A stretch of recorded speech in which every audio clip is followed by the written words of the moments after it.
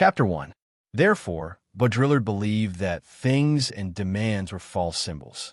He criticized Marx's theory of use-value and believed that the latter had fallen into the trap of the political economy of capitalism. Hence, he proposed his own political economy of symbols. Wu Qiren finished his report and clicked on the last slide. He nodded and thanked the teacher and a dozen students.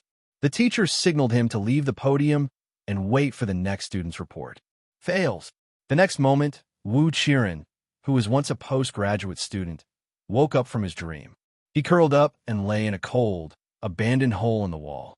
He felt the cold wind blowing from all directions. Wu Qiren sighed. It had been 5 years since he transmigrated, but he still had the dream of his previous life. His life before transmigrating was boring, but it was better than the miserable situation before his eyes. Thales.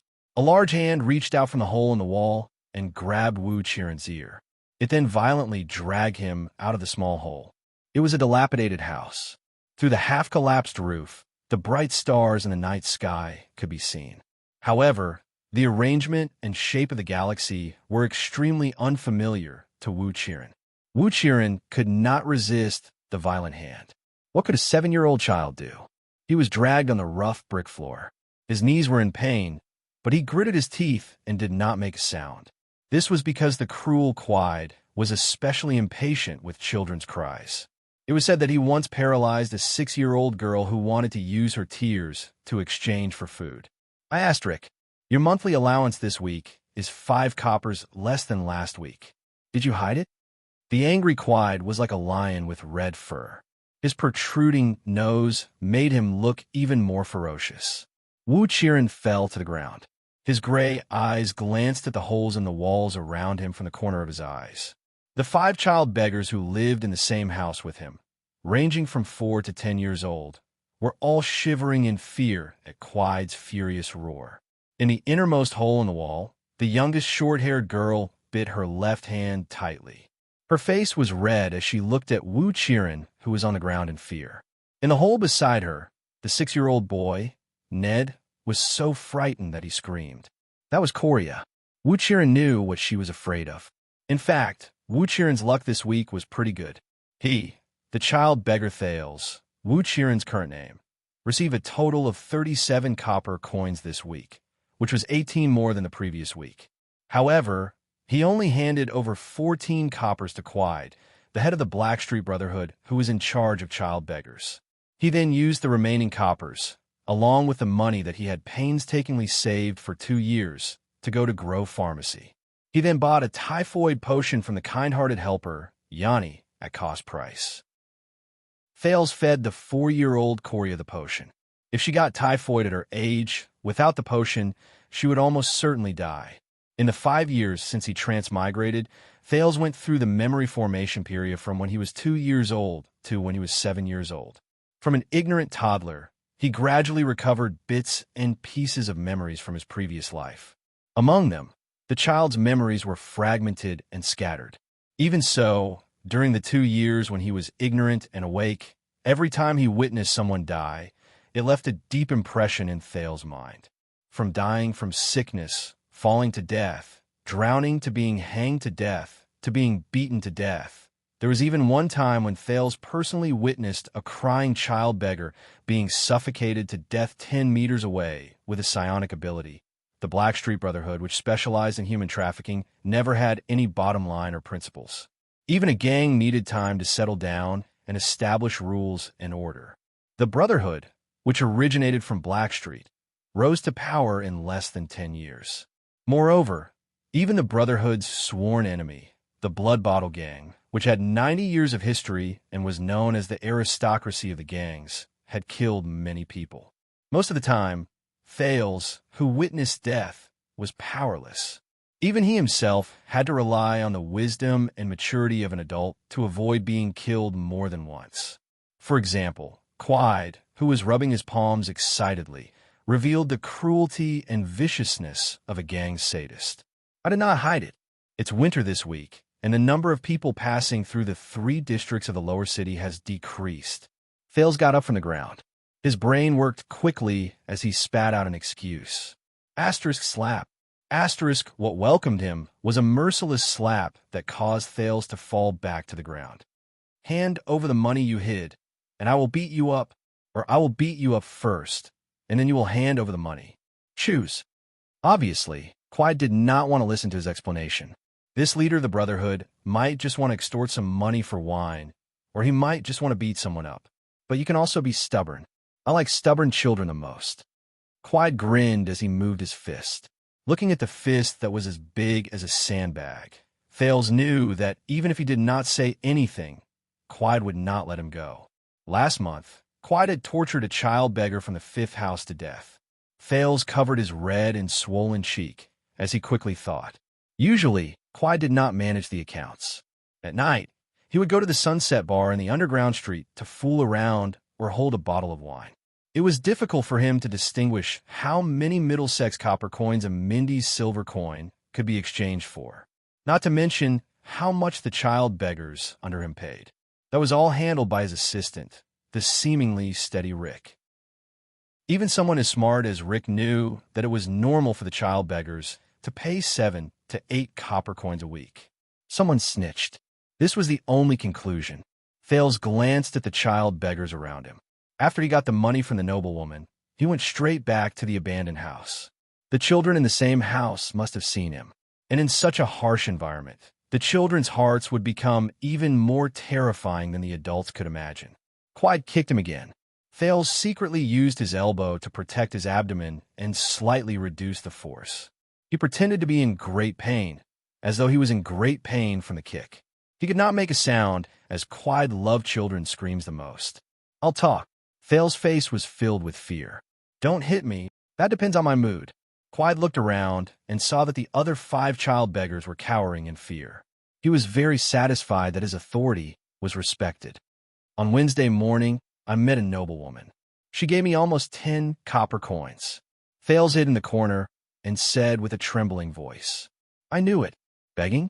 You must have stolen it, right? No one can hide from me, especially a little thief like you. Quiet ruthlessly rubbed his palms and prepared for the next round of beating. Hand over the money. Without waiting for Quiet to raise his eyebrows, Thales added, But I went to Red Street Market. Red Street Market? Quiet lowered his raised palm a little. You went to the Blood Bottle Gang's territory? Yes, we could not get more money from that place. Other than members of the Brotherhood, skilled rangers, and some guys with special purposes, who would be so blind as to wander around the 3 abandoned areas near Black Street. Even the city defense team, who carried swords and shields, were unwilling to go near this sinful place. The first time I got so much money, the people from the Blood Bottle Gang did not appear. Then I thought that I might have another chance the next day. Idiot! Quiet kicked Thales fiercely. Thales saw Coria tremble in the distance. Then he heard Quiet scolding, Why don't you think about it? Are there so many benefits in the Blood Bottle Gang's territory? Thales shrank back a little and said with a trembling voice, Yes, the next afternoon, the people from Blood Bottle Gang caught me and hung me up. I said that I was lost, but they did not believe me. I gave them all my money, but they still did not let me go. Useless. Then how did you escape? Quiet spat fiercely. Then I said that I was one of Boss Quiet's men. They laughed. What? Quiet clenched his fists. He grabbed Thales' tattered sackcloth collar and lifted him up from the corner. What were they laughing at? Thales shook his head in confusion. I don't really understand what they were saying. Quiet stared at him fiercely. Speak. Thales pretended to be frightened. He trembled and said, There was a bald-headed man among them. He said that since he was Quiet's subordinate's child, he should spare his life because Quiet really needed children. Before Thales could finish speaking, Quiet threw him fiercely against the wall. He tried his best to protect his head, chest, and abdomen. He used his back to withstand the impact of the wall. Then, he immediately turned his back to Quiet to receive Quiet's furious heavy blows. At the same time, he felt the force of the heavy blows and constantly changed the angle of his back to cushion the impact. Son of a bitch! You bald-headed! Sven! How did he know? Kill you! Kill you! Trash! Idiot! Quiet shouted furiously. He kicked Thales again and again. Only a few words could be distinguished from his mouth. In the hole in the wall, a few children watched in horror as Thales was beaten. However, they tightly covered their mouths and did not dare to make a sound. Thales breathed a sigh of relief as he endured Quide's violent kicks.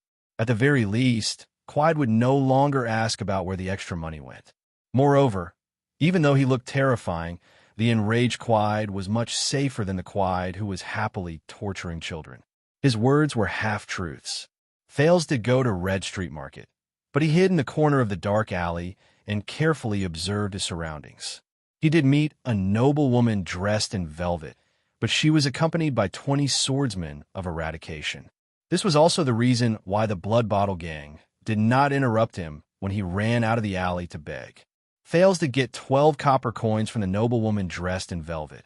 He was not stupid enough to steal in front of 20 swordsmen of eradication. However, he did not wait for the noblewoman's group to go far and quickly disappeared into the crowd, never to return.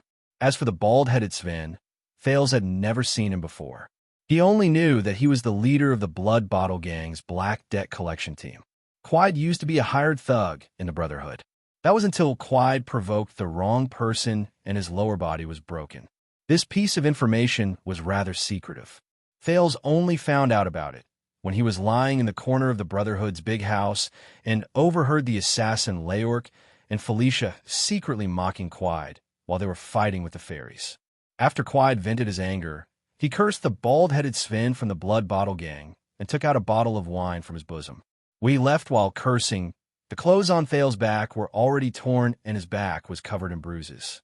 As Thales had deliberately turned his body sideways to avoid a frontal attack, some parts of his body were scratched and bleeding. Waves of pain assaulted him. As the blood flowed to the ground, Thales felt a burning pain. It was probably because he had not been beaten up for a long time. He felt as if his muscles were burning. Ever since he transmigrated to this world, being beaten up, hungry, sick, and cold was a common occurrence. However, after he gradually recovered the memories of Wu Qiren, who was a postgraduate student, with his cautiousness and previous experience, Thales had not been beaten up so viciously for a long time. After Quide's voice faintly disappeared, the other 5 children in the house crawled out of their holes.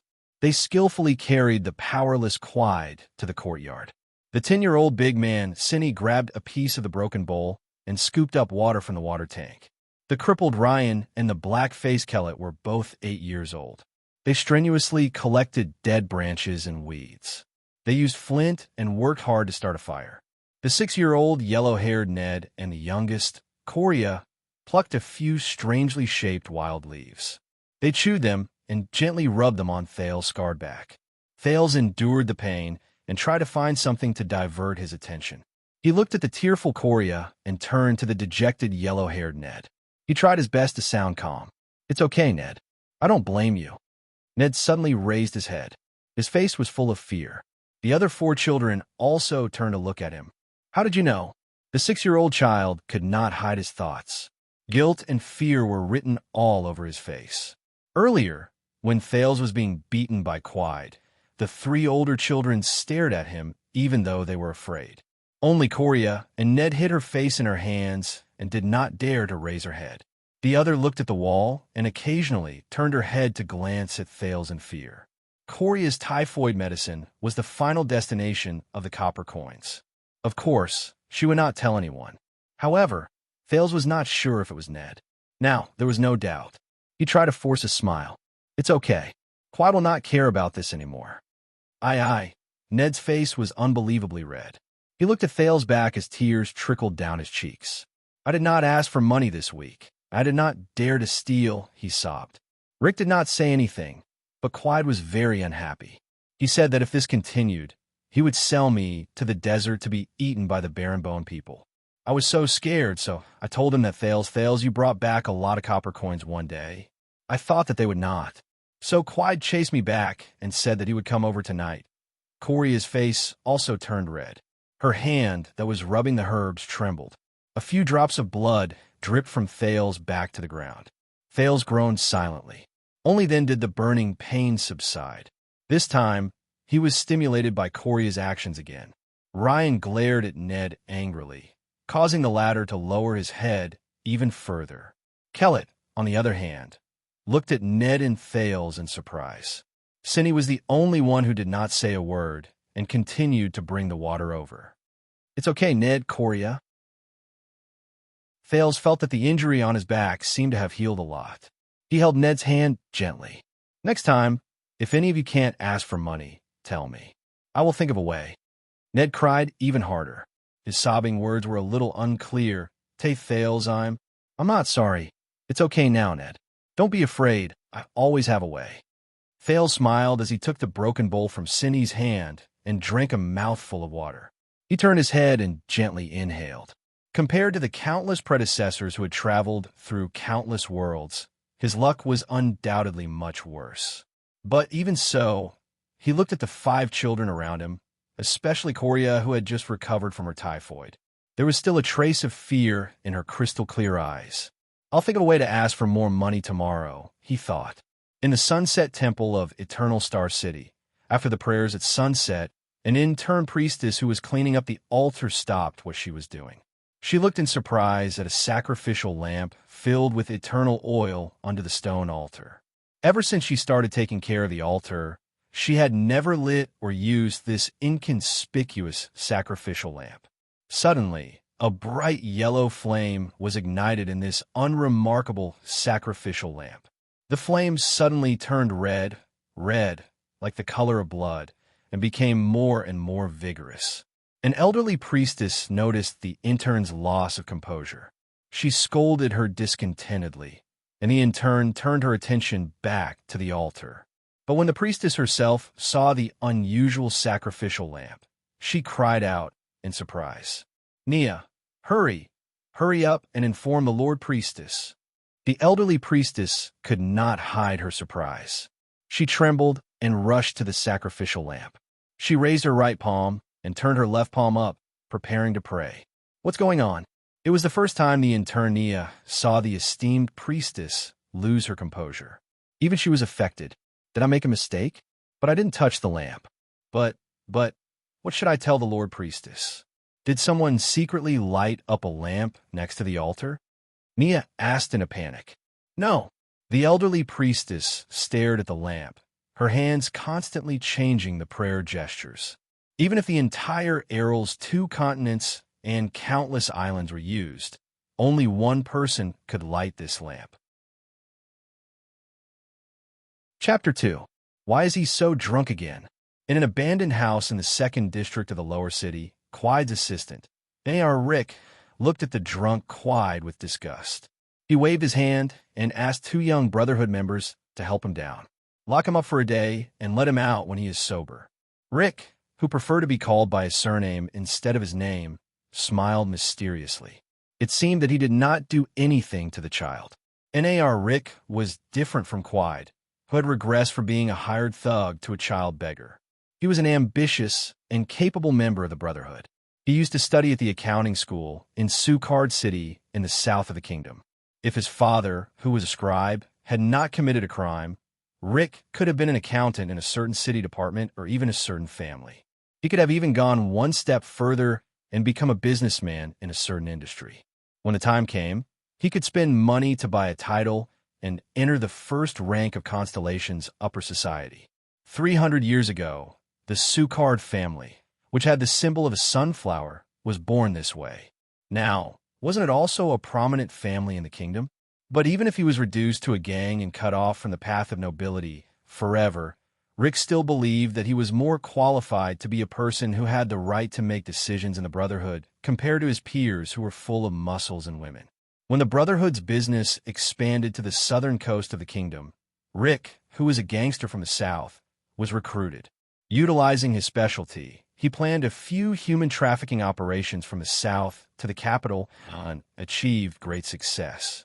Thus, the higher-ups of the Brotherhood took notice of him and promoted him to Eternal Star City, the capital of the kingdom, the heart of Constellation, and the dazzling pearl of the western continent, and let him manage the accounts of the beggars in the capital. Yes, Rick knew that although the higher-ups made him Quide's assistant and account manager, it was no different from entrusting all the beggar businesses in Eternal Star City to him. Just look at his superior, Quide, who was a terrifying thug in the 3rd district of the lower city. Now, He had become a good-for-nothing who only looked for dignity from beggars. If Quide was not the son of a higher-up in the Brotherhood, he would have been trampled on and drowned in the mud of Eternal Star City's slums. Moreover, most of the beggar's losses were caused by him. Of course, it was also fortunate that Quide's father would give him quite a bit of money every month, allowing Rick to profit from it. With such a son, if Quide's father wasn't in charge of the arms trade, he would have lost his position in the association. What would happen if a mafia boss lost his power? Rick shook his head and watched Quide leave. As for the child beggar business, compared to smuggling drugs and firearms, compared to trading eternal oil and crystal drop ores, even compared to collecting black debts and managing the streets, it was insignificant and lowly. But Rick believed that this was his chance. The Brotherhood had risen quickly, but human trafficking had always been their main source of profit.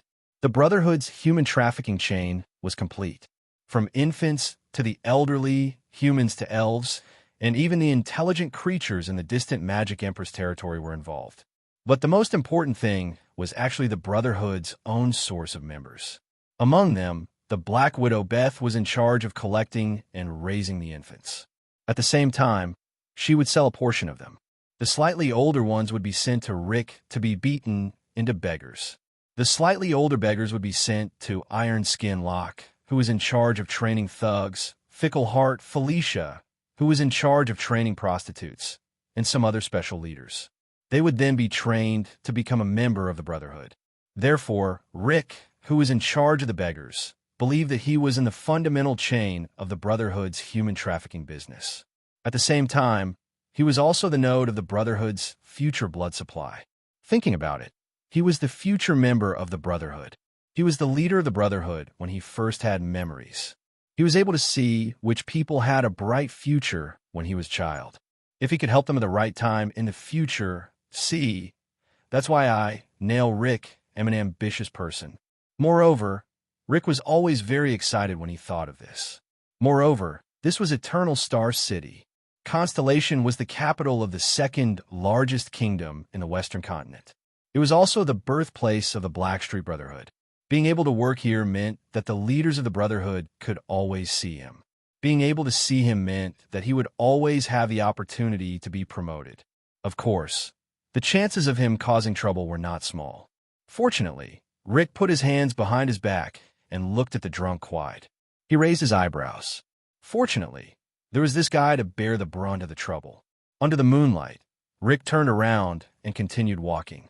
Looking at the 20 abandoned houses in front of him, he knew that there were many beggars in each abandoned house. And these beggars were the most important seedlings and bargaining chips for him to climb up the ranks in the future. For example, the black-haired Thales in the 6th house. 2 years ago, when Beth, who was in charge of the baby, sent him here, she showed a different attitude to the child. Sure enough, although this child was only 8 years old, 8 or 7 years old, he was cunning and cunning. But he was clever and cunning. A week ago, he actually came up with the idea of acting as a beggar. A cute child was beaten up by other older children and robbed of his money and food. So, when he hid in a corner and cried alone, the ladies passing by could not help but give him more compensation.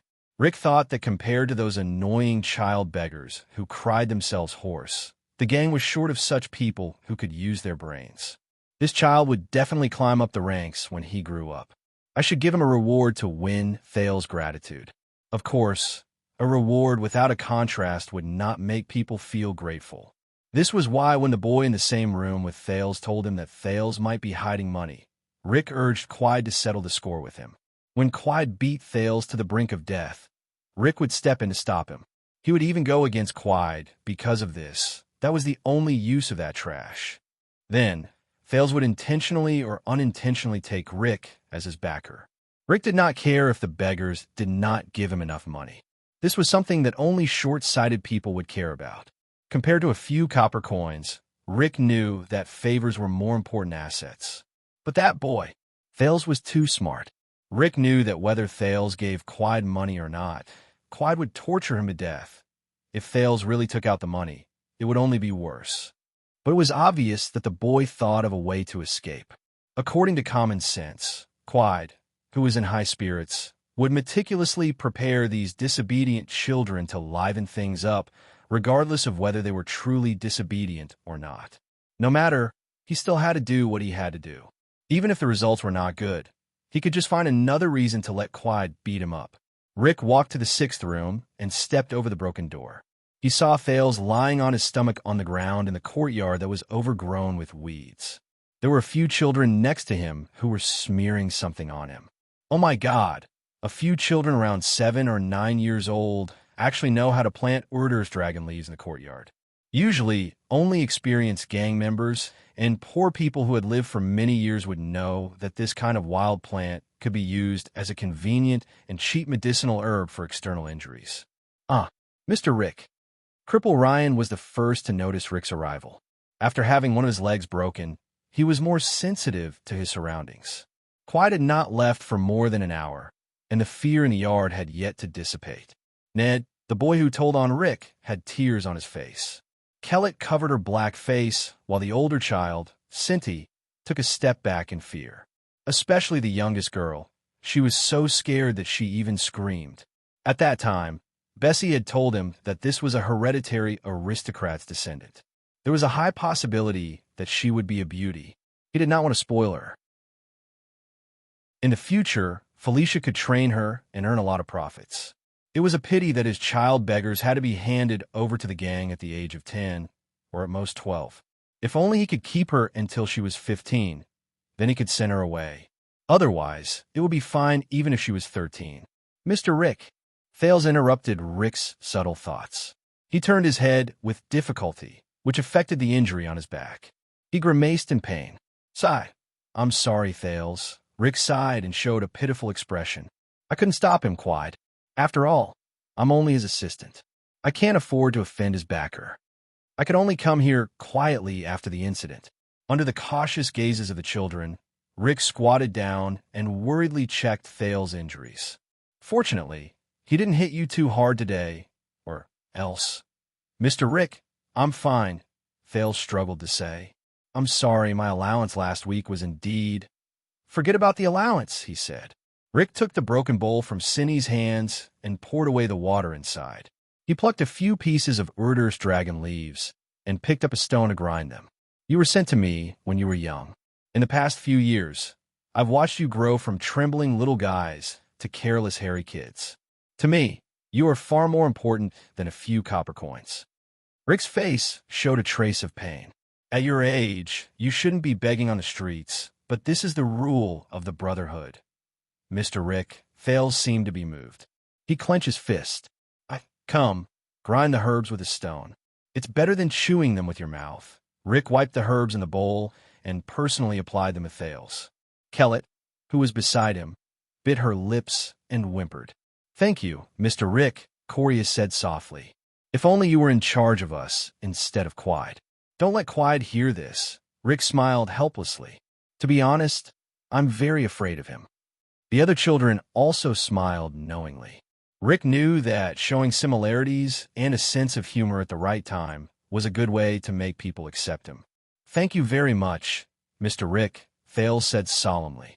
He knew that in the eyes of many people, he appeared to be more mature, so there was no need to act like a child. Rick nodded. Protect yourself well. You are a smart child. I believe you can do it well. Oh, right. Rick suddenly remembered something. He passed the bowl to Ned and took out a money pouch from his waist. He passed it to Cinti, who was still in a daze. I have to hand in my salary every month, and I don't have much money myself. Here are 30 coppers. Go to Grove Potion Shop, the one at the border between Twilight District and Lower City District, and buy some medicine. This money should be enough if the price of the medicine hasn't increased. Of course, this money is not enough, Rick thought. He went to Grove Pharmacy a week ago, and it just so happened that the price had just increased. This way, when the children realized that they did not have enough money, they would think that it was because of the temporary price increase. If they did not have enough money, what could they do? Of course, they would take it from the money that they begged. This way, they would not have enough money for next week.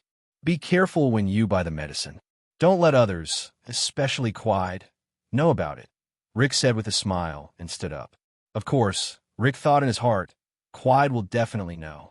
If they did not buy the medicine, that would be even better.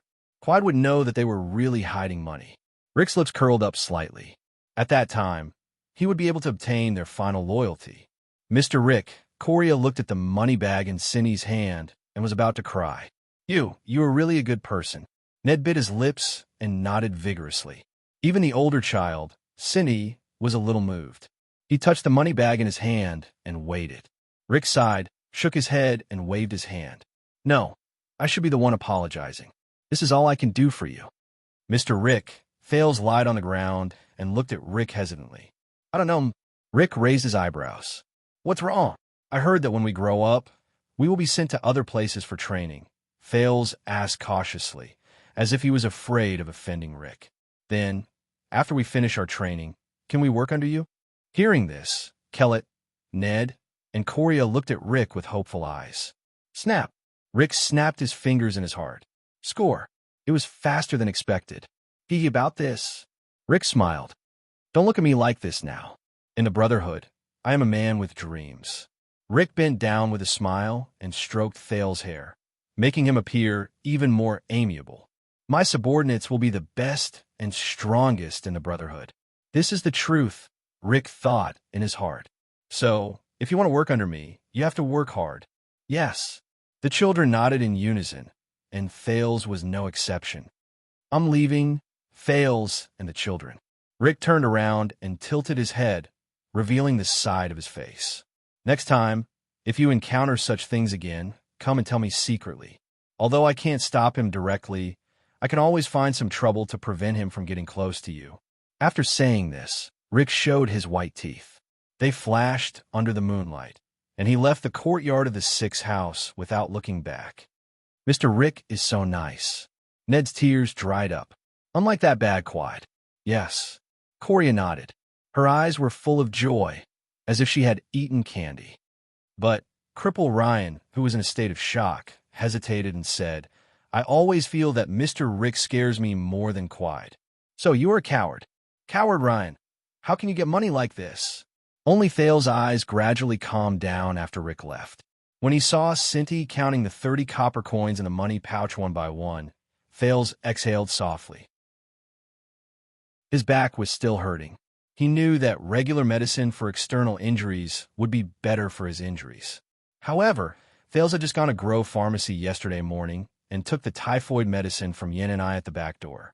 He heard her complain that her stingy boss had increased the price of the medicine. Even the external injury medicine was increased to 35 copper coins. It was exactly 5 copper coins more than what Rick had given him. However, he also found out a key point from Sunset Bar's owner's daughter, Jayla. Rick was in charge of Quide's expensive expenses in the bar. But I have to hand in the money every month, and I don't have much money. Rick's words echoed in the Transmigrator's ears. He could not help but look at the bag of copper coins in his hand. The child beggars had forgotten their fear and were fooling around with each other. Thales was the only one who furrowed his eyebrows. He turned his head around with much difficulty and glanced at his scarred back. He sighed and hung his head down heavily. This damn world. When Rick arrived at the 10th house, he was thinking about how there was an 8-year-old kid named Karak here. He was a fierce character at such a young age. Just as he was about to beat him up a bit and pull him under his wing, he suddenly felt a chill on the back of his neck. This was his innate psionic ability. When he was absolutely calm, even the slightest distraction would be ineffective. He would feel a chill on the back of his neck once a living creature approached within 5 meters of him. That was it. However, even if he was a warrior, his psionic ability was not worth mentioning when compared to the kingdom's psionic troops, the powerful swordsmen of eradication, the knights, and even the mysterious mystics. Even the interns in the various temples could pin him to the ground and beat him up. But Rick felt that one day, this psionic ability would save his life. Like now, Rick quickly turned around and searched his surroundings under the moonlight. At the same time, he put his left hand into his pocket and held the small but deadly mini retractable crossbow. Bright moonlight, empty streets, no cover, but there was no one. Rick took a deep breath and kept himself absolutely calm. He felt the chill on the back of his neck continue. Could it be that a rat crawled through the sewer under my feet? Rick turned in 3 different directions and ran quickly for a while. But the lingering chill on his neck made him get rid of this thought. Which rat would be directly below me and follow me in 3 directions for 20 meters? Rick became more and more frightened. I shouldn't have come out alone, even if this is the abandoned house, the Brotherhood's territory. I should have brought 20 thugs, each with a mystic gun in their hands, no matter how heavy that damn thing is. Just like the Brotherhood's big boss in charge of the drug trade, Lizancy Fisher, there are 30 people following him everywhere he goes. If I had enough money, I should have hired 2 swordsmen of eradication, a psionic warrior, or even a mystic. Forget it. Mystics are too scary. Nair Rick, you have to calm down, he told himself. You are the man who will be in charge of the entire Eternal Star City in the future, and even Constellation's underground world. Calm down, you have to calm down. He forced himself to be calm as he turned around and walked back the way he came, as if he was just jogging. Did I offend anyone? Was there anyone who won his life? Is there anything worth paying attention to in this neighborhood? He walked a few hundred meters. Under the moonlight, there was no one around. Chapter 3. If the news is true. A gray-haired, middle-aged noble's right hand trembled slightly. He pressed on his left chest and bowed deeply. Please allow me to go personally and settle this matter for you. It has not been confirmed yet, but the lamp in the Sunset Temple has indeed been lit. It seems that the distance is very close. Beside the blazing fire, a well-built figure lowered his right hand that was resting on his chin and said in a deep voice, I have already sent Yodel. I have already sent Yodel. He is more suitable for covert operations than Ida. You know just how important this information is. Lycia has even sealed off the inner altar in the name of the Divine Oracle. That's why we can't take the unnecessary risk of exposing ourselves. I'll only secretly send you there when we finally confirm it. Of course. The gray-haired, middle-aged noble could not hide his excitement. When the time comes, I am willing to serve you wholeheartedly. Sigh. The well-built figure sighed. I don't know why, but when I heard this news, I should have been more excited than you. But now I am so calm. Rick did not know how he walked back to the Brotherhood's headquarters. The coldness at the back of his neck was still there. When he saw the Brotherhood's Blackstreet headquarters, saw the 2 elites playing a finger-pricking game at the entrance, saw the shadowy sentries outside the house, walked into the big house, saw Boss Morris carefully checking the accounts behind the iron table, and saw Felicia's disdainful gaze. Felicia's proposal to increase the brothel's budget was rejected tonight. Leaning against the pillar, he heaved a sigh of relief. Even the assassin Leork, who had always been at odds with him, appeared amiable under the candlelight at the dining table. Unknowingly, the coldness at the back of his neck disappeared without a trace, as if it had never existed. Even Rick himself suspected that he was too nervous. When he mentioned to Boss Morris, who was in charge of the human trafficking business, that he suspected someone was following him, Leork laughed and spat out a mouthful of ale, directly extinguishing the candlestick on the table. Felicia yawned and tightened her huge chest, looking at him with even more disdain. As for Boss Morris, when he saw the cold sweat on Rick's forehead, he also had a strange expression.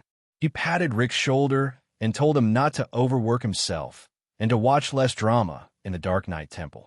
When strange Dr. Ramon returned from his business trip, he would ask him to prescribe a calming medicine. Damn it, Rick knew that even with his supernatural ability, it was hard for others to believe him, let alone an assassin who had followed him from the abandoned house to Blackstreet for a whole kilometer. But Rick subconsciously believed that the assassin's existence was real. But when he returned to his room, lay down, and carefully recalled the details of tonight's encounter, even he, who had always been paranoid, couldn't help but wonder if he was really too nervous. Rick calmed himself down and tried his ability again. Everything was normal. His neck on the pillow was very comfortable. Okay, maybe I'm just being paranoid. But in the next moment, that hair-raising chill attacked him again. F***CK. I can't sleep anymore. Rick shot up from the bed. He pulled out a box from under his bed and pulled out a Seagull Model 6 Mystic gun that was so heavy that he needed 2 hands to carry it. He nervously pressed himself against the solid wall and slowly tiptoed out of the corridor, listening carefully.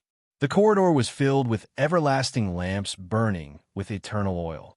It was incomparably bright, but there was still no one there. In the distance, one of the brothers on duty had just returned from the toilet.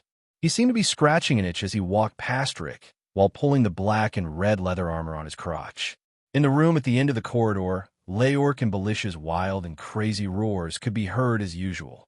F***CK, this shameless couple better break it if they use too much force, Rick cursed loudly.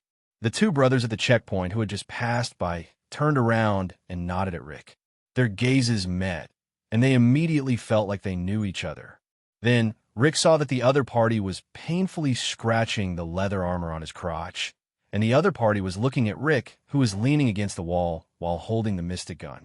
Both of them awkwardly turned their heads and returned to their posts, while the others returned to their rooms. Rick rubbed the back of his neck. F***CK, this damn supernatural ability must have failed. Besides, if the other party had reached the headquarters of the Brotherhood and not been discovered by a single person, then it would be useless even if he held the mystic gun. Even Boss Morris's supernatural ability would be useless. Sleep.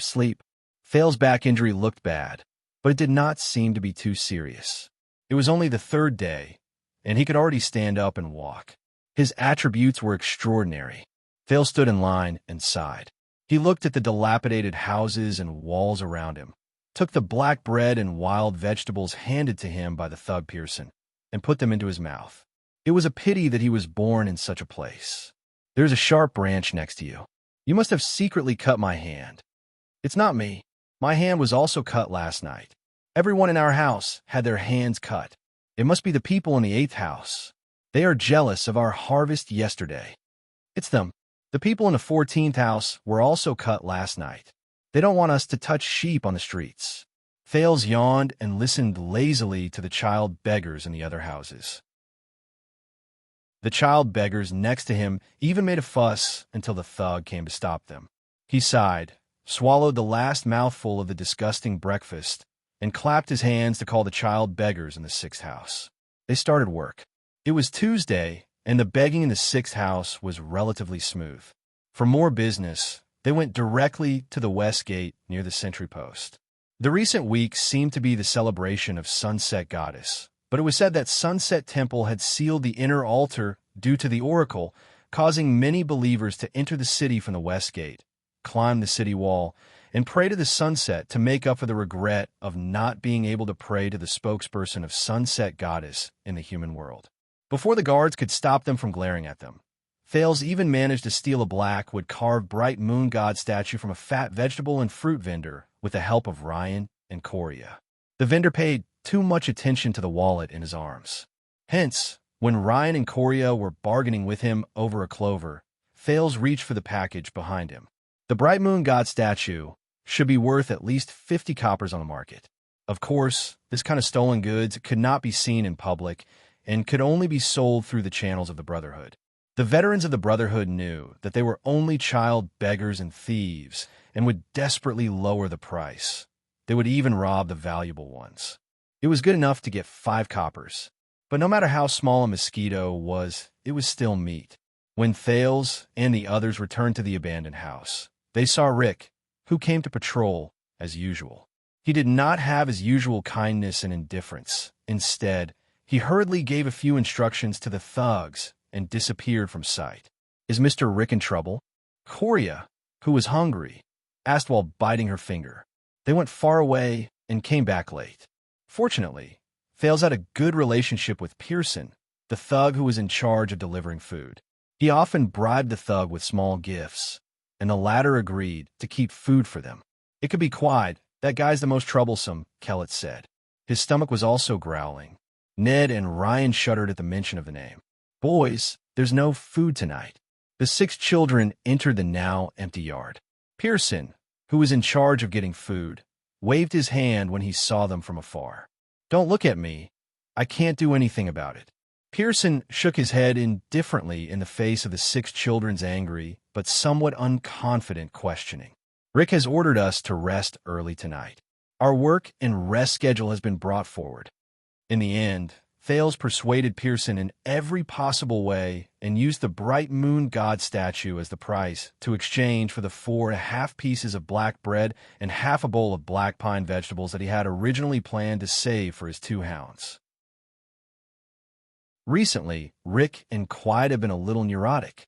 When the other 5 children were eating, Pearson revealed a piece of news to Thales before he left. Quiet's temper has been getting worse recently. He's been cursing damn Baldy all day long. But he's always been like this. Rick has become very strange, especially in the past 2 days. I heard from the people at headquarters. Speaking of this, Pearson looked around and whispered in Thales' ear, "He's being haunted by a ghost." Thales looked at Pearson, who was walking away. He took a bite of the black bread that was usually unpalatable, but became especially delicious when he was hungry. He pondered silently. He did not know what happened to Rick that caused him to encounter a ghost. But what made Quiet's temper worse? Thales swallowed a mouthful of bread. It seemed that he had to keep a low profile for now. Rick tensed up again. For the past 2 days, he had always thought that there was something wrong with his psionic ability. It was not until this morning when he prepared the next batch of child beggar supplies and flipped through the roster that he confirmed that there was nothing wrong with his psionic ability. Rick was a very ambitious person. He believed that in order to achieve his ambition, he had to start from small things. For example, he never wrote his itinerary and plans on paper. For example, he would place a few strands of hair in inconspicuous places in drawers, boxes, and important documents to prevent others from stealing or peeking at them. For example, he never hid his money in one place. He had always been proud of his cautiousness. He also believed that one day, he would receive his due rewards for his cautiousness. For example now, Rick flipped through the roster of child beggars. On the roster, the strands of hair were placed in the same position on every page. This was supposed to be a good thing as it meant that no one would flip through the roster. However, Rick was the son of Scribe. His father had taught him that if they wanted to, every outstanding thief and ranger could easily avoid the secret method of pinching hair and flip through the documents they wanted without anyone noticing. Hence, Rick obtained a more cautious method from his father. The secret to flipping through the documents without anyone noticing was, of course, to ensure that the hair remained in its original position after flipping through the documents. The fastest method was to press the hair in its original position. When flipping through the pages, he would use his hands to clamp the upper and lower pages of the book to continue clamping the hair in its original position. How could he break through this method? Like the nobles, it was of course the fastest and safest way to seal it with wax. However, Rick had a special method that his father used. It was a light dry gel made from the oil of a green dolphin. It was a gel used by the poor who lived by the river. The properties of this dry gel were not strong. As long as the book was not too heavy after the pages were applied, even if the book was closed, the glued areas would not be glued together. One had to use external force to press both sides of the glued areas for a short period of time before the pages would be glued together. When Rick flipped through the roster, he found that the hair was still in its original position, except for a little bit. These strands of hair were tightly glued to the pages of the book. Someone had looked through his roster of child beggars and flipped through the pages of the hair with his hand. Rick felt a chill in his heart. Moreover, it was definitely an expert who could leave the 4 strands of hair that were clamped on different but inconspicuous positions in the book without leaving a trace. Fortunately, he had his father's secret method to discover it. For days ago, because he saw Thales' begging act, he flipped through the roster in order to find the house where the boy was. At that time, everything was normal. However, up until today, in the 4 days since then, someone had come to his room and flipped through the roster of child beggars. Rick felt a chill run down his spine. He suddenly realized that this was not the most important thing. So he scrambled to open the hidden compartment of the drawer and pulled out the most important account book of human trafficking, his secret deposit book at the Royal Family Bank. The account book and deposit book were safe. There were no signs of them being flipped through. The strands of hair naturally fell off the pages. Rick breathed a sigh of relief. Fortunately, the things in the hidden compartment had not been. Wait a minute. If it was an expert, how could they have missed the hidden compartment? Rick trembled as he pulled out the entire hidden compartment. He opened it and touched the place where the strands of hair should have been clamped. Then he collapsed on the chair. The strands of hair were firmly glued to the seam of the hidden compartment by the Rick family's unique light drying gel. When Rick walked into the dining room in a daze, he turned a blind eye to Leork and Felicia, who were flirting with each other. Instead, it was Leork, who had always been at odds with him, who called out to him in schadenfreude. "Accountant, I heard that you recently encountered a ghost." Rick ignored him and continued to sit expressionlessly. He pulled over a bottle of ink on the table and used it as a sauce. He poured on his steak. "Ignore him." Felicia smiled as she sat on Leork's lap. She glanced at the killer flirtatiously and fed him a glass of red wine. "Are you still coming to my room tonight?" Of course, of course." Leork did not wait to swallow the red wine and hurriedly replied, "I only found out today that the boss had removed the sentries outside the house a week ago. So, tonight, we might as well, go a little crazy." "Io, you are really bad." Clang. The bottle of ink in Rick's hand fell on the table. The ink spread across the table and flowed in front of the man and woman on the other side. His face was pale as he raised his head to look at Leork and Felicia, who had an unhappy look on their faces. A week ago, there were no sentries guarding the big house in the headquarters? Nonsense. Leork brushed off the ink on his body and threw a piece of bread at Rick's face in annoyance. Recently, the boss said that the operation against the Blood Bottle Gang must be kept a secret. The fewer people, the better. So, the sentries were removed outside the house. You can't even enter the house to use the toilet. But you don't have to worry. Don't you still have a ghost that never leaves your side to protect you? Then in the corridor, Rick did not realize that his voice was trembling. In the corridor, there won't be any sentries in the corridor, right? Leork and Felicia had long thrown him to the back of their minds. They kissed each other as if there was no one else around. Rick took a deep breath. The day before yesterday, he was inexplicably followed in the abandoned house. That night, the sentries that should not have existed in the corridor of the headquarters. The child beggar's name list that was carefully flipped through in the room. Very good. Everything is connected. Now, Null Rick, he said to himself, who was trembling nervously. You've been targeted. The opponent might be very powerful. He might be so powerful that he could come and go as he pleased in the headquarters of the Black Street, which was heavily guarded by sentries. He might be so powerful that even a terrifying killer like Leork and an experienced psionic warrior like Boss Morris did not notice him. I'm the only lucky one. Thanks to my late father, I discovered this. He might be right behind me. I must save myself. I must save myself. I must find his purpose. Rick's brain worked frantically. The other party must have turned his room upside down in the past 2 days. However, he only carefully looked through the child beggar's name list. He abandoned the more important account book like it was a worn-out shoe. The thing that the other party is looking for is in the child beggar's name list. That's right. I was targeted near the abandoned house.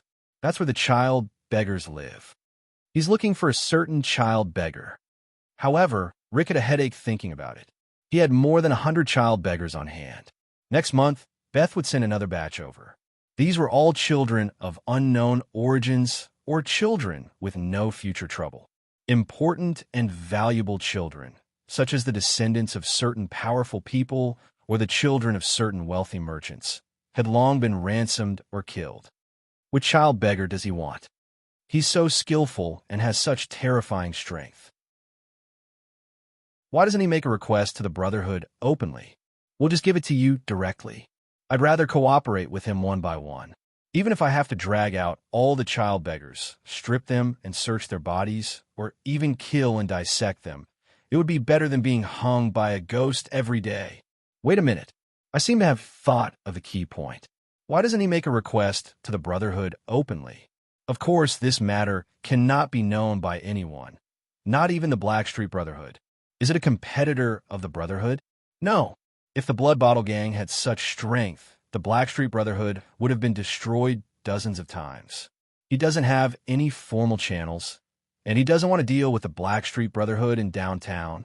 Such a terrifying person would definitely not be at a low enough level to deal with a gang from the slums. Why is he interested in these orphans who have been lost for many years? Can't he just go to the police station to look for missing children? Moreover, the police station would not dare to slight a person of this level. Even the Brotherhood could only lower their heads. Wait, Rick's mind lit up. He seemed to have grasped the main point. He's skillful, comes and goes without a trace, works in secret, and is interested in the origin of a certain child. His level is far higher than the Blackstreet Brotherhood. Strength is built with money and resources. He's secretive because it would be disadvantageous to him if this matter were to be made public. He doesn't deal with the Brotherhood because his level is too high. He's interested in the children that the Brotherhood collected from different sources. He's probably above the supreme class, and he's backed by someone with power and wealth. Yet, he avoids the eyes and ears of the Brotherhood and the police station to secretly search for an important child. Child? Rick fiercely slapped his thigh. A string in his mind seemed to have been connected in an instant. He's involved in some big family's bloodline inheritance struggle. F***CK. Rick fiercely glared at Leork and Felicia, who had already started to move up and down. However, his thoughts had long since left the couple in front of him. Chapter 4. Jayla. Black Pine Wine. Give me another dozen. In the noisy and dark Sunset pub, Clyde panted heavily as he leaned on the bar counter. One glass after another, he poured the wine into his mouth. Hey, big guy, if you don't have money to tip, you won't get any Black Pine wine. Jayla, who was standing behind the bar counter, unhappily brought out 2 large glasses of Black Pine wine. She placed them on the bar counter without a trace of politeness. For your father's sake, these are the last 2 glasses. I'll give you 30 seconds to finish drinking and then get out of here. Every hour you sit here, our pub, no, the entire Underground Street's profits will decrease by 10%. Kwai was already a little dizzy from drinking. However, even in the noisy pub, Jayla's shrewd voice still traveled far. Kwai could feel the gazes of the customers around him and the ridicule they might have in their hearts. His heart was filled with anger. Back then, I was the blood axe Quide Rhoda who made the entire lower city tremble in fear. If it was not for that incident, why would a girl at the bar counter dare to bully me? Even the bald Sven, who debuted 2 years later than me, dared to laugh at me in front of the beggar and laugh at my next words. F***CK. You blind girl. Quide gritted his teeth and shook his heavy head. He stood up and grabbed Jayla's hand.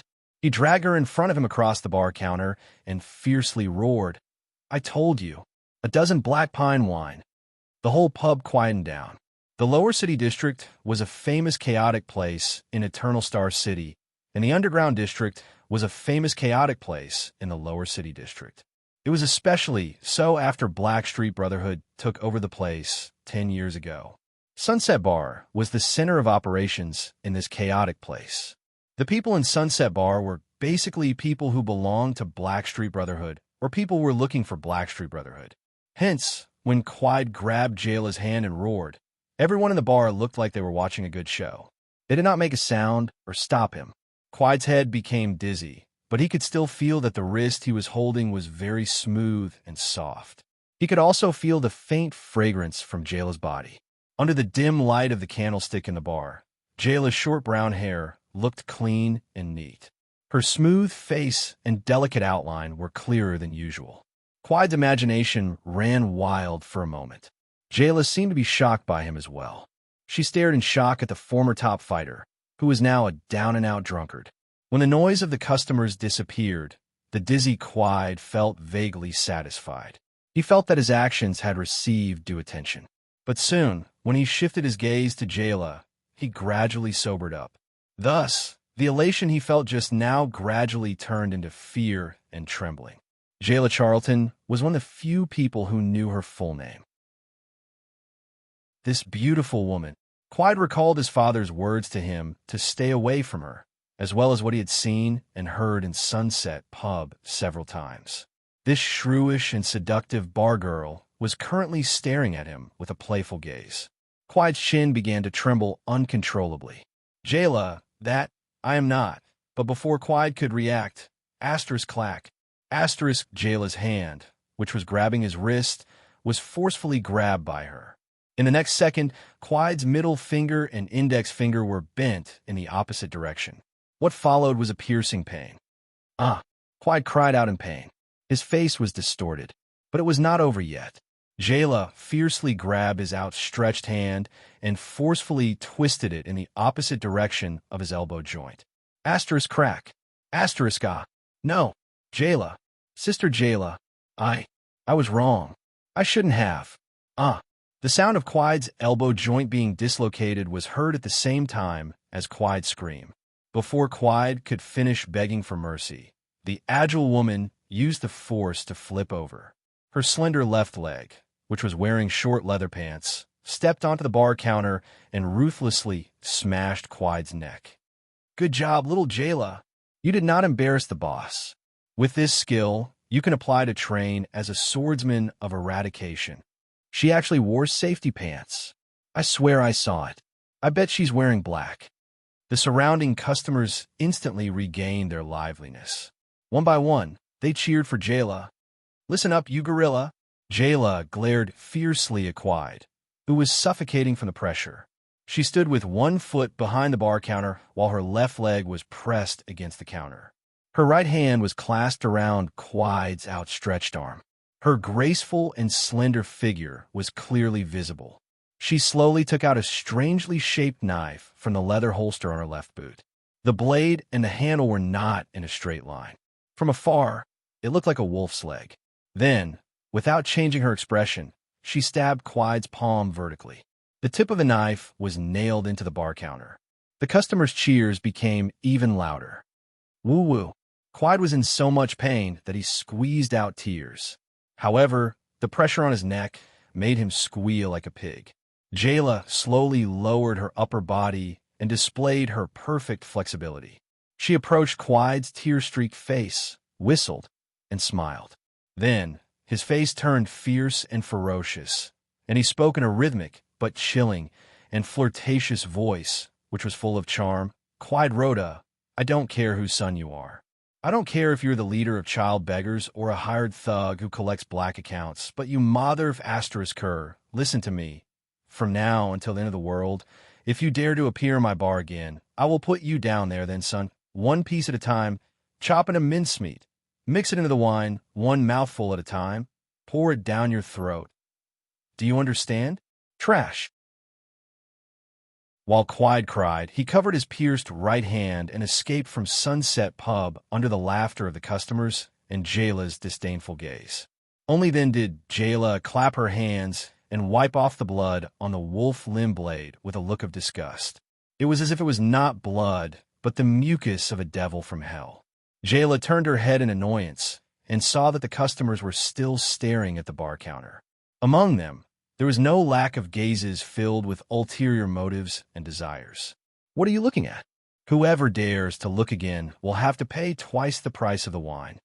Jayla threw down those harsh words and shifted the customer's attention from her back to the wine. Then, she fiercely threw down the rag and walked into the kitchen. Is this enough? I did as you said and deliberately told him about that thing. Jayla grabbed a bottle of white wine. A multi-purpose knife suddenly appeared in her left hand, and she deftly opened the cork.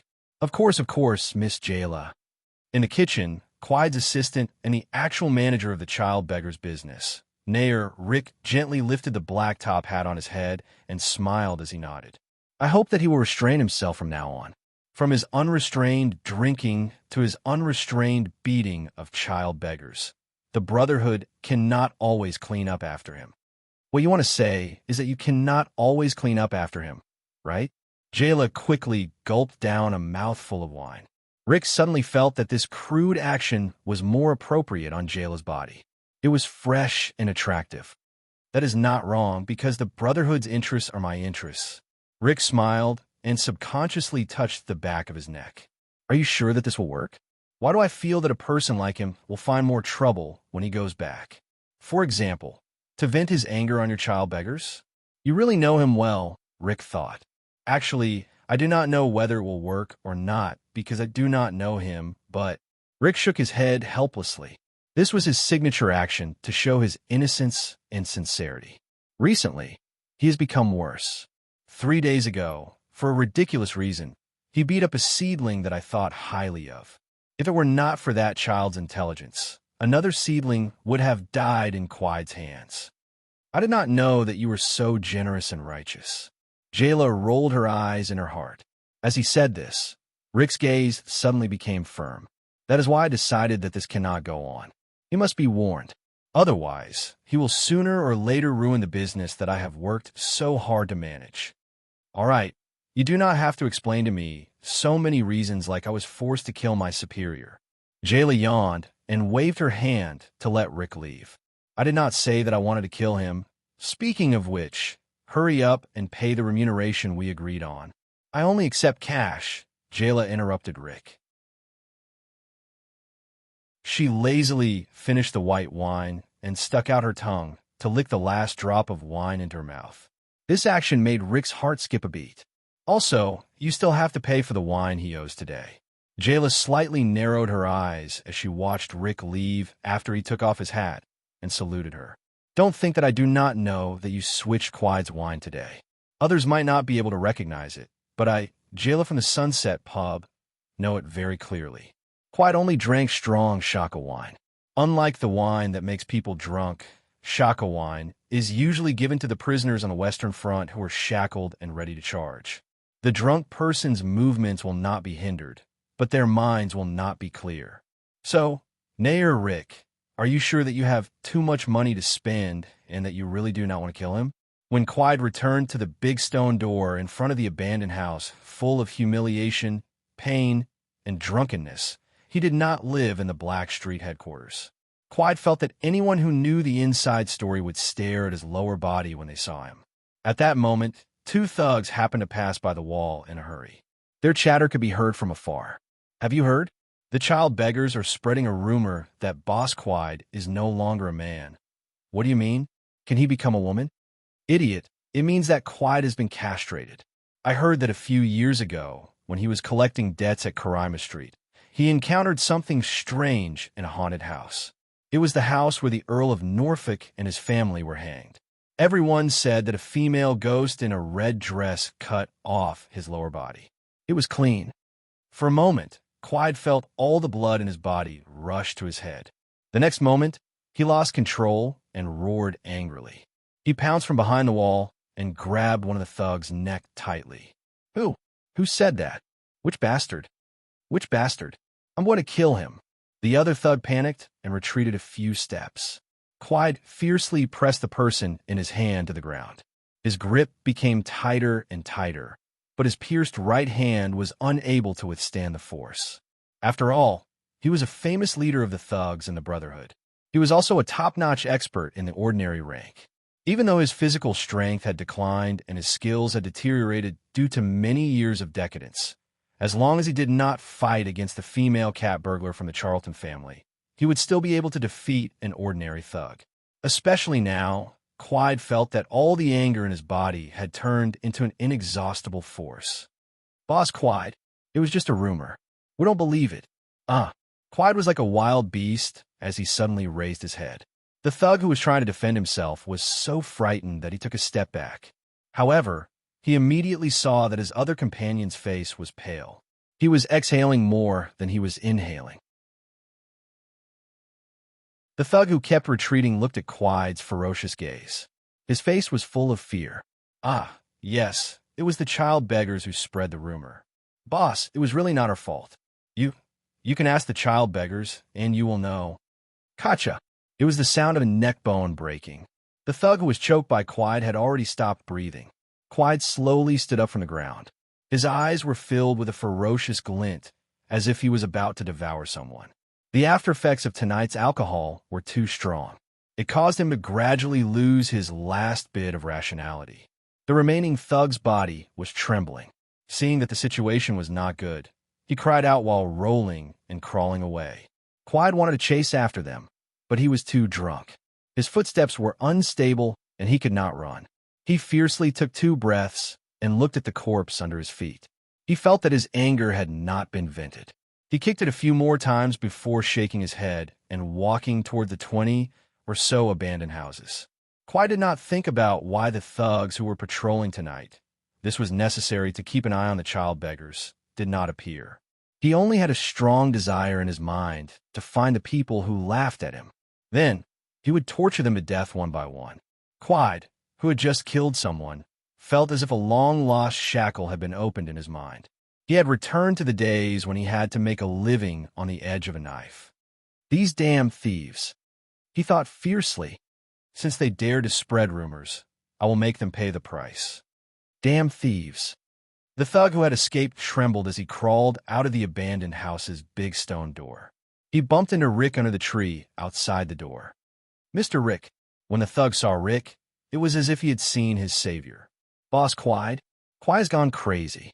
Didn't you say that we would definitely be able to escape? In the end, before we could even finish talking, Quiet, the thug was so scared that he was out of breath.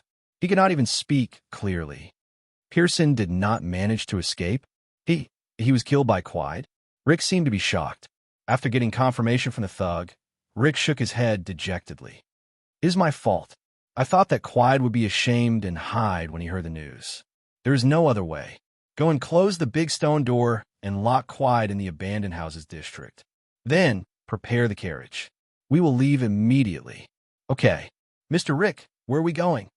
The thug, who was still in a state of shock, heard that they were leaving and nodded. He did not even think about what to do with the child beggars who were also inside. Go to the headquarters and look for Boss Morris. Rick's face suddenly became serious as he watched the thug rush to the side of the big stone door. He stretched out his hand to close the double door and inserted the stone lock. This time, Quiet would definitely look for all the child beggars. Among them, there would definitely be someone that the ghost wanted. He had brought forward his work and rest schedule for the day. It was not too late yet. Quiet had half of the night to take care of the child beggars. Whether it was torture or killing, it was the ghost's and the assassin's concern. Since he was interested in the child beggars, what would he do when the child beggars encountered a disaster? First of all, he would definitely not have the time to look for him. If he came to look for a child beggar, then Quiet would be killed by him. This way, the Blackstreet Brotherhood would take over this place tomorrow, and he would not have any trouble. If he came to kill a child beggar, then he would probably watch Quiet kill all the child beggars. This was very likely. One should never underestimate the filth of a noble's family. Then, his own trouble would be solved. In short, the problem of the big shot's family and the coldness on the back of his neck would all be solved tonight. Otherwise, one day, the ghost that couldn't find its target would come looking for him. Rick didn't think that the lackeys of the big families would have a good temper. He also didn't think that after meeting the ghost, he would be able to see the next day's sun in one piece. It was not that Rick did not think of pretending to be sick for a month or simply asking for a transfer to another place. He wanted to run as far away from the scary ghost as possible until it found what it wanted. However, Rick, who had been fine the day before, suddenly fell sick or left. Wouldn't that be the same as telling the ghost that he knew of its existence and then betting his life on the ghost's kindness of not involving the innocent? There must be another, safe, unsuspecting scapegoat to expose the ghost designs. Boss Quiet, I will have to trouble you again. Rick thought indifferently. It was a pity that this group of child beggars, Thales and Karak. After this, there was a chance that he would be punished because he did not keep an eye on them. However, compared to his own life and future, at this moment, the thug who was lucky enough to escape rushed over with the carriage from afar. Rick nodded at him and gave him an encouraging and comforting smile. He then walked to the side of the carriage. Then he took out the mini extendable crossbow from his bosom and shot the arrow that was soaked in the poisonous blue vine grass accurately into the surprised thug's wide open mouth. On the night that Rick made the decision that would never be known to the world, but still deeply affected the fate of the kingdom, the child beggars in the sixth house were led by Thales to sit beside the fire that they had painstakingly started because they had to rest early. They counted the day's harvest. That woman in black gave us 8 coppers. I heard that her youngest son had just passed away because of typhoid. No wonder she was so generous. Milera, with her ears drooping, gave us all the copper she had left over from the grocery shopping. Oh, only 2. Cinny had a smile on his face as he counted the coppers one by one and piled them on his left. Thales nodded, grabbed a sharp stone, and drew the wording on the ground. That skinny man with Highland boots refused to pay, so Ryan and I taught him a lesson. Kellett took out a card and looked at the words on it in distress. But he only had this card in his bosom, and I don't know what it is for. That is the pass to the National Institute of Science, Jadestar Grand Library. That is in the upper city, 5 blocks away from us. Thales looked at the card and said, "That skinny man must be a scholar from a foreign academy. I don't know if he's a philosopher or a scientist, but looking at him, he might be a literary scholar." Wow, Thales, you actually know the words on it. Coria and Ned looked at Thales with admiration. How is that possible? Thales shrugged and looked at the vague hope in the eyes of the 2 children. No one has ever taught us how to read and count. I only knew about it when I saw the book emblem on the back of the card. However, Thales thought that he was already teaching himself how to read, such as the words on the signboards of Sunset Bar, Grove Pharmacy, and National Institute of Science. And his past memories gave him an inexplicable respect and admiration for knowledge, so he would not let go of any opportunity to learn and accumulate knowledge. Thales raised his dust-covered hands and looked at the calluses that had appeared prematurely due to working hard all day long. He rubbed his half-full stomach and sighed. It's really a form of happiness to be able to sit in front of the study table freely and absorb the wisdom of the predecessors. Thales could no longer remember the scene of his transmigration. To be precise, the memories of his transmigration were retrieved bit by bit as Thales gradually grew up and his brain gradually took shape. His memories from the age of 2 to 3 were scattered and sparse, just like a real 2-year-old. He only remembered a patch of sticky red. He did not know why the color could be described as sticky. A black stone house filled with the cries of a baby and a skinny woman. He only found out later that she was the black-hearted widow, Beth, a female leader in charge of raising the new children in the Brotherhood. Thales was sent to the abandoned house when he was 3 years old. It was also at that time that the memories of his previous life gradually became clear to him. The scenes that flashed through his mind the most were scenes of him sitting in front of a desk, his gaze moving back and forth between the books and the computer, or sitting in a classroom, discussing something with a dozen young people in different attire, or a middle-aged or old professor. But those were all illusions.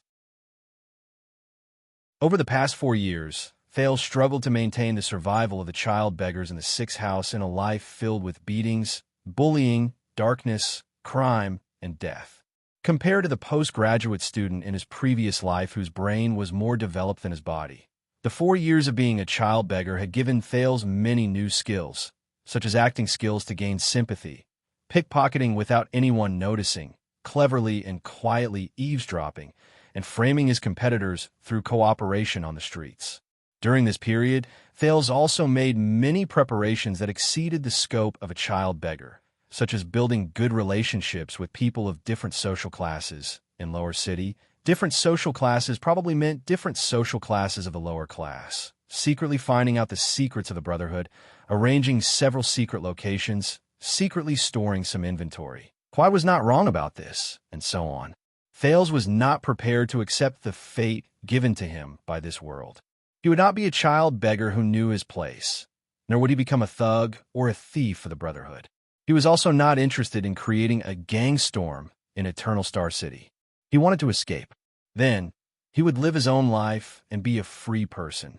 At least, he would be freer than he was now, as long as he took one step at a time and followed the plan he had made. Thales looked at the corner of the house. There was an inconspicuous stone slab there. I can't know. Katja. At this moment, a scream of fear and panic suddenly came from the 17th house next door. Chapter 5. The abandoned house was not a house, but a place in Eternal Star City. It was located in the 2nd district of Lower City, adjacent to the infamous Black Street. Its total area was about the size of a street. Thales once heard from the elders in the Brotherhood that the abandoned house was said to have been built by the Court of Constellation 100 years ago. It also used to have a rather respectable name, but no one remembered it anymore. It was only recorded in the city hall. It was also once filled with the mediocre but bustling citizens of the capital of the kingdom. No one knew when it started, but the abandoned house became a place where gangs came in contact and negotiated and occasionally fought. Hence, under the company of blood and axes, the houses in the bustling streets became deserted, with only stone walls and bricks left. It was said that the abandoned house was once used as a place to dump corpses. To this day, children who grew up happily under the sunshine of the capital would be warned, "If you don't listen to me, I will send you to the abandoned house." The reputation of the abandoned house was second only to that of the terrifying Blackstreet. When the Blackstreet Brotherhood rose to power and seized the hegemony of the underworld in Lower City District, the abandoned house became the headquarters of the Brotherhood's child beggar business in the city. In order to facilitate management and to prevent the child beggars from escaping during the night, the Brotherhood had set up a 10-foot wide and 15-foot deep trench on all four sides of the abandoned houses. The trench was filled with sharpened wooden stakes and rusty nails, leaving only a stone door that could be locked from the back at the front of the abandoned houses. Rumor had it that after countless corpses and tests, someone finally dug a secret passage in the deep trench and escaped. But at least in the 4 years Thales was in the abandoned house, no child beggar was able to find the legendary secret passage. Instead, the number of corpses in the deep trench increased every year as the Brotherhood's business expanded. It was said that every year there would be blind children who tried to escape through the deep trench, so the Brotherhood had to clean up the corpses in the trench every year. As its name suggested, the abandoned houses land was made up of stone houses that had been abandoned for a long time. There were a total of 23 of them. There were originally more, but some of them had collapsed during the gang war many years ago, and some of them had been demolished by the Brotherhood. They were located irregularly behind the big stone gate. Some of the stone houses were isolated, while others were closer to each other. The lucky child beggars were assigned to abandoned houses with well water, while the unlucky ones, like the 6th house where Thales was, could only fill their water tanks with water from other houses, and this was usually not without a price. Water and food often caused conflicts between the child beggars. For example, the water tank in the 6th house was obtained during the 2nd year after Thales arrived at the abandoned houses. He reached an agreement with the 17th house next door to fetch water once a week through various means. Before Ned and Coria arrived, there was only Cinny, Ryan, Kellett, and 2 other child beggars who were no longer alive. Even drinking water was a problem for them.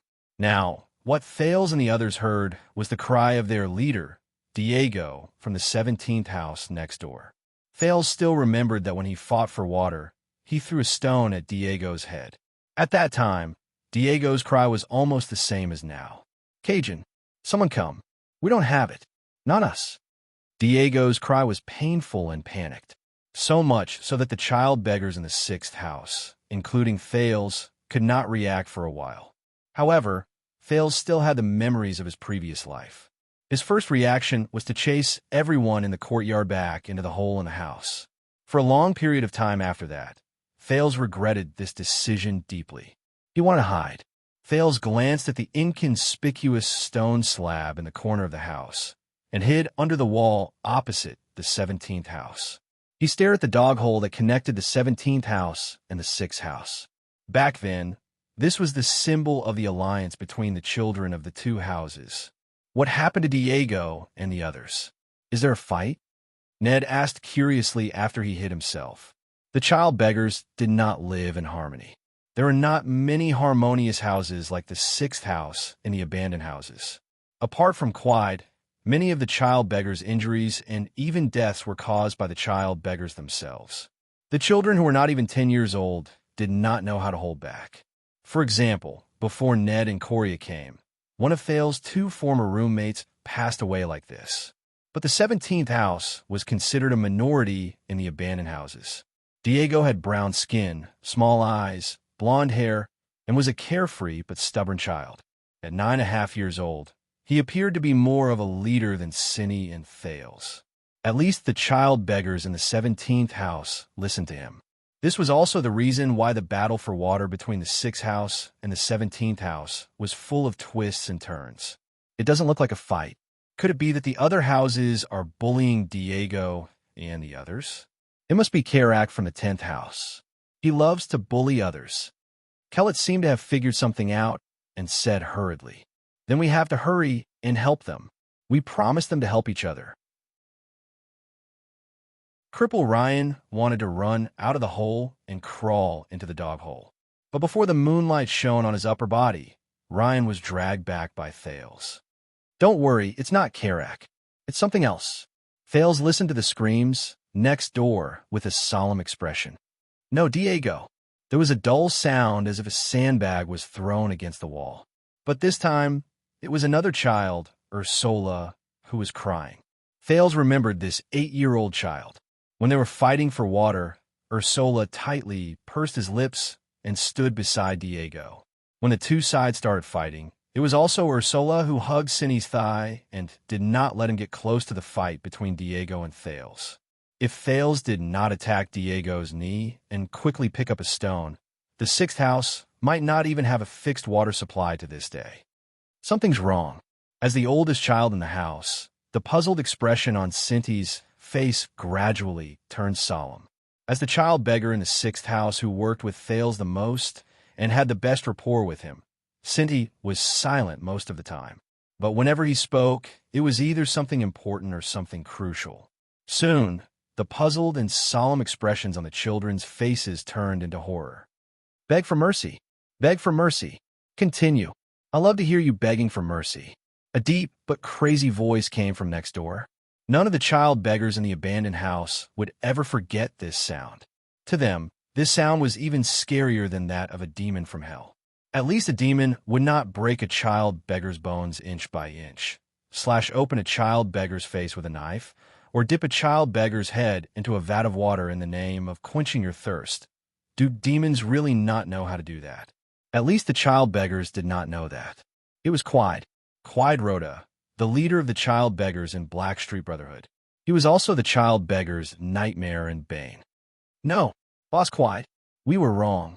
Let's see if you still dare to speak nonsense. Do you dare to scold me behind my back? Damn it. Red-haired woman. Damn it. Baldy. Damn it. Jayla Charlton. All of you deserve to die." As Quide cursed in a delirious manner, a series of beating sounds came from next door. Sometimes it was a fist, sometimes it was a stone, and sometimes it was the sound of a human body colliding with the wall. "Help! Help! Diego! Callie! Marita! Get up! Save me! Run! Run! Ugh! Oh my God! Where are the guards? Where's Mr. Rick? Oh my God! He wants to kill us! He wants to kill us all! No! No!" Heart-wrenching cries came from more than one person. The abandoned houses under the moonlight seemed to be soul-stirring in Thales' eyes. It took Thales 3 seconds to realize what Quide was doing. He turned his head abruptly and looked at everyone in the 6th house. Ned and Coria were shivering in the hole in the wall. Ryan, who was about to rush out to help, was scared stiff. Kellett and Cinny were not any better. The former's anxious and fearful gaze moved back and forth between the few of them. He wanted to speak, but could not speak. The latter's face was pale as he stared at Thales. Asterisk bang, bang, bang, crack, asterisk, you bunch of damn scums. Even you dare to mock me. Ma blood axe Quide Rhoda. Even you dare to go on and scream. Why aren't you screaming anymore? Scream. The crazy roars and painful screams echoed in his ears, accompanied by the cracking sounds that no one wanted to think about. Thales knew that at this moment, panic had already spread in the 6th house. He racked his brains frantically to think about the current situation. Quide was beating up the child beggars in the 17th house. No, judging from Quide's appearance and the frequency and strength of his beating, it was not as simple as venting his anger tonight. Besides, even though Quide was a bastard, he would not beat up all the child beggars in the entire house at once. All right, where's Rick? What about the guards and the patrolling thugs in the abandoned houses? Even though the houses might not be able to hear each other through the stone walls, the thugs on the streets would definitely be able to hear each other. Of course, Thales did not know that the guards in the abandoned houses had been reduced to 2 people. Moreover, the 2 thugs would never come again. Thales, what should we do? Cinny instinctively felt that something was wrong when he heard the tragedy next door. His pale face was already covered in sweat as he kept asking Thales. Quiet. No one is allowed to make a sound. Thales furrowed his eyebrows and thought hard for a solution. However, before he could finish speaking, he saw a child beggar's figure emerge from the dog hole between the 6th house and the 17th house. Coria was so frightened that she let out a small scream. Thales' eyes were very sharp. He could tell with one glance that the person who emerged from the 17th house was Nsora, whose head was covered in blood. However, Nsora seemed to be on the verge of a mental breakdown. Without waiting for Thales to help him up, Nsora panted and fell to the ground. He did not care about the blood on his head and face. Run, we have to. Thales and Cinny anxiously help him up. The screams and roars were still ringing in their ears. However, Nsora seemed to have lost his mind. He did not speak no matter how they asked. He only muttered, "Run," with a horrified expression. That was until Thales used a slap to wake him up. What's going on? Did Quide come to vent his anger? Nsora's tears flowed down his face. Quide, he's crazy. We're not the only ones. He wants all of us to go in one house after another to see. Nsora was already rambling incoherently, but it was enough for the child beggars in the 6th house to understand what was happening. The 6 small faces instantly turned pale, and even Thales could not help but feel fear in his heart. I heard crying and went out to take a peek. I saw Quide dragging Larry from the 3rd room. There was blood everywhere. Then I saw me. He grabbed it and slammed him on the ground, and Diego tried to stop him. And then he punched him hundreds of times, and Diego didn't move. And Marita and Quade pushed him into the fire. Through the fire dash, Thales felt his skin crawl. It was not that he had never seen Quide beat someone up. However, most of the time, he would be stopped by multiple thugs just before he was about to kill someone. As for whether the children who were beaten up would be permanently disabled, the Brotherhood did not care about this. The 3rd house is finished, and ours. He has just been fighting the Midlands. I don't know how many houses. However, before Insola, who was crying and complaining at the same time, could finish, Thales covered his mouth with his hand. At this moment, through Thales' actions, everyone realized that the crying and roaring next door had disappeared. The 17th house was quiet, as though the children had fallen asleep. Only a rough, panting sound was left, and it was still moving slowly. Everyone knew what this meant. Almost all the children in the 6th house began to tremble. At that moment, Thales suddenly turned his head and tried his best to lower his voice. Listen, let's quickly. Asterisk bang. Asterisk, there was a loud sound. The door of the 6th house was kicked open. At the door, Quide's swaying figure slowly approached. His ferocious and evil grinning face looked at the 7 shivering children. Ran, where did you run off to? Hey, you look a little familiar. Everyone in the 6th house was stunned, and Thales was no exception. Quide rubbed his nose. Thales saw that his face was bright red. It was the color of drunkenness. His hands were also dark red in color. That was the color of blood. Quide looked at Thales, who was covering Nsora's mouth tightly for a while. I remember you. The expression on his face kept changing. Gradually, it changed from a sinister smile to one of ferocity and hatred. You were that brat that was caught by that damn Baldy. It's you. You must be the one laughing at me behind my back. Am I right? It must be you. It must be you. Thales felt a chill in his heart. Rick carefully steered the carriage. He forced himself to calm down and felt the warmth behind his neck. Fortunately, everything was normal. That ghost did not appear. It was probably having a headache because of Quide. In front of him, the big house of the Blackstreet Brotherhood gradually approached. Rick heaved a sigh of relief. Accountant. Leork's voice could be heard. The assassin from a Brotherhood was shouting for Rick from 20 feet away. Leork's face appeared in the distance. It was as though he had appeared under the light of the torch. He asked in a dissatisfied tone, "Why did you come at this time? This is a knife business. You want to join in the fun with that pair of accounting hands of yours?" Rick was stunned for a moment. As the carriage moved forward, he saw that the small square in front of the big house was filled with the shadows of torches. They were all figures standing quietly, and every single one of them was wrapped in black cloth. The black cloth belonged to the Brotherhood. There were at least a few hundred of them. Rick suddenly realized that almost all the people in the Blackstreet Brotherhood were here. Rick quickly moved to the side and got off the carriage. He took a few quick steps forward, and with the help of the moonlight, he saw his superior, the plump Morris, who was also the boss of the human trafficking business in Eternal Star City. He was discussing something with a few other figures with different silhouettes. A 2-meter-tall yellow-haired giant, a mysterious figure dressed in a dark red long robe, and a plump and honest man. Rick was startled. He recognized them. They were the other big shots of the society. There were even a few leaders who did not usually stay in Eternal Star City. Rick walked past groups of black-clothed thugs who were armed to the teeth with axes, knives, daggers, and even studded clubs.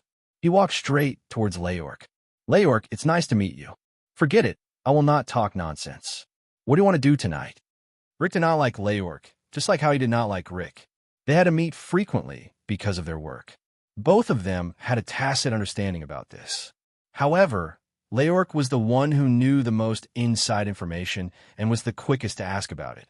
"Didn't the boss tell you?" Leork curled his lips in disdain and glanced at Rick. Old rules. When facing the Blood Bottle Gang, other than mystic guns and infantry crossbows, you can use any weapon. The assassin, who was known for his efficiency and ruthlessness, touched the scimitar behind his waist. It was as though he was feeling the sharpness of the scabbard. Rick was shocked. Against the Blood Bottle Gang, the assassin took a deep breath and licked his lips with a playful smile. "Tonight, we will take down Red Street Market. Dash, is there still no news from Yodel? What about Sunset Temple?" A middle-aged noble with gray hair asked solemnly as he faced a luxurious chair in front of the stove. "Patience, my friend. We have waited for 12 years. It does not matter if we wait a little longer." The robust figure stood up from the chair and grabbed a scepter inlaid with a bright blue crystal. Upon closer inspection, the crystal on the scepter flickered with starlight slowly but rhythmically. Our pointless guesses here will only show that we are doubting Yodel's abilities. Moreover, did he not bring the flame of that lamp? I believe that he is already very close to his goal. He is just making a final confirmation, the robust figure said slowly. The middle-aged noble bowed deeply. "It's not that I doubt Yodel's ability, and I've never underestimated his loyalty. It's just that." He paused for a moment and sighed. "Yodel is too calm and callous, compared to his unwavering loyalty to... He doesn't care about anything else. Just like 12 years ago, I'm worried that the middle-aged noble did not continue speaking, and the robust figure did not immediately reply. The robust figure walked to the French window with the scepter in hand. He looked out into the distance at the brightly lit and resplendent great temple. Even the moonlight could not compete with such brilliance. "Then go and make preparations. Immediately head to the temple in secret. Once you have news, set off immediately. Do not wait for Yodel's signal." After a long while, the robust figure said slowly, "I have no reason to doubt Yodel. He will not hesitate to act when it is time."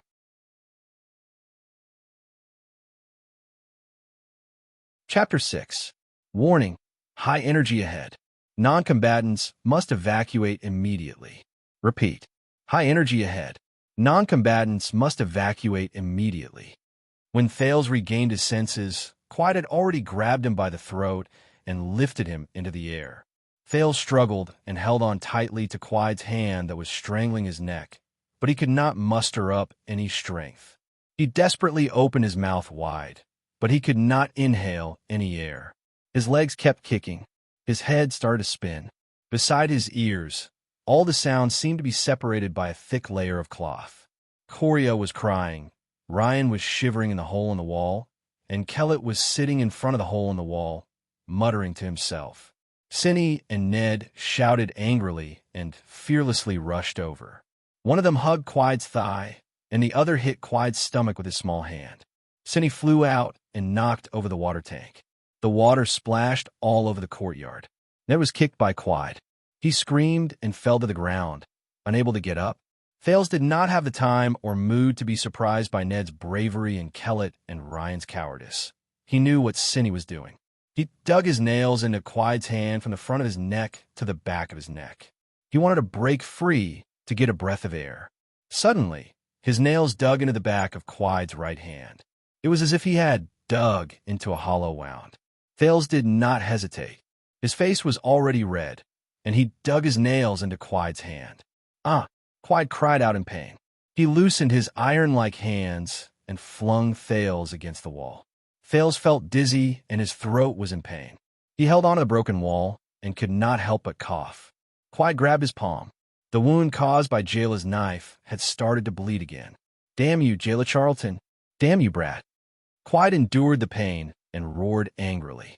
His anger and drunkenness surged at the same time. Asterisk bang. Asterisk the ferocious Quide suddenly turned around and saw Ursula in the 17th room trying to escape. However, the door that Quide had just kicked down could not support his weight and broke apart. "Ah, you want to run?" Quide laughed sinisterly. He strode forward and grabbed Ursula's left leg. "No, no," Ursula cried as she was lifted upside down by Quide. "Kid, have you ever forged iron before?" "There is?" "No." "Ha, it's all right, I'll teach you." Thales crawled up in pain. He only had time to see Quide swing Ursula's left leg with both arms and smash Ursula's head against the wall behind him. Thales only had time to instinctively turn his head to the side. There was a muffled sound above his head. It was similar to the sound of a fruit and vegetable vendor in Arlen smashing a melon. That's right, it was the vendor from whom they had stolen the bright moon god statue. Coria's cries turned into piercing screams. Thales was stunned. He could not close his eyes in time. Red and white liquid splashed onto Thales' face from afar. It was warm but also cold. Ned crawled up from the ground and witnessed everything. He broke down and screamed, then ran toward the dog hole that led to room 17. Quide opened his mouth and took a deep breath. He had an intoxicated look on his face, as if he was not inhaling air, but high-grade black pine wine. The demon in human skin turned around and threw away the remaining part of Ursula. He laughed angrily and looked in Ned's direction.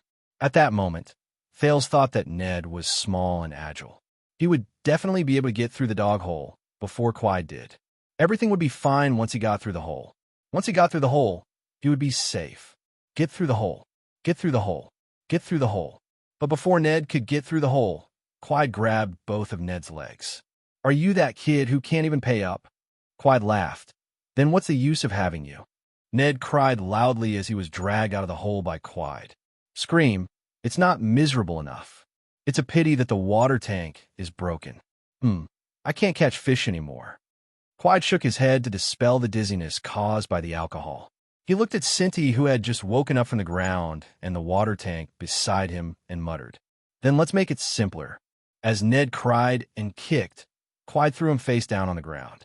Then he raised his right foot and stomped on the center of the 6-year-old child beggar's back. "No!" Asterisk thud. Crack. Asterisk at the same time as Thales' heart-wrenching roar. There was also a heart-wrenching sound of something breaking. Everything in front of Thales became blurry. Asterisk thud. Asterisk this was Quide's second kick. Asterisk thud. Asterisk the third kick. Cindy shouted with all his might. He grabbed a piece of the water tank and rushed towards Quide. Quide only laughed loudly and kicked away the pieces in Cindy's hand. Then he grabbed the collar of Cindy's linen clothes and lifted him up. "So I can't do anything." Thales lowered his head. In the corner, Ursula's body was still twitching silently but terrifyingly. Ned was lying face down on the ground, motionless. "I thought I was protecting these children, but I can't do anything. I can't do anything." Cindy howled and kicked. Quide's laughter became louder and louder. "Little brat, continue screaming. I like to hear you scream. Maybe I'll let you go when I'm in a good mood." Thales' vision darkened, and a familiar scene appeared in his mind. Deviant behavior. This is what we call human behavior that goes against social norms. Most people are used to calling it crime, but we must know that crime is only a very small part of deviant behavior. What we are concerned about is not the behavior itself, but the meaning and understanding of the behavior at the social level, at the collective level. Durkheim was one of the first scholars to put forward the theory of social norms, and he also looked at deviant behavior from the perspective of functionalism. There is a point of view that the enforcement and punishment of deviant behavior is one of the basic methods by which the main body of power shapes the people and shapes the social structure. This was the memory fragment from Thales' previous life. Just now, he had recovered a part of it. Demon, you demon. At this moment, Cinny howled and kicked, dispersing the scene in front of Thales' eyes. Yes, I am the demon. Quide laughed. Tell me, how will the demon deal with you? Thales took a deep breath. Damn bastard. His mind was unprecedentedly clear. He knew what to do. You should do this. He clenched his teeth and rushed to the corner of the house. He knows. Thales grabbed a stone at the corner of the house and forcefully lifted it. Then he put his hand into a hidden hole behind the stone. Hurry up and touch it. Forget it. Since you have guts, I'll leave you for last. Quide laughed until his lips were asymmetrical. He fiercely pulled Cinny's right leg until Cinny's lips turned pale. Asterisk crack. Asterisk until it was dislocated. Quide threw Cinny down and stomped on Cindy's dislocated leg. Cinny's suppressed but uncontrollable howl reached Thales' ears, causing him to speed up his search. Quide left the courtyard and walked towards the house. The bright moonlight shone on Quide's smiling face through the half-collapsed roof. Ryan crossed his arms and stared at the floor beneath him. He tried his best to shrink further into the hole in the wall. Kellett crawled out of the hole in the wall, shakily. He wanted to pull Coria, who was already hoarse and silent, out to escape. However, Coria seemed to be paralyzed from fear. She sobbed and did not move. Kellett did not dare to look at Cinny. He only pulled Coria as if he was pleading.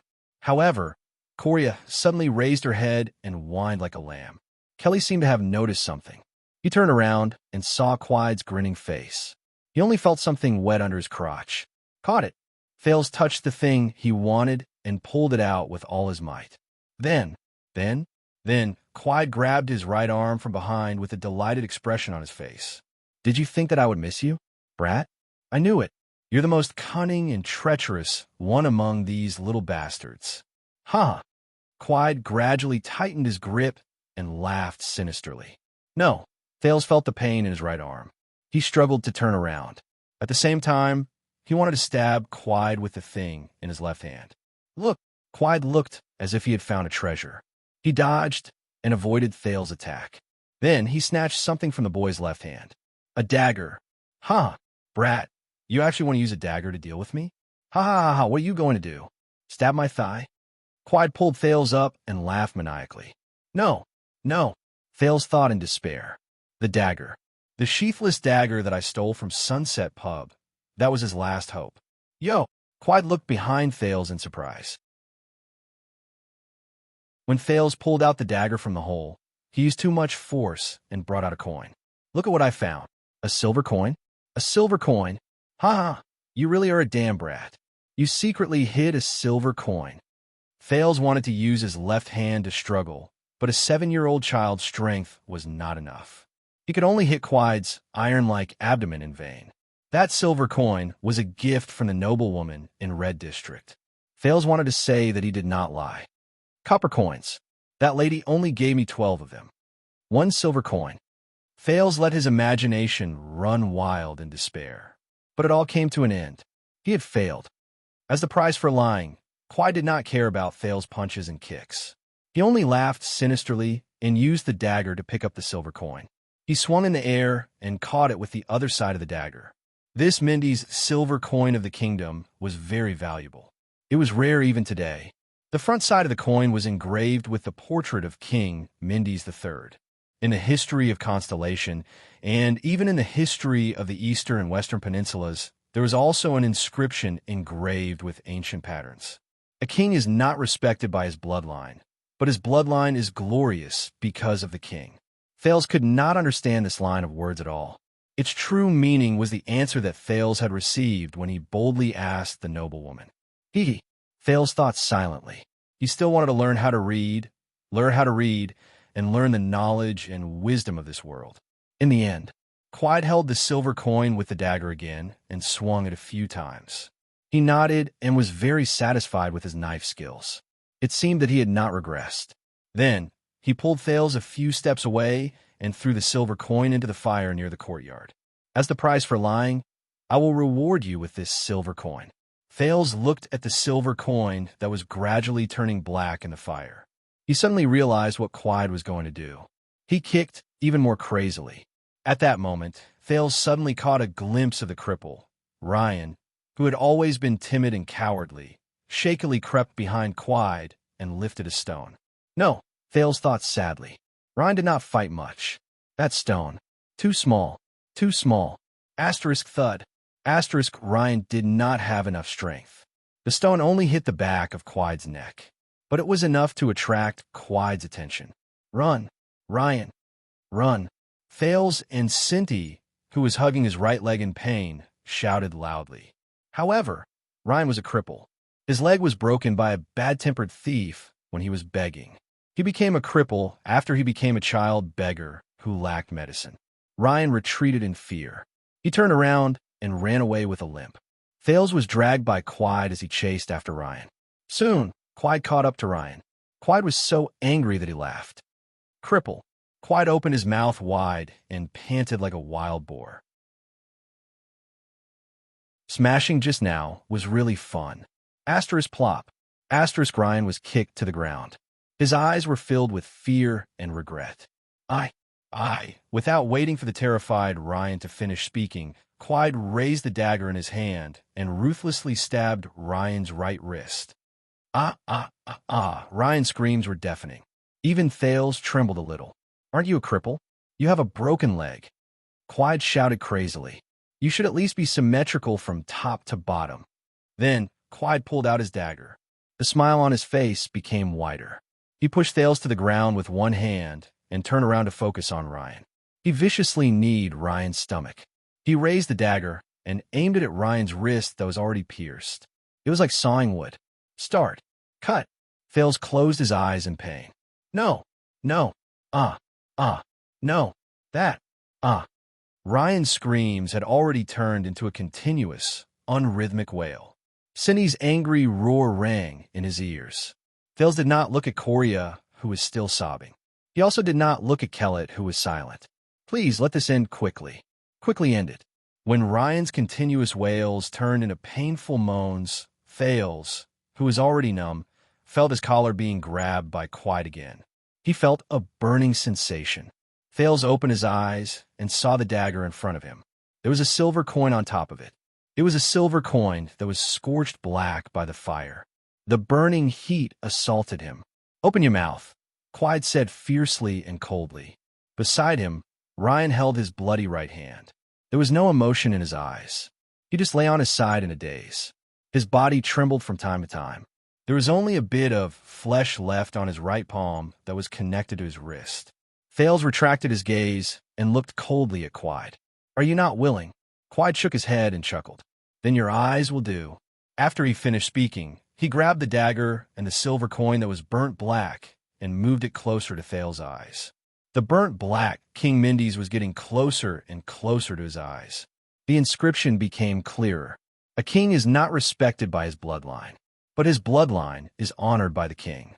Just as it was about to touch his eyes, Thales roared and struggled fiercely. He bit the little finger of Quide's hand that was holding the dagger. Quide hissed in pain and leaned back. The silver coin fell from the dagger and landed on Thales' bare chest. A burning sensation came from his chest. No. It was an intense, burning sensation. It even caused excruciating pain. Thales could not endure the burning of the silver coin. He let go of Quide's teeth and reached out to grab the silver coin on his chest. Bastard. Quide looked at his bloody little finger. He was furious. Then I'll leave you something as a souvenir. He knocked the boy down with one punch. then pounced on Thales and pinned him down. He pressed the scalded silver coin against Thales' chest with his dagger. It was like the sound of a soldering iron rapidly cooling down. However, the material used to cool, it was a body of flesh and blood. Thales roared furiously. Along with the burning temperature on his chest, there was also a burning smell. The muscles all over his body started to burn in pain again. Clyde pressed on the silver coin for a full 5 seconds. He stared at Thales' face that was constantly changing in pain. Only then did he feel relieved and let go of Thales. Thales struggled free and fiercely pulled the silver coin that was stuck to his chest. He did not care about the burning temperature and tore it off along with his belt and blood. The silver coin rolled on the ground with charred flesh and fresh blood from Thales' hand. It clanked loudly. Thales' blood fell to the ground and quickly dried up. He laid on the ground and tears flowed out uncontrollably. Damn it! He was obviously an adult, wasn't he? Why did he want to cry? What a pity. It would have been better to swallow it or press it against my eyelids. Clyde carefully picked up the silver coin and threw it into the fire. It's okay. We'll do it again in the next round. Thales closed his eyes tightly. The burning sensation on his chest did not seem to weaken. Instead, it became stronger and hotter. There seemed to be a surge of power. It was accumulating. Just let me slit Clyde's throat, he muttered in his heart. When Thales opened his eyes again, he only stared coldly at Clyde. Clyde looked at those lifeless eyes and suddenly felt a little bored. Hey, Brad, don't you want to play anymore? Clyde kicked Thales.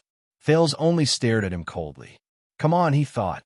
This time, whether it's my eyelids or my nose. You can burn it however you like. After all, I can't do anything after I transmigrated, can I? Clyde looked into Thales' eyes and confirmed the coldness in them. Clyde hated this kind of coldness. When he was collecting debts, he hated this kind of debtor the most. This meant that no matter how much he tortured the other party, he would not be able to collect any money. Boring. Clyde spat and thought fiercely. The fun has been ruined. I've wasted too much time. However, when he turned around and saw the other 2 child beggars in the hole in the wall, his eyes brightened again. Under Coria's cries and Kellett's fearful gaze, Clyde reached his hand into one of the holes in the wall in the 6th house. He reached for the only and youngest girl. Thales' pupils instantly focused. Cindy looked at this scene in horror. Even Ryan put down his broken hand and raised his head. No, that's Coria. That's their youngest child. That child. The burning sensation in his chest became hotter and hotter. His muscles also felt like they were on fire. Coria only cried loudly. She was only 4 years old. Bastard. How dare you? Coria. Devil. Come at me. How dare you? You can't. Thales, Cindy, and even Ryan, who was holding his broken hand, frantically crawled towards Clyde. However, they were all kicked away by Clyde one by one. You are not allowed to hurt her. At this moment, a figure blocked in front of the hole in the wall. It was Kellett, who had been scared back into the hole. At this moment, he bravely pounced forward, wanting to protect Coria. However, Thales only shook his head in pain. No, you are not enough. Kellett's fist was easily caught by Clyde. Don't disturb the entertainment. Clyde chuckled. Without any hesitation, without any hindrance, he slit Kellett's neck. Kellett's eyes widened, as if he could not believe what was happening in front of him. Thales collapsed on the ground. Ryan began to cry and laugh, as if he had lost his mind. As for Cindy, he only hammered the ground fiercely. Clyde pushed Kellett, whose windpipe was broken and artery was spurting blood, to the side. He could not speak. Coria cried more and more fiercely. Don't grab me. I am very obedient. I don't have typhoid. I don't have it. Clyde grabbed Coria's hair and carried the crying girl out of the hole in the wall like a pet. Then he stretched out his dagger and picked up the silver coin from the fire. Bastard. Damn bastard. Thales closed his eyes and roared with all his strength. He hated himself. He hated this damned world. Then, he looked at Clyde helplessly. As the girl struggled desperately and crazily, he pressed the silver coin, which had been burnt black for the second time, against Coria's face with the dagger. The children's sobs rang in his ears. Coria's cries were no longer coherent. How could this be? Thales lay on the ground, as if he had given up all hope. He was motionless, and his eyes were filled with gray despair. Only his chest, where he had been scalded, felt a scorching heat. Quide lifted the dagger and the silver coin from the girl's face, causing the girl to scream. He panted and looked around. He suddenly felt a little bored. Let's settle this quickly and look for the other kids. Wait a minute. Is it not good for the Brotherhood to do this? Quide's drunkenness began to subside. Who cares? Since Rick and his thugs did not appear, it's not a problem. He closed his eyes and shook his head.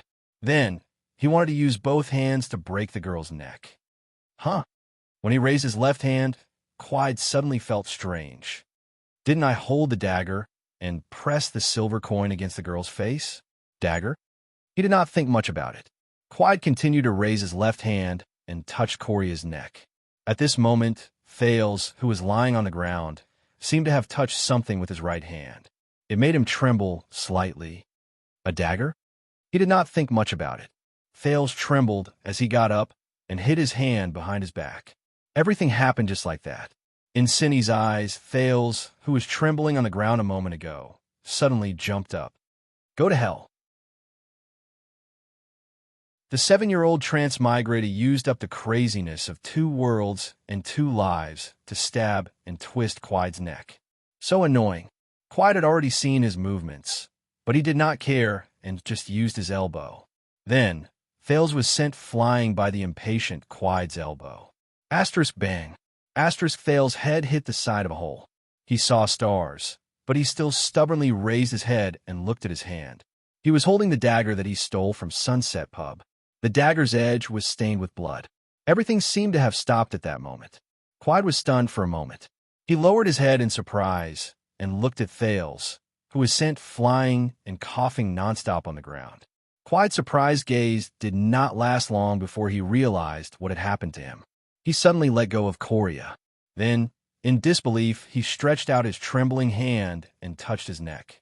His hand felt warm, moist, and sticky. This feeling spread down from his collarbone to his chest and abdomen. In Quide's eyes, that damned brat, Thales, strenuously but firmly, slowly climbed up from the ground. The dagger in his hand trembled slightly along with his right hand. However, the frequency was stable and trembling. At that moment, Quide panicked a little. His hands rushed to his neck in panic and pressed on the big hole that was gushing blood. However, his trembling hands and chin seemed to be resisting his intentions. Arterial blood that was as red as paint gushed out unstoppably. Quide clenched his teeth. He felt that his legs were a little weak, so he took a step back. However, this step made him fall to the ground, and he could no longer get up. The burning pain in his chest continued, but Thales raised his head. Under Coria and Cindy's fearful and shocked gazes, and amidst Ryan's indiscernible laughter, he looked at Quide coldly, but firmly. He spoke word by word. Go to hell. Trash. Quide clenched his teeth even tighter. His anger surged again. However, it was different from before. Along with the anger, everything in front of him became dark, blurry, distant, and small. Everything was collapsing. His eyes bulged as if they were about to pop out of their sockets. He glared at Thales. Then he extended his slightly trembling hand, the hand that was pierced by Jayla, towards Thales' direction. He spoke in a hoarse voice. He spoke hoarsely, damned brat. His blood-stained hand swept past Thales' ice-cold face.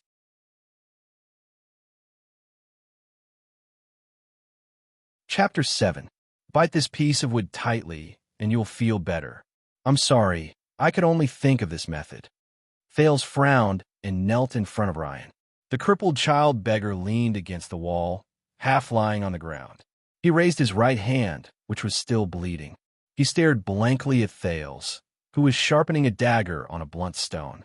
He let Thales stuff a piece of wood into his mouth.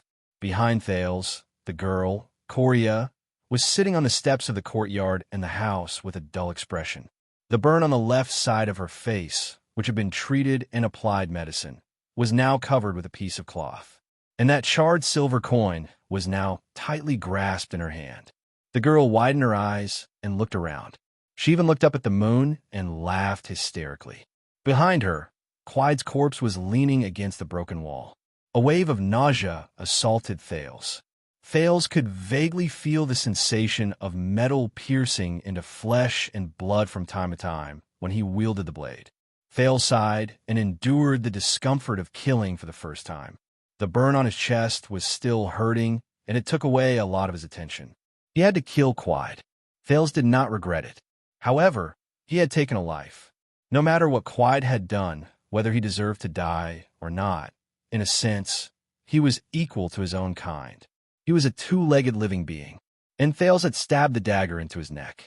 More importantly, Thales turned his head and looked at Coria. He sharpened the dagger in his hand faster and faster. These children had probably experienced the most crucial scene in their lives. An illusory scene appeared in front of his eyes. The light from the projector and the words on the slide appeared like breaking waves. The paper I will be reporting for today's class is mainly focused on the field of psychology. From the perspective of developmental psychology, childhood and adolescence are the most crucial period for the formation of a person's mind and personality. Bloom's follow-up research found that the environment, interaction, and behavior experienced during this period are strongly related to the future personality and psychological development. Many theoretical studies also believe that this influence may last for a lifetime. Thales shook his head and buried another piece of memory that had been retrieved deep in his heart. The mental health of the child beggars was secondary. The problem at hand was how to survive. Thales suppressed the disgust in his heart and shifted his attention to the dagger in his hand. The dagger was not even as long as an adult's forearm. It was single-edged, and the tip of the blade was slightly curved. The wooden handle was wrapped with a black leather belt to prevent slippage, and the two sides of the blade were smooth. Thales suddenly noticed that the word JC was engraved on one side of the blade after being washed by the fresh blood. JC. Thales' gaze changed slightly, and a thought struck him. No matter how many tricks, how many schemes, and how clever they are not as useful as JC's dagger, Thales thought. Then, Thales' gaze turned cold. A moment ago, he was still sharpening the blade, but in the next moment, it appeared beside Ryan's severed hand. Thales cut down without hesitation. The blade cut off the last bit of flesh between Ryan's palm and wrist. Yes. Humph. Ryan's body spasmed violently like a prawn in the Isere River that had fallen into boiling water. He bit the firewood tightly, and a frightening sound came from his throat. His eyes were tightly shut in pain, and his face was distorted into an exaggerated shape. Tears and snot flowed down his face. Thales quickly pulled over a strip of cloth with medicine. It was actually just some dragon grass, wrapped it around Ryan's severed hand, and tied it back and forth violently. Hopefully this will work, stop the bleeding, and prevent infection, or else. Thales looked at the fire and shook his head. Ryan was still convulsing in pain. Thales pressed down on his severed hand with one hand and pulled him into his embrace with the other. Hang in there, Ryan. It'll be over soon. Hang in there. Thales comforted him softly with his eyes closed. The burn on his chest was grazed by Ryan's hair, and he felt a piercing pain. Thales looked to the other side. Kellett, Ned, and Ursula were lying quietly under the moonlight. It was as if they were asleep. Ryan's breathing gradually became regular, but Coria began to sob softly again. Thales sobbed, "I'm so scared. Coria doesn't have typhoid. Coria is already healed." Thales put Ryan down, turned around, and held Coria in his arms. He carefully avoided the burn on her face and patted her gently. "It's okay, Coria. It's okay now. I'm sorry. I didn't protect everyone." Thales opened his eyes and looked at Cinti, who ran back, panting. He asked calmly, "How's the situation outside?" Cinti was the least injured among the children in the 6th house. After Thales helped him reattach his dislocated leg, he was sent out by Thales to gather information and spread the word about the possible arrival of the members of the Brotherhood. Cinti's life as a child beggar allowed them to master a lot of self-saving knowledge, such as reattaching bones or dismantling bones. No Rick, no thugs, no one from the Brotherhood. It seems that the people outside the abandoned houses don't know anything. Cindy was the oldest and had a tacit understanding with Thales for a long time. He directly told Thales what he was most concerned about. Quiet seems to have gone to many houses. Some people managed to escape. However, excluding us in the 17th house, there are at least 6 or 7 houses with no movement. Thales' eyes dimmed. The 6th house was not the abandoned house closest to the main door. He could roughly guess the fate of the child beggars in those houses. Now the child beggars know what happened. Everyone is spreading the news that the Brotherhood wants to kill all of us. Some people are hiding in their houses and dare not come out. However, most of them ran to the streets. Some even want to escape. Thales' eyes brightened. Wait, you said that the thugs are gone. Cindy knew what Thales was thinking. He shook his head and said bitterly, "It's useless. The main door is locked from the outside." Karak led the people in his house and shouted at the door, but no one came. "Unless we can cross the trench and the spikes inside, we can't escape." Ryan struggled. He hugged his right hand and sat up from the ground. His face was pale. "Do we have to escape? We can wait here until morning. When Rick and the others come, we can tell them that Quide went crazy." "No," Thales firmly interrupted Ryan. "Quide died in the abandoned house. If they find the murderer, we will definitely die. Even if they can't find the murderer, they will use the child beggars as an explanation. Moreover, Quide's father is a big shot in the Brotherhood. They will not let this go." Moreover, Thales looked at Ryan coldly. "Do you still want to wait for them to send the next Quide? Even if the next leader is not someone like Quide, once he finds out that his predecessor died in the hands of the child beggars, do you still expect him to feed you well and kneel down to beg you not to kill him?" Ryan, Korea, and Cinti could not understand what Thales was saying. The 3 of them blinked their eyes and looked as if they did not understand. Thales looked at the 3 of them and helplessly lowered his head. He sighed and said, "Simply put, we have to escape." "Oh." The 3 children nodded in unison, as if they were suddenly enlightened. Thales shook his head helplessly. Suddenly, a scene appeared in front of his eyes. Heavy snow swirled on the scattered streets. A graceful figure hopped and skipped as she walked in front of him, mumbling incessantly. So, Weber used his observations and historical data to summarize the origin of capitalism in Europe. In his book, he mocked Old Ma for saying that the economic base determines the superstructure. "Although I don't understand what you're talking about, it sounds very powerful." Simply put, Weber is using his intelligence to crush Old Ma. "Oh, is that so? Then let's go eat hot pot. Obviously, you're the one who asked me what lessons I had today. Can you not change the topic so quickly? And why are you changing the topic so naturally?" Then it's decided. Korean-style barbecue. Assault freedom, attack. Wasn't about hot pot just now. Hey, don't push me. And what assault freedom? I already said, don't push me. Thales closed his eyes tightly and dispelled the illusion of the memories that surged back to him from the void. Recently, the memories were surging back more frequently. Past events appeared one by one, but not now. It cannot be now. There are more important things to do now. Thales opened his eyes and found that the 3 children were waiting for his decision. He stood up gently and pulled Ryan up as well. He took a deep breath. "First of all, when there is no one outside, move Quiet out of the 6th house.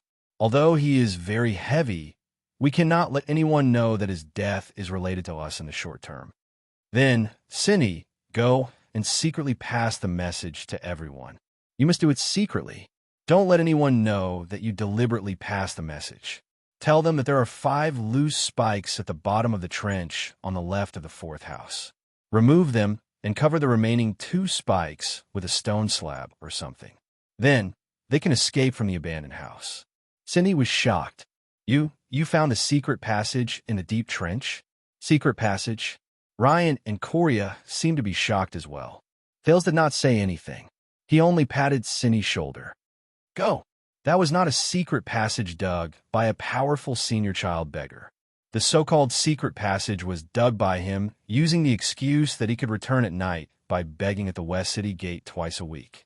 He took a dagger, tree vines, linen, and a corrosive agent from the pharmacy and secretly dug it over the past 4 years. It was like Errol's Shawshank's Redemption. As for the legend, it was simply a fantasy. There was never a savior, was there? Fales patted Cinty's shoulder again. The latter nodded and was about to turn around when he scratched his head. He seemed to have thought of something and asked doubtfully, "Why do we have to tell everyone? Can't we escape by ourselves? The more people there are, the harder it will be for us to escape, and the slower we will be." "No," Fales said in his heart. "The Brotherhood is not to be trifled with. They have spies in every street, every road, and every corner of the 3 lower districts. The outskirts of the West City Gate are also filled with their lackeys. For a few child beggars who are not even 10 years old, even if they escape from the abandoned house, it would be difficult to escape from the Brotherhood." Fales' original escape plan required another half a year. He would then be able to completely figure out the pattern and rhythm of the Brotherhood spies between the 3rd District of the Lower City and Red Street Market. Then, he would be able to prepare supplies from Sunset Pub and Grove Pharmacy. Then, the possibility of their escape would greatly increase, as long as they could escape to Red Street Market. But now was not the best time. But in order to survive, they had to escape. Accidents always came suddenly, right? So, he had to turn the escape of the 6th house into a mass commotion among the child beggars. If only the 6th house was missing, it would be too obvious. The Brotherhood would soon find them. Secondly, the more people there were, the slower they would escape, but the safer and more inconspicuous they would be. However, if he had to list out these reasons one by one, Fales raised his head and looked at Cindy.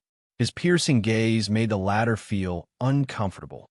"Cindy, do you still remember the promise we made 4 years ago?" Cindy was stunned for a moment. He lowered his head and pondered for a moment. When he raised his head, his gaze had already become firm. "Of course." Cindy looked at Fales, at the boy who was a head shorter than him, and slowly said, "You are in charge of thinking. I am in charge of doing." Fales nodded solemnly. "Let's escape together."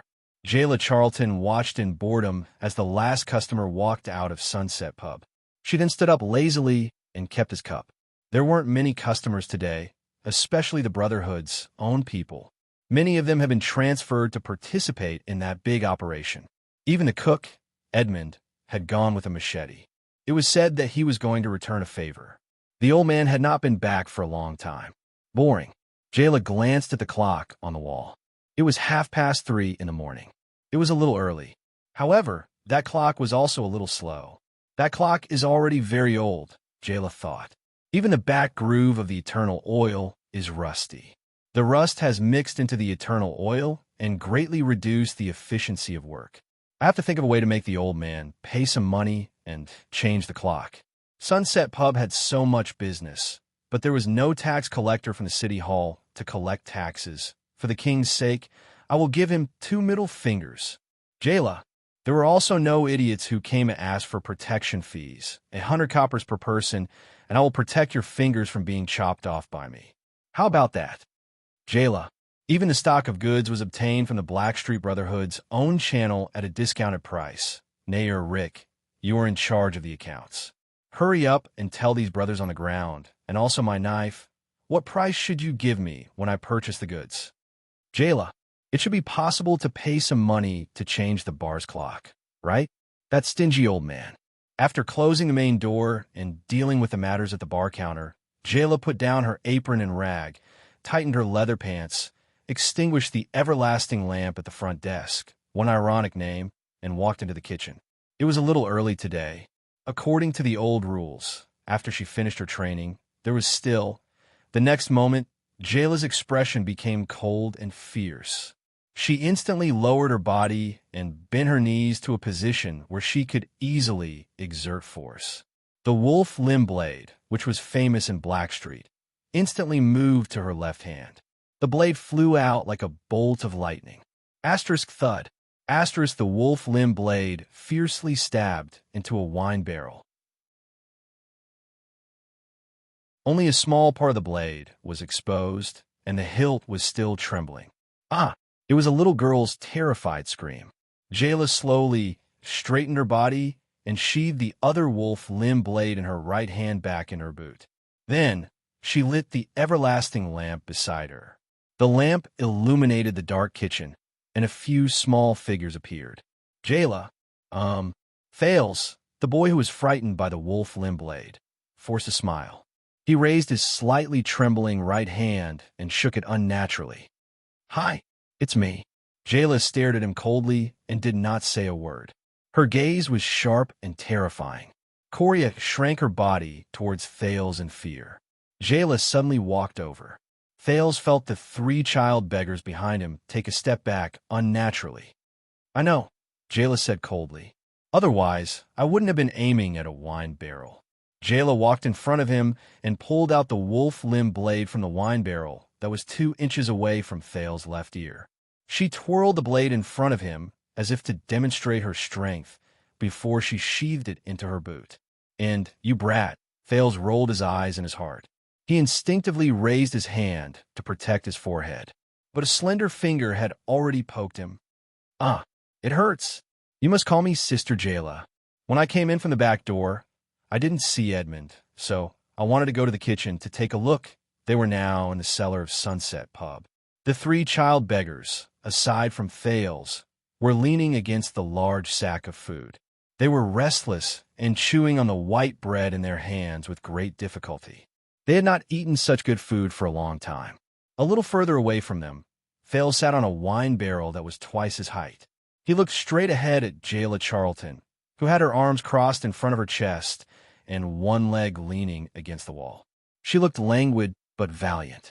If this was his previous life, Thales would probably look at her from head to toe with an appreciative gaze. Then he would look up at the sky and reminisce about the beauty of this world. What would Thales do after that? Nonsense. Of course, he would go home and do whatever he needed to do. As for now, sorry, this body is still young. Tell me directly, why did you come to me? Jayla still had that cold expression on her face. She went straight to the point, but Thales was already used to it. Ever since he first met this big sister, who was only 16 or 17 years old in the trash behind Sunset Pub 4 years ago, she had always spoken and acted in this manner. He knew that this was the kind of person she was. Quite as gone mad. He killed almost half of the child beggars in the abandoned houses. Thales said with a solemn expression. At the same time, he silently clenched his fists. Mother asterisk cur. From a moment Jayla saw the scarred child beggars, she had a faint suspicion about what happened earlier that day. Jayla's expression did not change, but she began to curse Rick in her heart.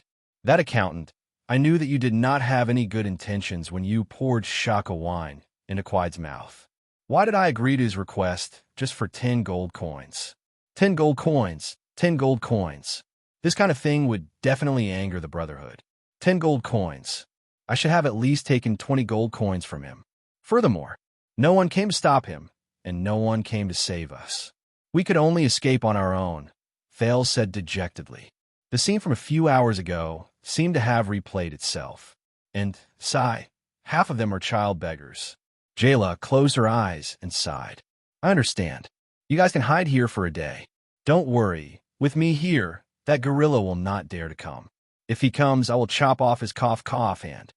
Jayla looked at the other 3 child beggars and frowned. She could recognize the new injuries, especially the child whose right hand was wrapped in cloth. When Edmund comes back, I will ask him to look for Rick and the people above. Quide did such a thing. He will not be able to escape.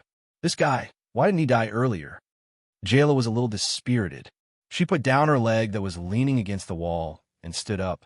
Thales' eyes darkened. He looked at the 3 child beggars and let out a deep breath. Then he looked at Jayla. The Brotherhood has a big mission today. That's why the guards and patrols are lax. If you guys can escape, it must be... Sigh, forget it. I will go get some medicine. If you want a doctor... Wait, brat, what happened to you? While Jayla was talking to herself, she suddenly realized that there was something wrong with Thales. His body was also covered in wounds, and the clothes in front of his chest were torn to shreds. His right sleeve was even covered in blood. That's not right. This brat's gaze, Jayla suddenly walked in front of Thales and dragged him down the wine barrel. Then, she squatted down and held Thales' shoulders with both hands. She looked straight into his eyes. Jayla's gaze suddenly became very serious and anxious. Brat, you could be that you? Thales did not dare to look into Jayla's eyes.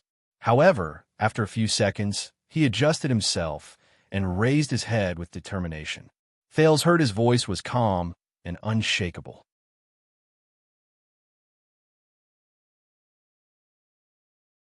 Chapter 8. 5 hours ago. Lorbek Dara was 43 years old. He was a first-class police chief affiliated with the city defense team. He was in charge of the Western City Police Station, which was responsible for the safety of the west side of Eternal Star City. 20 patrol teams, a police officer of various sizes, and countless civil servants were all under his command. More than 100 police officers equipped with excellent suppressive equipment, such as electric batons, mini crossbows, anti-charge shields, fog bombs, and thunderstorm bombs. Nearly 300 high-quality soldiers equipped with anti-mystic equipment, such as the Fallen Demon's Sword, Arclight Shield, Perpetual New Armor, and energy-breaking crossbows. 20 swordsmen of eradication, who were the elite military force of patrol captains, were all under his command. This was very rare for someone who was born into a low-level noble family.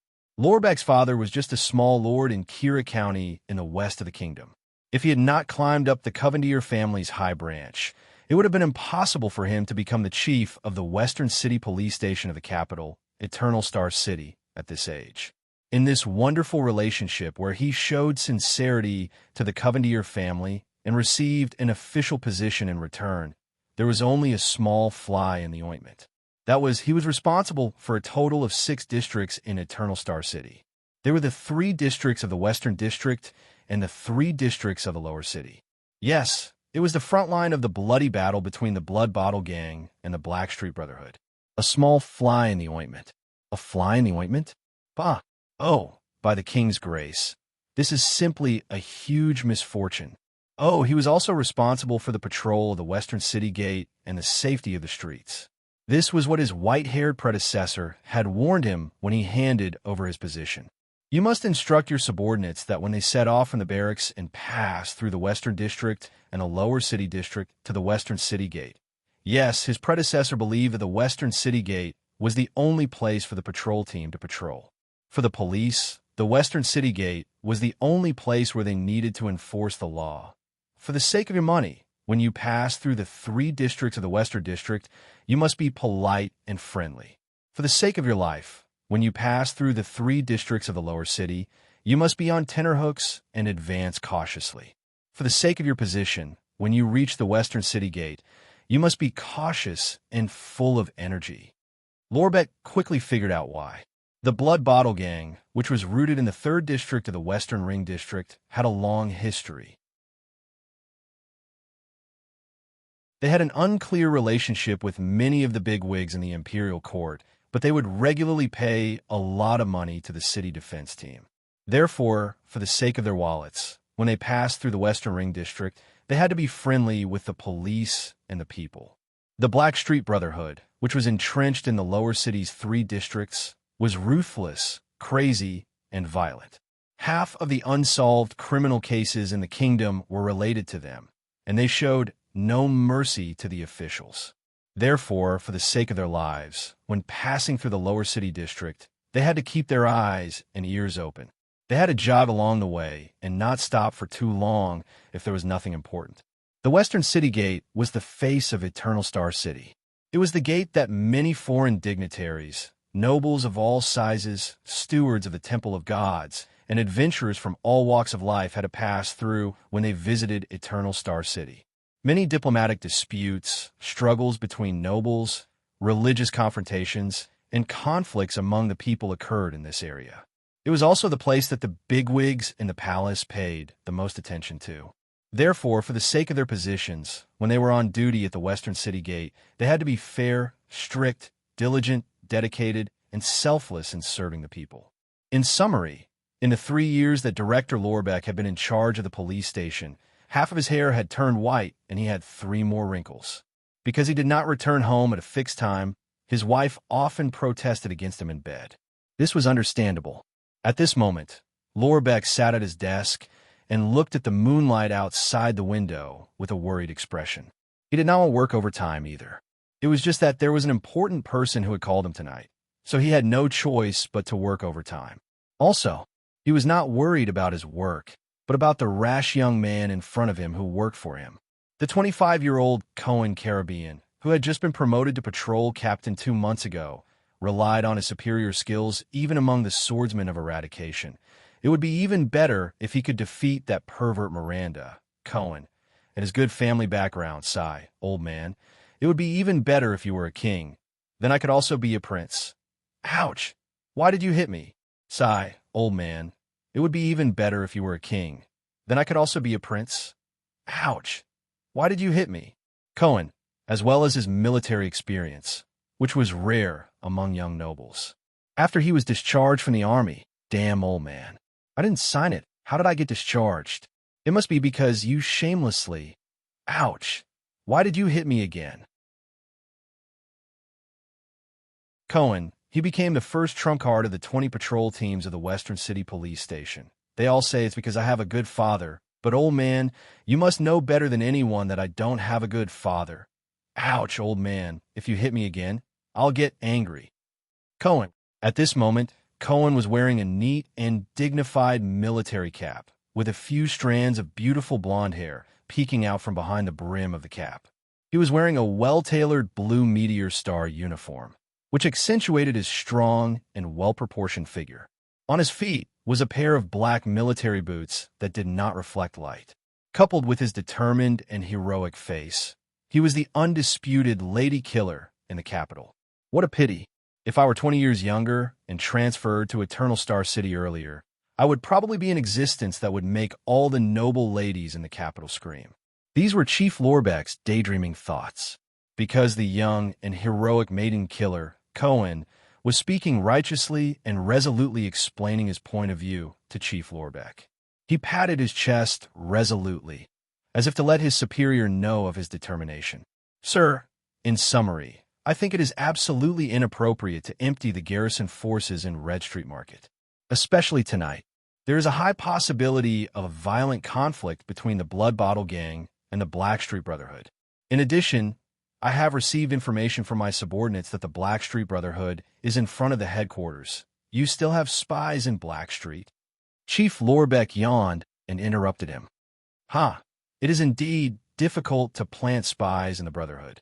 Cohen scratched his head in embarrassment and curled up the corners of his mouth. But under my astute and capable idiot, I think you are tired of living. Chief Lorbeck's roar was very sudden and caused a wave of commotion. The secretary, the beautiful red-haired Miss Yura, who had just passed by the door with a document in her arms, was so shocked that she slipped. Do you think that the Brotherhood cannot touch you just because you are ranked 3rd in the year-end assessment for a level 1 swordsman of eradication? Do you think that the Blood Bottle Gang will not dare to touch you just because you are from the Caribbean family?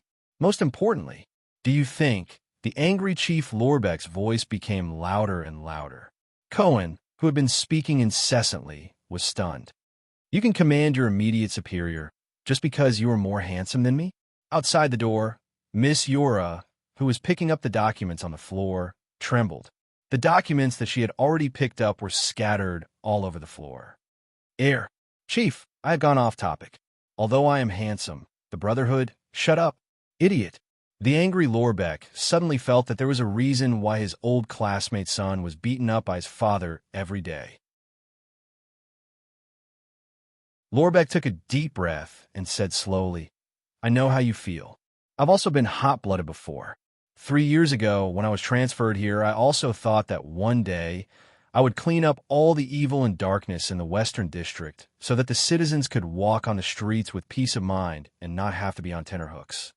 But do you really think that the Blood Bottle Gang and the Blackstreet Brotherhood are just gangs that can't be shown in public? I sent out 20 swordsmen of eradication who can fight against 100 people and 400 guards and patrol soldiers, and you think that you can wipe them out in one fell swoop? The Blood Bottle Gang has 2 mystics, 8 psionic warriors, 12 omnipotent fighters, 3 or 4 great assassins, 6 powerhouses, and 13 generals of the Brotherhood. Do you know how many of these people are super class and even supreme class people? Also, they're spread all over the kingdom. Their influence extends to the Western continent's thugs, bandits, rangers, and adventurers. They have a pervasive intelligence network, a deep-rooted network of relationships, a sizable business network, a network of interests that can affect one's life, and a network of secrets. Do you think they are all vegetarians? Do you think this is a war against the Baron Bone people and the orcs on the Western Front? Do you think that my police officers and city defense soldiers have no families, children, social connections, or burdens? Do you think that they will be willing to die for you just because you yell? Even if the 2 gangs are wiped out, what about the secret affairs of the nobles that are related to them? What about the oil and funding of the administrative departments that rely on their threats to survive? What about the annual offerings they give to the important people in the palace? What about the poor, rioters, and unemployed people who have lost their livelihood after losing the gang's restraint and protection? What about the people who no longer pray and donate to the temple without the gang's oppression? What about the rare medicines and strategic resources that can only be smuggled in through the gangs in the city's pharmaceutical, alchemy, and farming markets? What about the shortage of supplies? What about the adventurers, mercenaries, and psionic warriors who have lost their livelihood?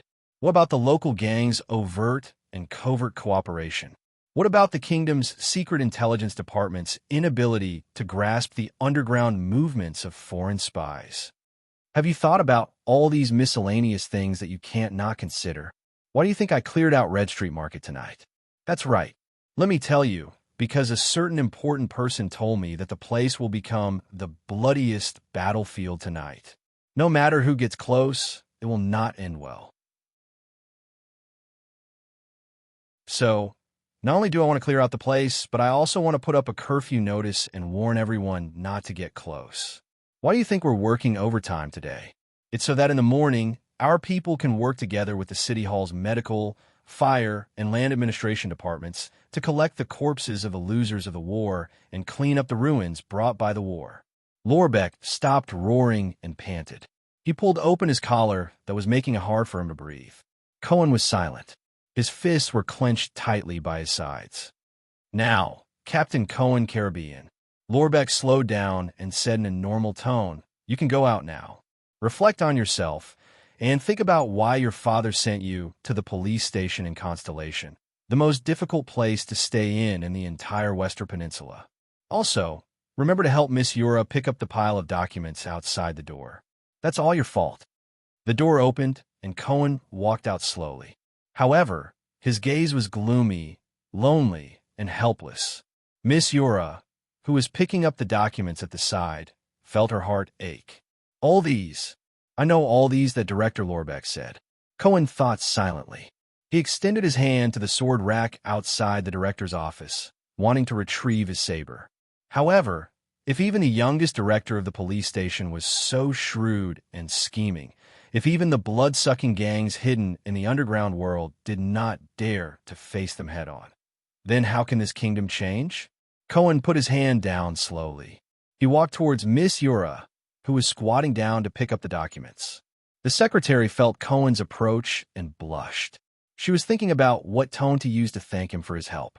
Hot-blooded? Cohen smiled bitterly in his heart. "When I crawled out from the pile of corpses on the Western Front, this word no longer belongs to me. This is not hot-blooded."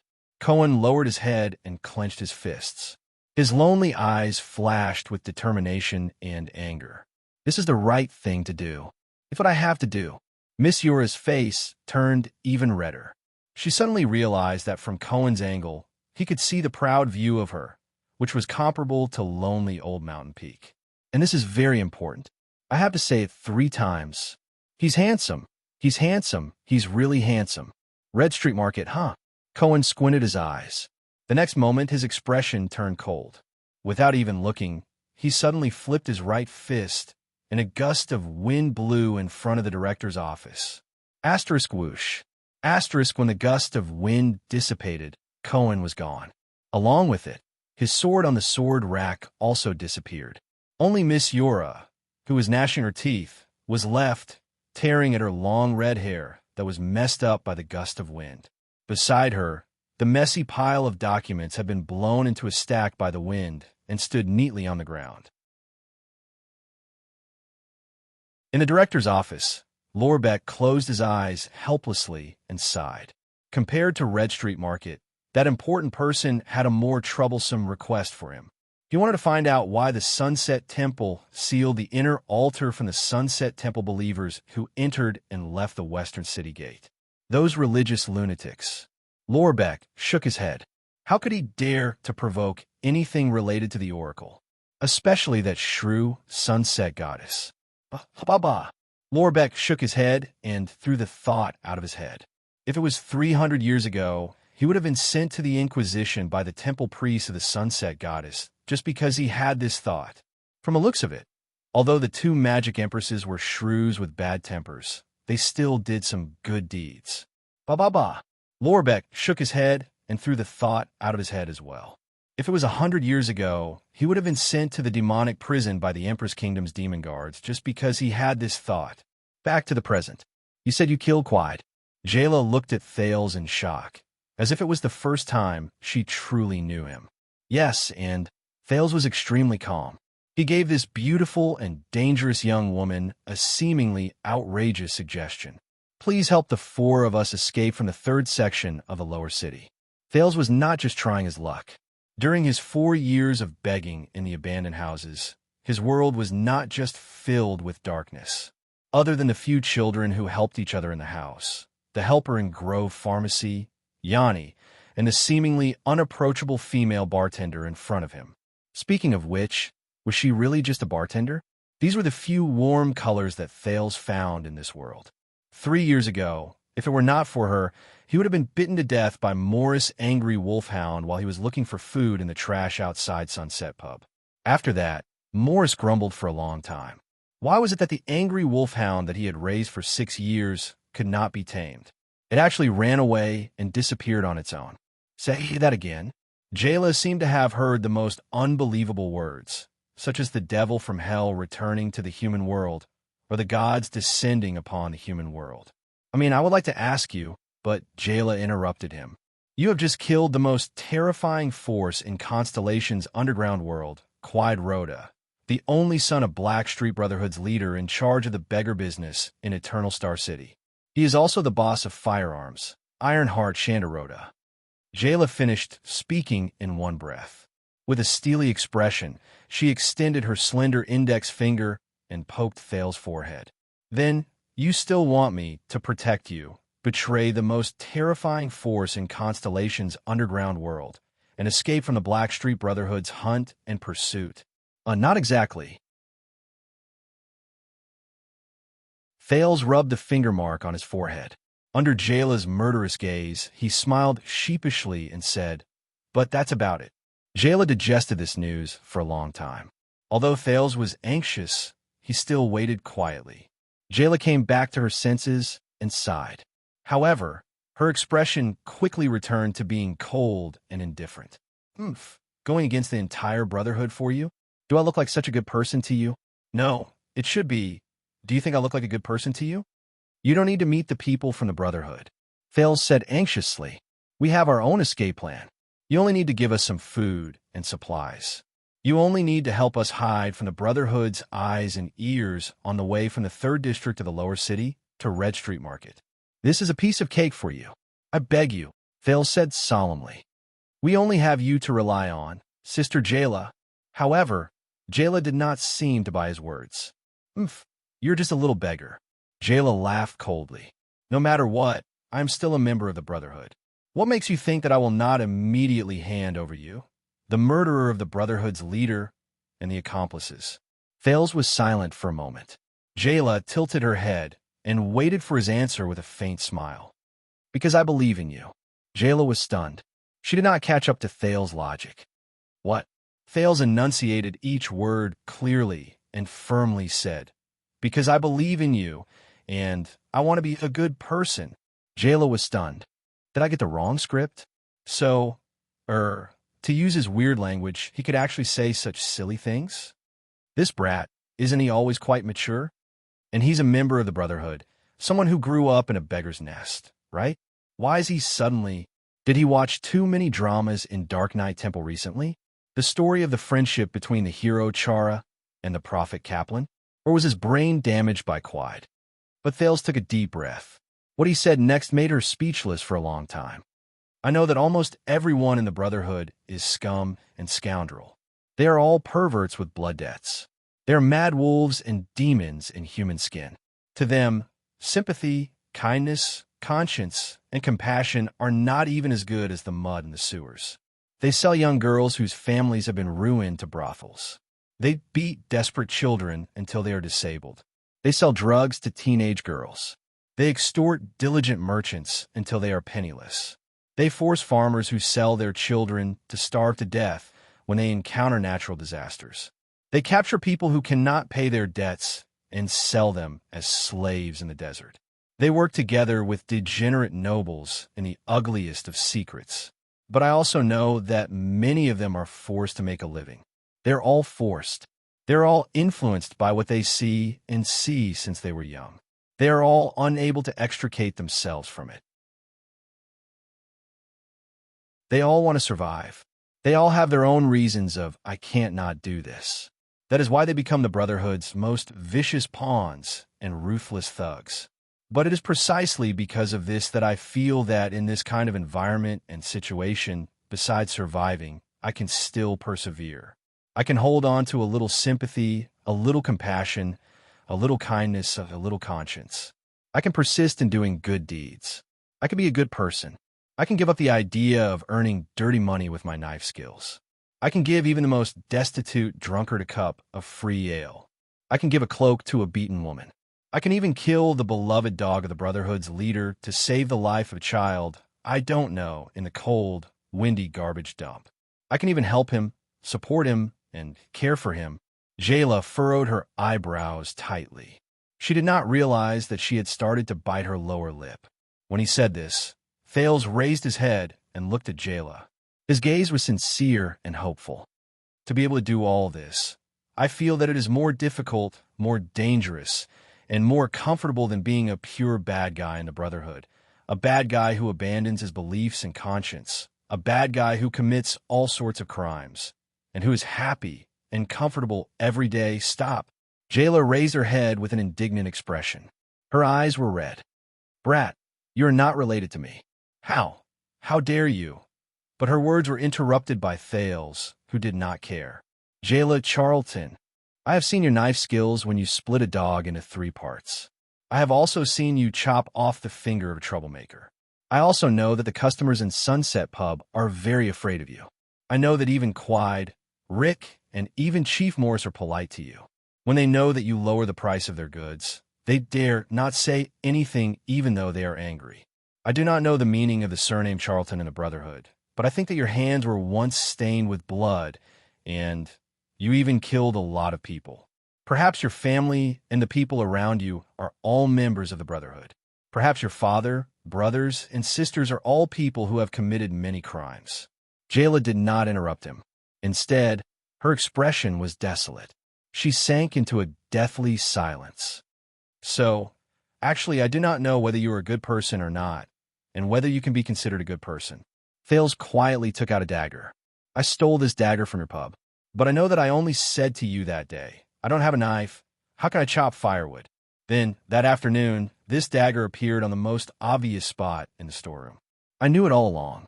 I always thought that this dagger was left behind by someone else, maybe Edmund. It was only today that the word JC appeared on the side of this blood-stained dagger. Thales raised his head and looked straight at Jayla. The faint starlight in his eyes made her heart tremble. That is your initials, right, JC? I just heard your full name from Quide's mouth. Jayla clenched her teeth. She did not even notice how a low-class child beggar, who never had the chance to read and write, could understand the letters on the dagger and even spell out her name. Jayla Charlton, Miss JC, I want you to know, I must let you know that today, the dagger you gave me saved my life. It also saved the lives of the 3 children over there. The three children who think that even ordinary white bread is like a king's feast. Jayla clenched her fists, and her eyes gradually focused. This detestable brat. So, even though I do not know what you were like in the past, and I do not know what you will be like in the future, I always feel that you want to be a good person.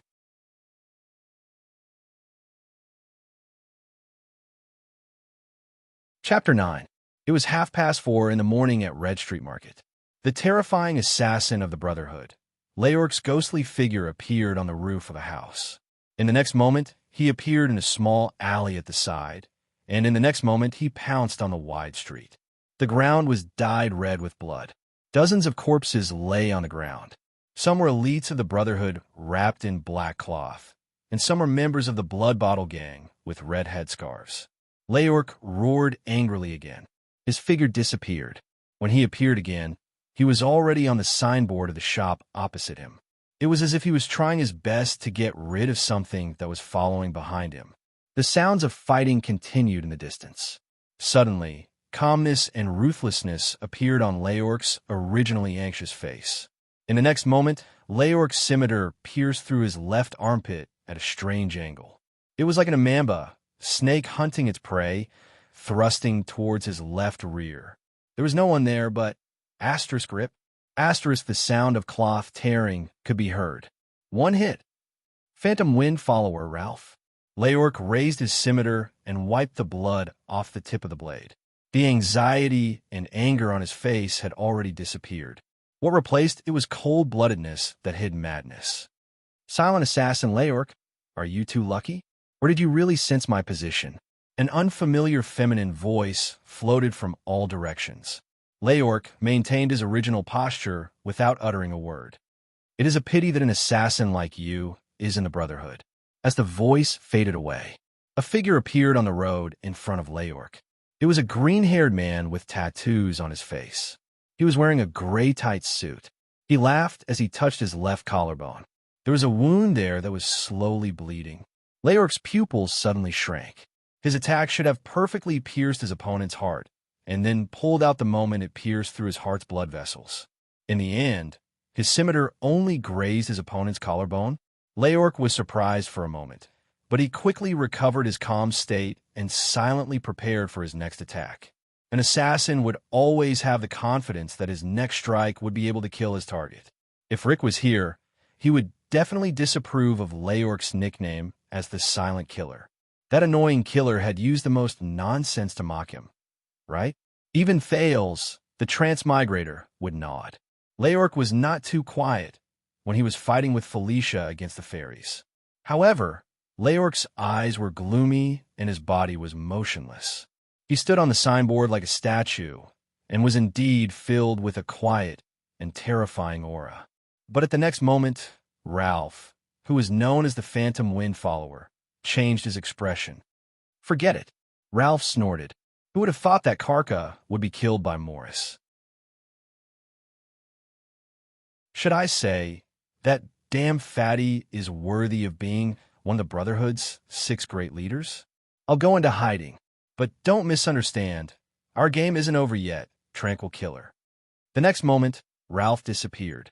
At the same time, Morris, one of the 6 leaders of the Blackstreet Brotherhood and the owner of the human trafficking business, appeared at the corner with a ferocious look on his face along with a team of elites. Boss. Leorc instantly floated down from the signboard and saluted Morris. It's the Phantom Wind follower, Ralph. The plump Morris nodded and threw a corpse on the ground. It was a sturdy man, but he seemed to be in extreme pain before he died. If the Brotherhood's exclusive black doctor, Strange Dr. Ramon, was here, he would quickly analyze that the sturdy man's lips were purple, the corners of his eyes were bloodshot, and his nails were pink. Warwolf Karka, a psionic warrior from a nomadic tribe in the eastern peninsula's Kisili Plains, died of suffocation. Have you found the others? Morris asked with a solemn expression. He did not feel the slightest joy of getting rid of a strong enemy, especially when the other party was a psionic warrior. Leorc shook his head with a solemn expression. No, but I encountered what seemed to be an air wall in a few places.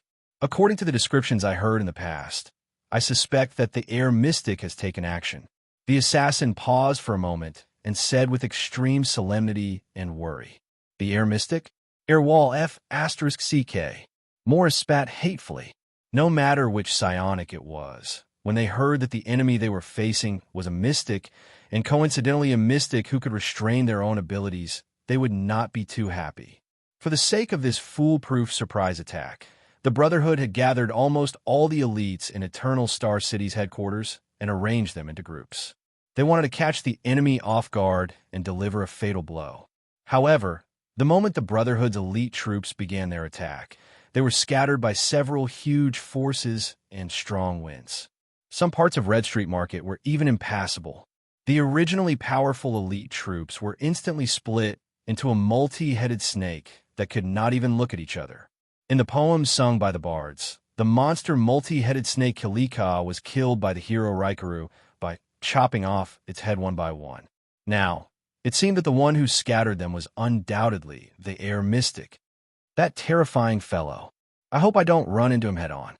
Morris listened to the constant sounds of fighting and tried to identify the location. We were supposed to gather our elites and attack the Blood Bottle Gang's branch in Red Street Market. In the end, it became them ambushing us. Damn it, this is really embarrassing. We have lost all our faith in the Dark Knight God Kingdom. They only have 2 great mystics, and they have already sent one of them. We are still foolishly sending ourselves to our deaths. Our brains are even duller than the god of Dark Knight. Morris cursed with blasphemous words, but his brain could not stop working. There must be a traitor. When we go back, I want to squeeze Lance's lungs out. This old man, how does he do intelligence work? Leork lowered his head. He was smart enough not to curse the other 6 powerhouses like his superior, who was also one of the 6 powerhouses. Morris took a deep breath and quickly made a clear judgment. Since the enemy is a mystic, and we do not have any elites who are above supreme class, the operation to attack Red Street Market has completely failed. Spread out and give an order to all your people. Give up on the target, return to where we came from, and break out of the encirclement with all your might. We're going back to Black Street. Jayla looked at Thales. The expression on her face gradually faded. It felt like a long time had passed, but Thales just stared at her without moving. Then, the man exhaled and lowered his head. Stinking brat. Jayla was expressionless. She only stared at the dark floor of the cellar. Thales did not even dare to breathe loudly. But then, the young female bartender quickly said in silence, Did anyone ever tell you?" Thales listened attentively. "Are you precocious?" This time, it was Thales' turn to be stunned. "Mature early? This transmigrator, haha. Quickly think about it. How did the transmigrator seniors get away with it when they were suspected by the locals?" Then, this transmigrator touched his head, blushed, and said embarrassedly, "Haha. Am I precocious? Haha, about that, Jayla. I understand what you mean, but I still enjoy my current single life. I don't want to ding." Jayla's expression instantly contorted. She poked Thales' forehead with her finger. "Brat, you'd better know when to stop. Also, call me Sister Jayla." Thales rubbed his forehead in pain, but a memory faded in front of his eyes. It was a warm afternoon. "Wu Chirin, Dota 2 won't be able to continue without you. You'd better know when to stop. Why do you keep saying the same thing recently?" Hey, this is a famous saying in the 2D world. Of course I have to. Why are you still queuing for the next match? "Oh, my friend invited me to play against you. I'm sorry, but I can't go." "With your Dota skills? Puffed. You'd better know when to stop. It's the same thing again. Hey, my gaming mouse." Thales rubbed his head and buried the memory in the depths of his brain. What happened recently? More and more memories flashed in his mind. Even though it was a good thing that he could regain a lot of knowledge and wisdom from his previous life, he could not keep flashing back at crucial moments, right? He shook his head and looked at Jayla, whose expression had changed. He said clearly, "I don't ask for much. We just need to cross Red Street Market, and we can escape to Blood Bottle Gang's territory. From then on, we can take care of ourselves. No one will know about you. You won't get into trouble. Right now is the night before dawn. It is the darkest. It should not be a problem for you to hide from the Brotherhood spies from downtown to Red Street Market.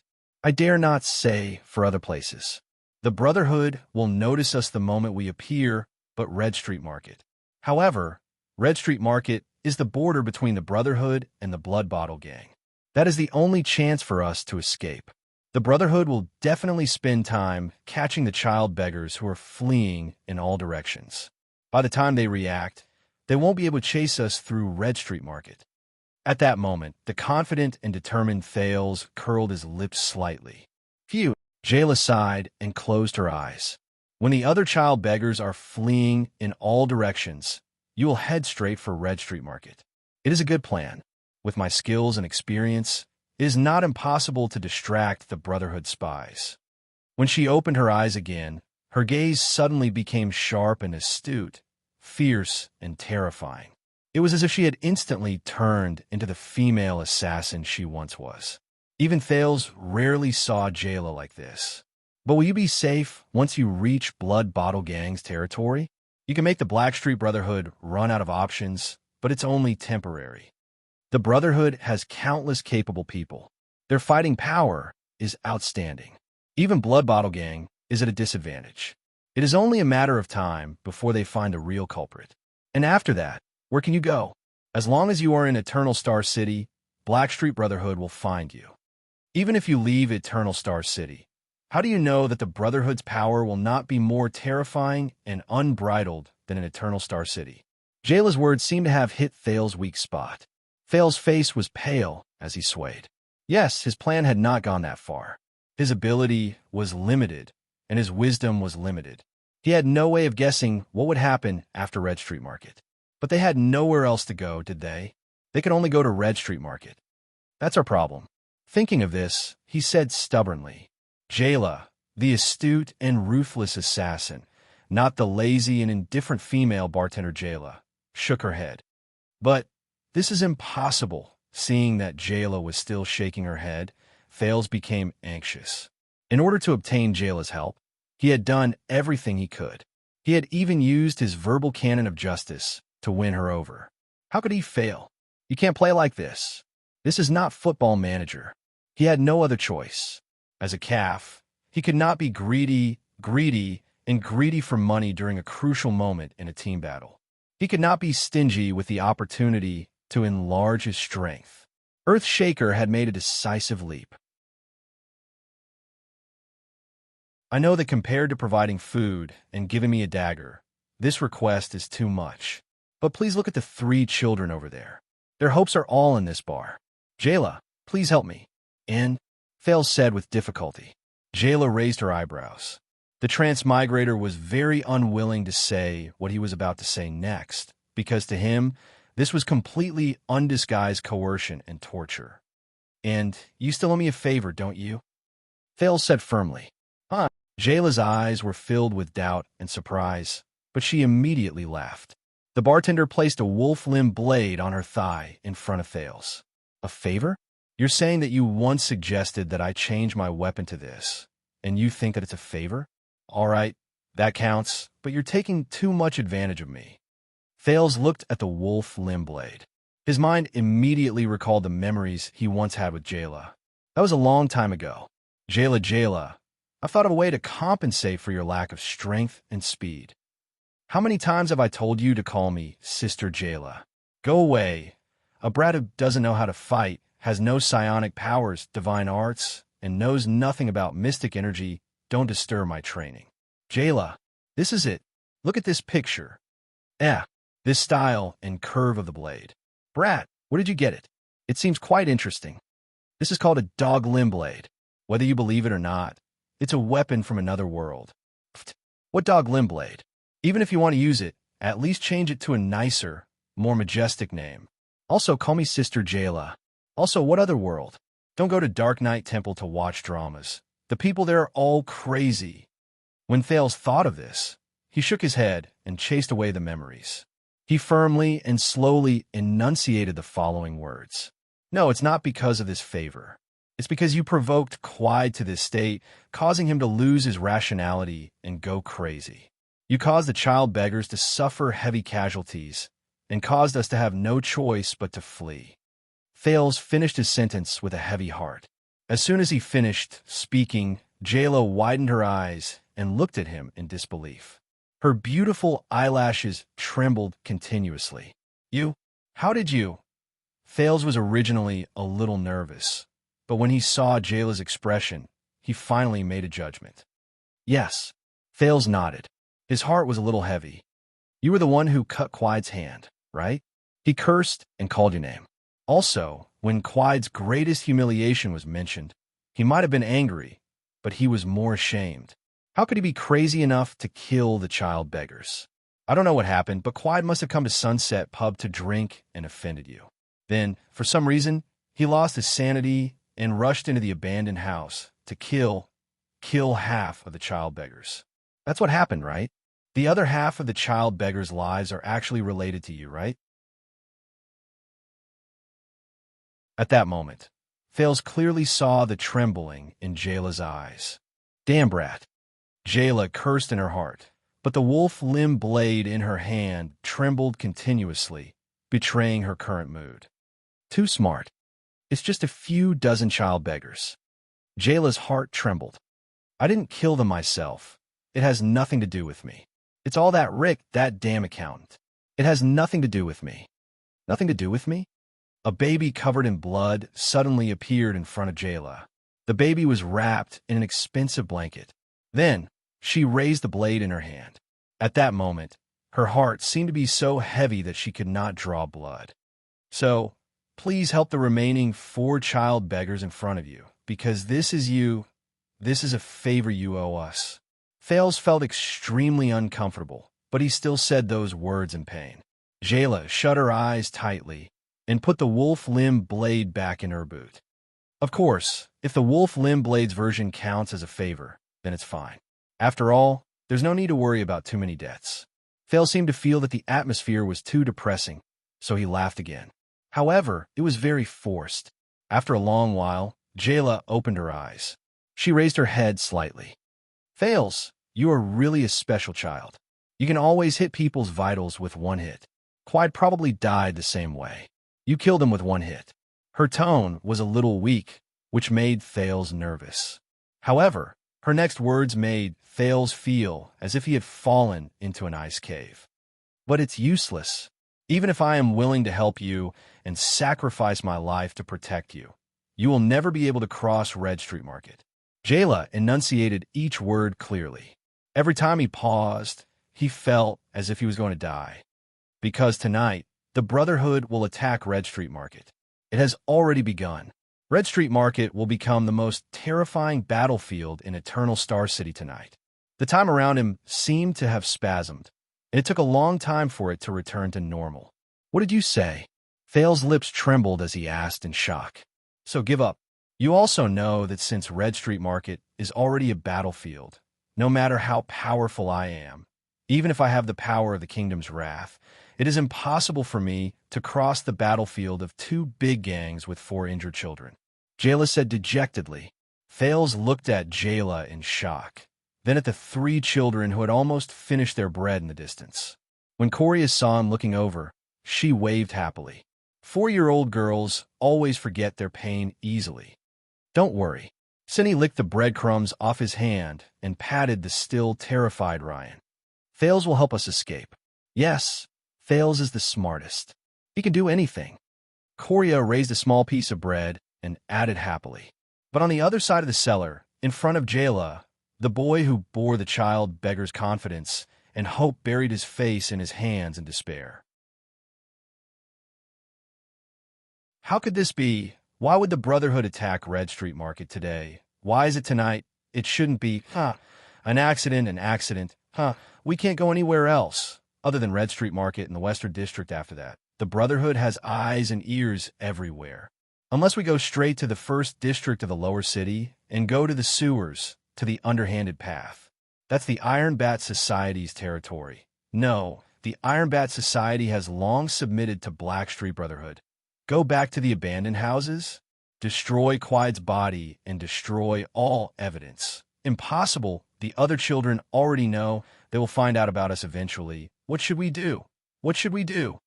Thales's face was pale, his lips were pale, and his forehead was drenched in cold sweat. Jayla could not bear to see him like this, but she could only shake her head and pat his shoulder. "Stay here with me." Jayla sighed. "I have someone I trust who can hide you for at least a month. I can look for the old man." Jayla paused for a moment and said awkwardly, "The Brotherhood values the old man's reputation a lot. At least you won't die. But it's definitely worse than death," the hopeless Thales added in his heart. Sometimes, Jayla looked at Thales' dispirited look and lamented that this smart boy had reached the end of his rope. "We have to accept our fate." Thales' vision suddenly blurred again. "Chirin, sigh. She's already gone. You have to restrain your grief." Sob, sob, sob. I'm fine, don't worry. Don't worry, Annie, I'm fine. I'm really fine. I know, Chirin. Sometimes we have to accept our fate. Since she's gone, this is a hurdle we have to overcome.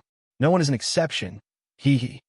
Auntie, we have to accept our fate. Sob, sob. Accept our fate. Sob. Accept my fate. What is my fate? Am I supposed to transmigrate to this world and be killed? Do I deserve to accept it? Ridiculous. I've read so many books. I've done so much research. I've written so many papers. How can I accept my fate? How can I believe in this so-called fate? Thales raised his head abruptly, startling Jayla. His eyes were filled with determination and anger. "Brat, are you all right?" Jayla asked tentatively. She did not know why, but at that moment, she was actually a little afraid of this 7-year-old boy. "They will stay here with you." Thales suddenly spat out a sentence. "The 3 of them will stay. You have to stay as well. Only then can you protect them. Just say that you've caught these 3 child beggars." Thales said emotionlessly, as if everything in front of him had lost its color. "What?" Jayla was a little surprised, but Thales ignored her. "I'll make a statement with the 3 children. I'm the one who killed quite alone." Thales continued to speak expressionlessly, emphasizing the word alone. "When the Brotherhood comes, just tell them this." Jayla frowned. "What about you?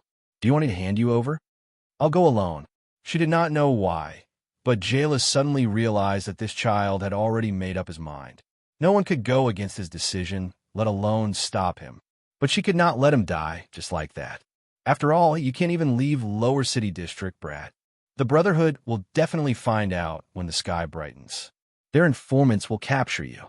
When that time comes, you will only regret not begging me to kill you now." Jayla said with a complicated expression. Thales turned his head. His eyes were so cold that it was frightening. "Yes," Thales said coldly.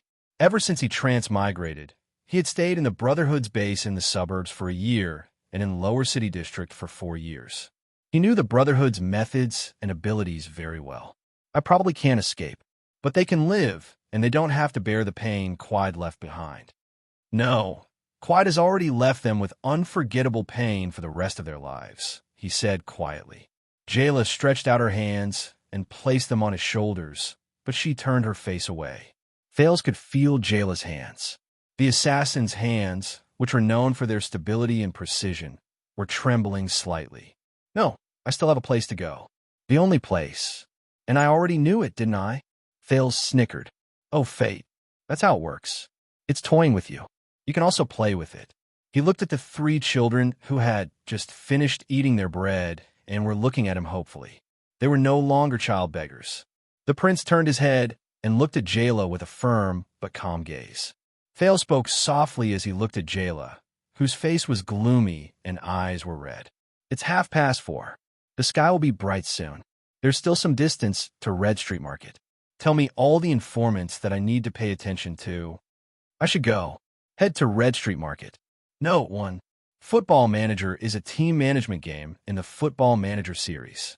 Players often have this feeling. I have done everything I can in terms of tactics, mentality, lineup, and public opinion. But no matter how many times I save the game and replay, I just can't win against my opponents. In the face of Jayla's rejection, Thales felt the same sense of helplessness. 2. Calf, also known as Earthshaker or Earthshaker, a hero that could be chosen in Dota 2. Its ultimate skill was a pure damage skill.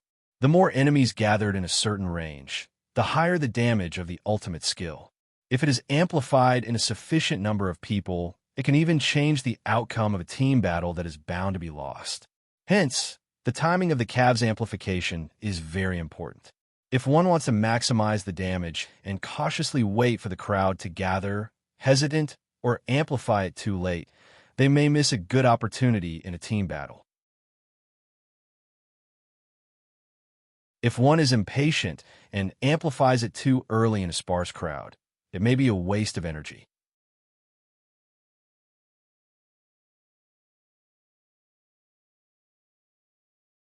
Chapter 10. The children's statements were not difficult to string together. In their minds, Thales was the hero who defeated Quide. Thales made up an excuse and lied to them, saying that Jayla would arrange everything. No matter who asked, he would insist that Thales stabbed Quide's neck from behind. That way, once the storm died down, they would be safe. "They can't catch me," Thales said with a smile. Coria and Ryan, who were 4 and 8 years old respectively, had little doubt. In their eyes, Thales was always omnipotent. Only Cindy was slightly doubtful when Thales left. However, the transmigrator managed to make him keep the promise of "you think I'll do it." Then it was time to go. Baba, time to go. When he waved at the children nonchalantly and stepped out of Sunset Pub's back door, Thales felt that there was still a hint of sadness in his heart. "I won't be able to take care of you in the future. Children, I hope my luck is good. We'll meet again in the future." What a heavy farewell. After all, I've stepped forward bravely. It's a little bleak. Huh? Thales widened his eyes and looked at the expressionless Jayla. She swung her long legs and overtook him from behind while fully armed. "Hey, aren't you supposed to stay in the pub and take care of the 3 of them? Without you, they don't worry. I hid them in the secret room and left a note for Edmund." Jayla, who was wearing a dark gray tight suit, pulled down a pair of transparent goggles from her forehead and put them on. She then pressed down on Thales' shoulder with a displeased expression and squatted down beside him. "But no buts. Brat," Jayla interrupted him in an unquestionable manner. "Since you've decided to bear the wrath of the Rhoda family alone and go to Red Street Market to try your luck, I should at least send you on your way." Jayla patted the wolf limb blade on her boot. "Besides, the Brotherhood's hidden sentries in XE are not something a 7-year-old brat can avoid. Even if I tell you everything in detail 100 times, you won't be able to get past me." Thales stared at Jayla dumbly. After a second, he squeezed out a sentence. "But Red Street Market is at war. Don't waste any more time. Get on, let's go." Jayla did not waste any more words, nor did she bother to explain. Her arrogant expression forced Thales' hesitation back into the depths of his mind. "But come up? From where?"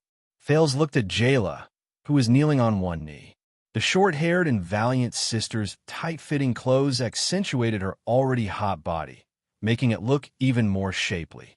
Her chest was even. Ahem. If he sat on her arm and clung to her neck, wouldn't that be?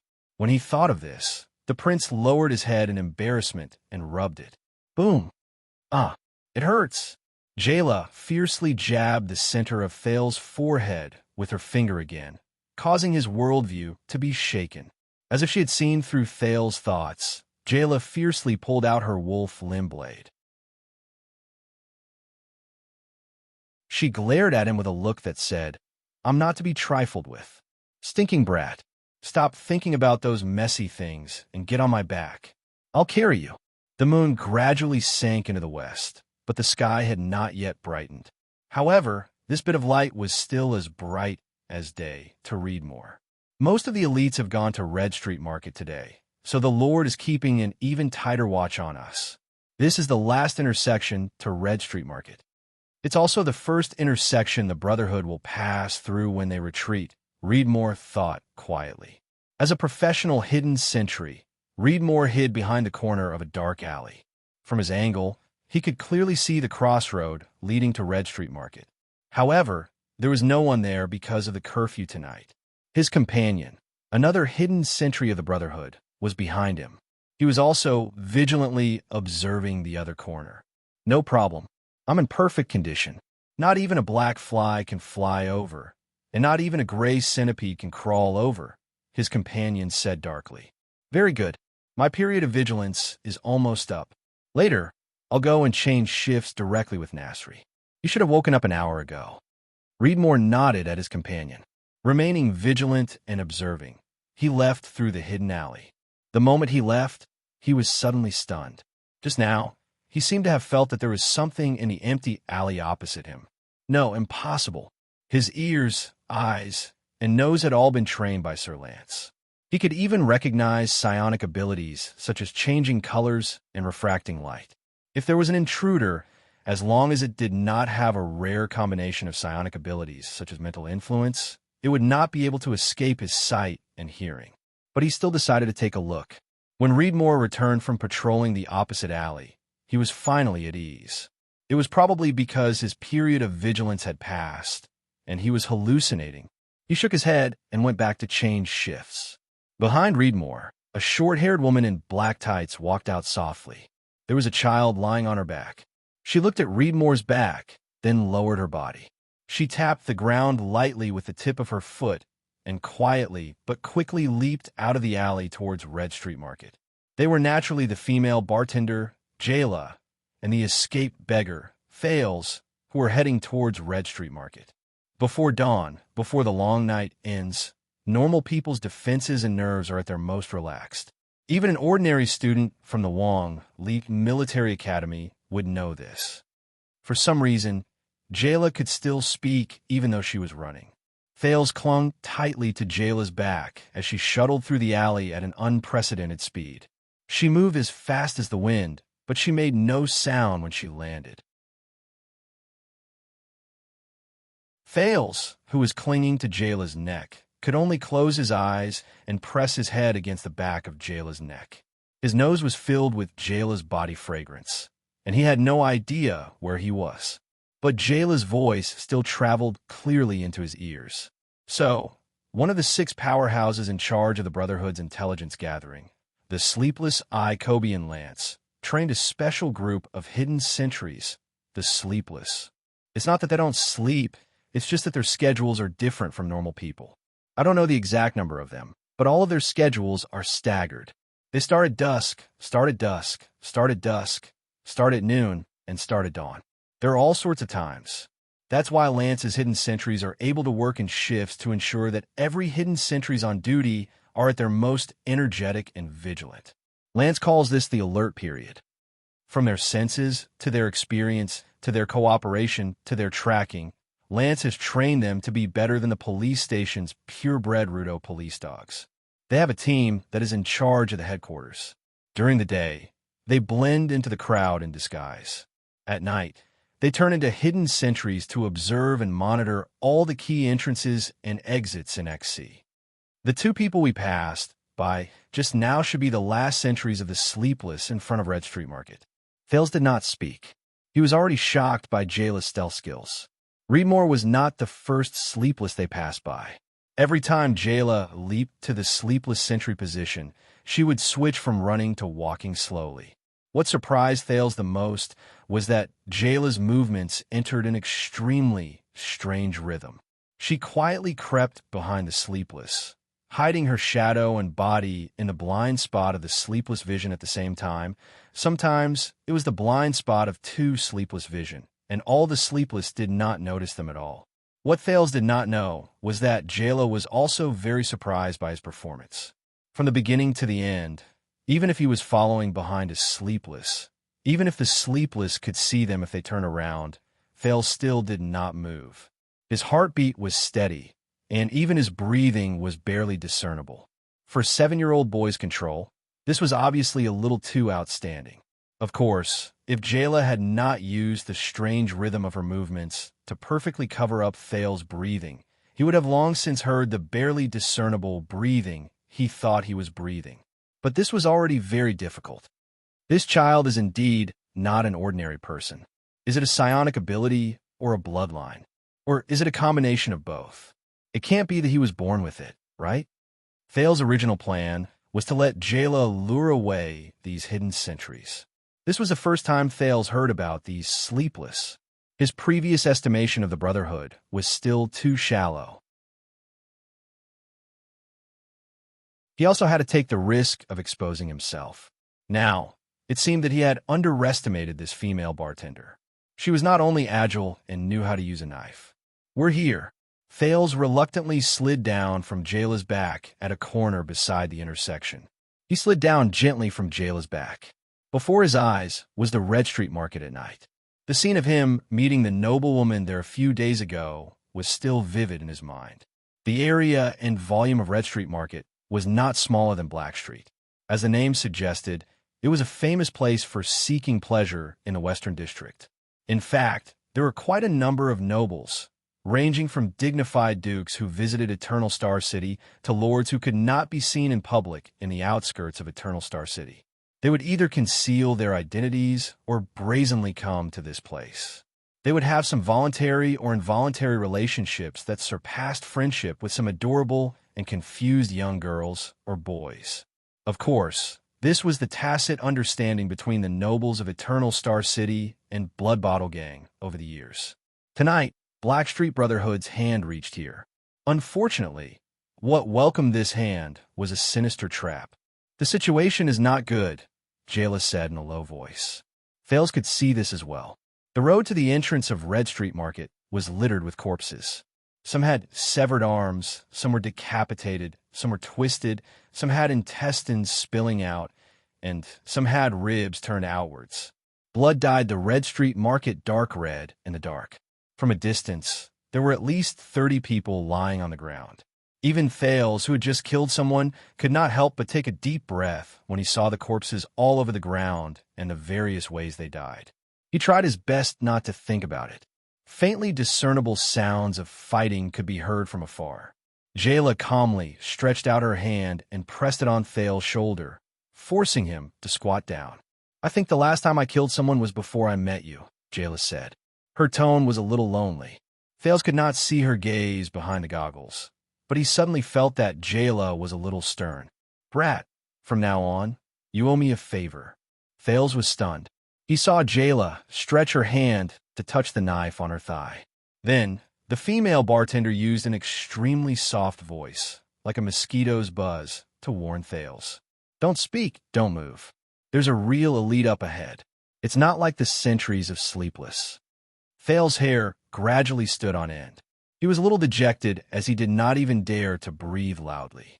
He had wanted to take advantage of the chaos to cross Red Street Market and escape from the Brotherhood, but if there was already one at the first stop. Sigh, he was still too naive.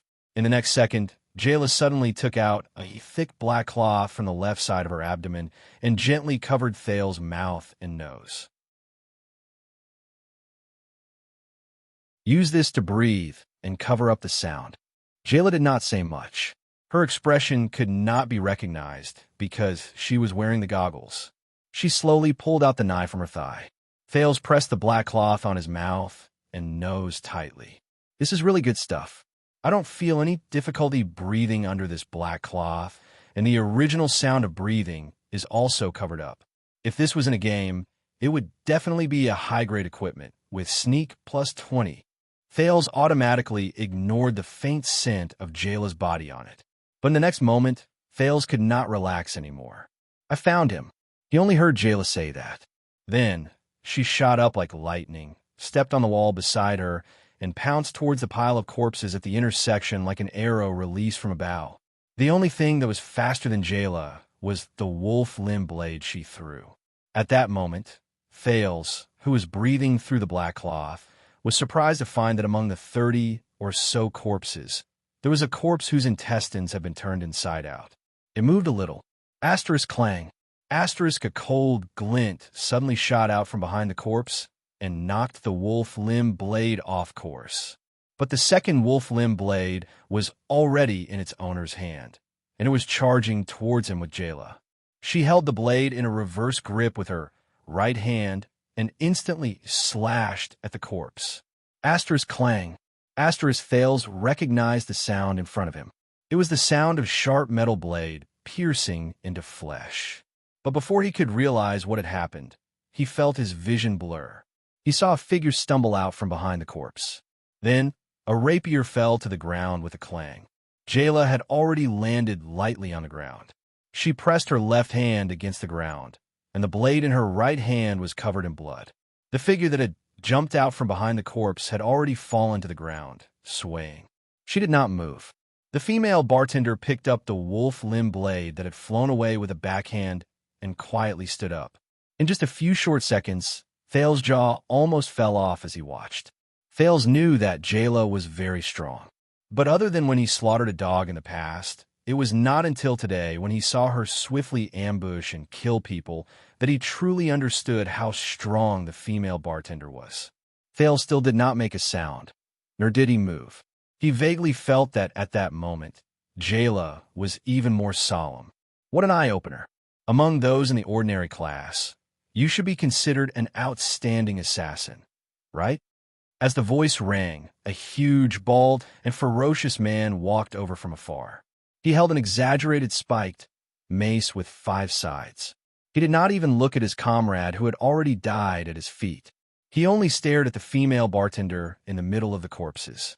You also know that your brotherhood is finished, right? Everyone is in the trap, and all of you have been wiped out. Our mission was to be on guard or intercept any possible reinforcements from the Brotherhood.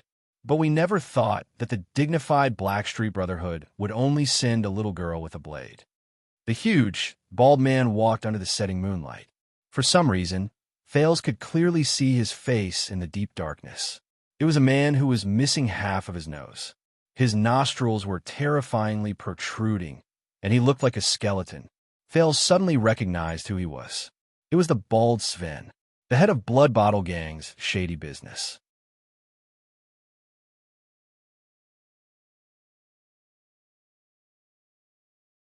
Chapter 11. Since 12 years ago, when the kingdom was in chaos and blood was everywhere, that terrifying swordsman used the tip of his sword without any principles or emotions to carve out a territory in Blackstreet. The newly born Blackstreet Brotherhood and a long-standing Blood Bottle Gang in the capital were like two evil dragons that would not rest until one of them died. They fought to the death for the hegemony of Eternal Star City and even Constellation's underworld. As time went by, especially in recent years, the Blackstreet Brotherhood gradually grew from a young dragon into a giant dragon with sharp fangs and fierce claws. They were on par with the Blood Bottle Gang, who originally had the upper hand, and they stood on equal footing. During the long struggle, the two gangs also gathered a group of terrifying people outside the kingdom's field of vision. They stirred up a huge wave of blood in the underworld.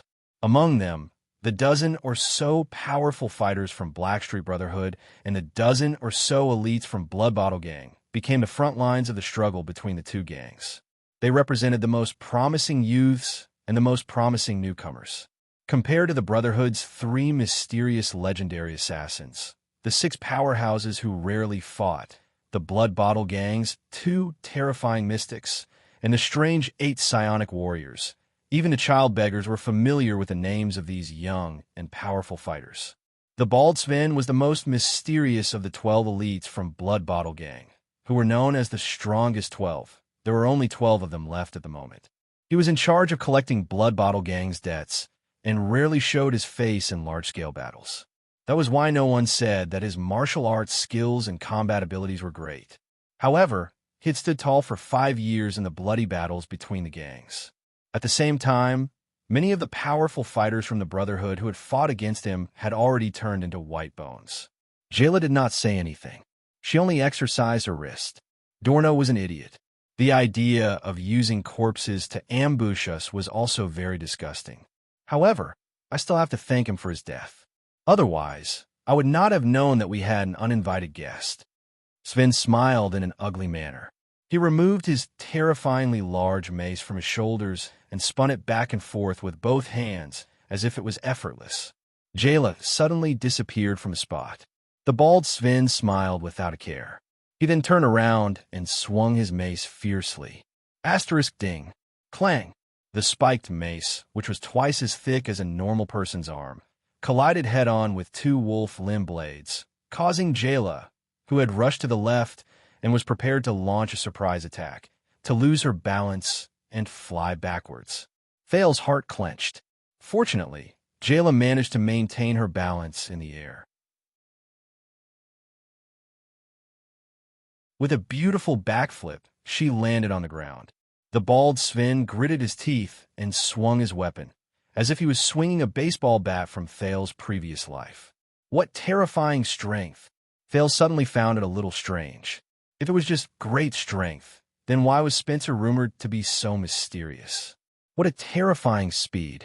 But if I knew of your existence, it wouldn't be that difficult to stop you with my battle instincts. Sven's hideous nose trembled along with his smile. It was a frightening sight. Jayla did not speak. She only disappeared again. The next moment, she appeared in front of Sven's left foot. He thrust out his twin sabers. However, Sven merely tapped his feet on the ground and moved his body to the side. Then, using his body's inertia, he smashed his hammer down again. Bang! The spiked mace smashed into the stone floor, sending a shower of gravel flying. On the other hand, Jayla barely managed to roll to the side and avoid the fatal blow. To think that there would be such a crooked blade. What a rare weapon. Come on, little girl. It doesn't matter if you're an assassin or a killer. When you're dealing with a prepared enemy, the sneak attack you're so proud of is useless. Jayla crouched on the ground as if she was thinking of a countermeasure. What will you do? You won't charge me head-on, will you? After all, if you want to enter Red Street Market, this is the only way. Sven had been using words to disturb Jayla. Thales became increasingly nervous. He knew that at the moment, Jayla was the only person he could rely on to cross Red Street Market and escape from the Brotherhood. However, at that moment, he was more worried about Jayla's own safety and Sven's mysterious reputation. Jayla's expression was hidden behind the protective goggles. However, she seemed to have made up her mind about something. She slowly stood up and flipped the wolf limb blades in her hands at the same time. It's been so many years. Jayla laughed bitterly in her heart. Do I still have to use this blade? Thales gulped nervously. He had seen Jayla's ghostly nimbleness and terrifying speed, but when faced with the bald Sven, who was obviously strong, would her wolf limb blades still be useful? Then Jayla did not disappear again. She faced Sven's front and charged forward. Thales almost screamed out loud. The two blades were positioned in front and behind. The front blade went straight for Sven's throat, while the back blade moved in the direction of the spiked mace. A head-on attack? Don't even think about asking for death. Sven roared excitedly and swung the sledgehammer at Jayla. Asterisk whoosh. Asterisk the spiked mace whistled through the air as it went towards Jayla's waist while she was running. Later, I'll have to properly deal with this pretty girl by my side. Huh. Sven was shocked to see that this time, Jayla did not block or retreat. The moment the mace was about to hit her, her flexible body stretched out at an impossible angle. Facing the spiked mace in front of her, Jayla did a forward somersault that shocked Thales so much that his jaw dropped. She barely avoided the incoming spiked mace. Even Sven was astonished. This body movement, how did she do it? The attack was not over yet. The female bartender gently pressed the back blade against the spiked mace, and with Sven's great strength, she leaped onto the bald man's left shoulder. Then, the front blade slashed downwards. The modified curve of the blade allowed the wolf limb blades to slash at Sven's left neck faster, more forcefully, and more fatally than normal blades. Asterisk rip. Asterisk Sven roared and retreated. At the critical moment, he avoided being hit in a vital spot, but blood still gushed out from his left shoulder. Did this person completely give up on defense and use risky dodges to attack head-on? Doesn't she know that one mishap and she'll be dead? But Jayla did not show mercy after gaining the upper hand. With a tap of her foot, she continued her attack. She turned sideways again and dodged the tip of Sven's hammer by a hair's breadth. The wolf limb blades in her hands followed their master and spun towards Sven. There was another flash of blood. This time, Jayla cut open the bald man's right rib. Then the next slash came. She charged head-on and perfectly displayed the agility and flexibility of her body. She faced Sven's terrifying attacks and every time she was about to be hit by the mace, she would move and dodge. There were a few times when Thale saw the tip of her nose narrowly brush past the rusty nails on the spiked mace. At the same time, the rhythm and speed of Jayla's attacks did not decrease in the slightest. In fact, it was even more fatal than when she launched a sneak attack. On the other hand, even though Sven roared repeatedly and his momentum was astonishing under her relentless and extremely dangerous attacks, even Thales could tell that he was already in dire straits and was in a pinch as his body continued to bleed from the injuries he sustained. This can't go on, Sven thought in panic. How can she not make mistakes when dodging by a hair's breadth? Asterisk clang. Asterisk Sven roared angrily and used all his strength to block an attack. Then he rolled to the side in a pathetic manner. Imagine a big man like a bear being forced to roll on the ground by a slender girl who is only 2/3 his height to avoid this round of attacks. Then he quickly widened the distance between them. This is the swift killing blade. This sentence was like a pebble that broke the surface of the water. It stopped Jayla's continuous attacks and made the latter stop in her tracks. And the moves you used to kill Dorno were probably the swift killing blade and the instant killing blade. Sven panted violently. His face was filled with fear as he roared in disbelief. The swift killing blade. I have only seen it in the hands of the blood chant Loden Charlton a long time ago. You are a member of the Charlton family, the assassin's flower. Jayla knelt on one knee without saying a word. This seemed to be her favorite posture to exert force. She only stared coldly at the big man. This is impossible. Sven seemed to have suffered a blow. After Kessel V succeeded the throne, the members of the Charlton family fled Constellation and disappeared outside the country. Why are you here and standing on the Brotherhood's side? He said in disbelief. Wanted posters and bounties have been posted all over the Western Peninsula. How dare you come to Eternal Star City with the heavy crime of killing a member of the royal family? Aren't you afraid of being surrounded by the army and the royal guards?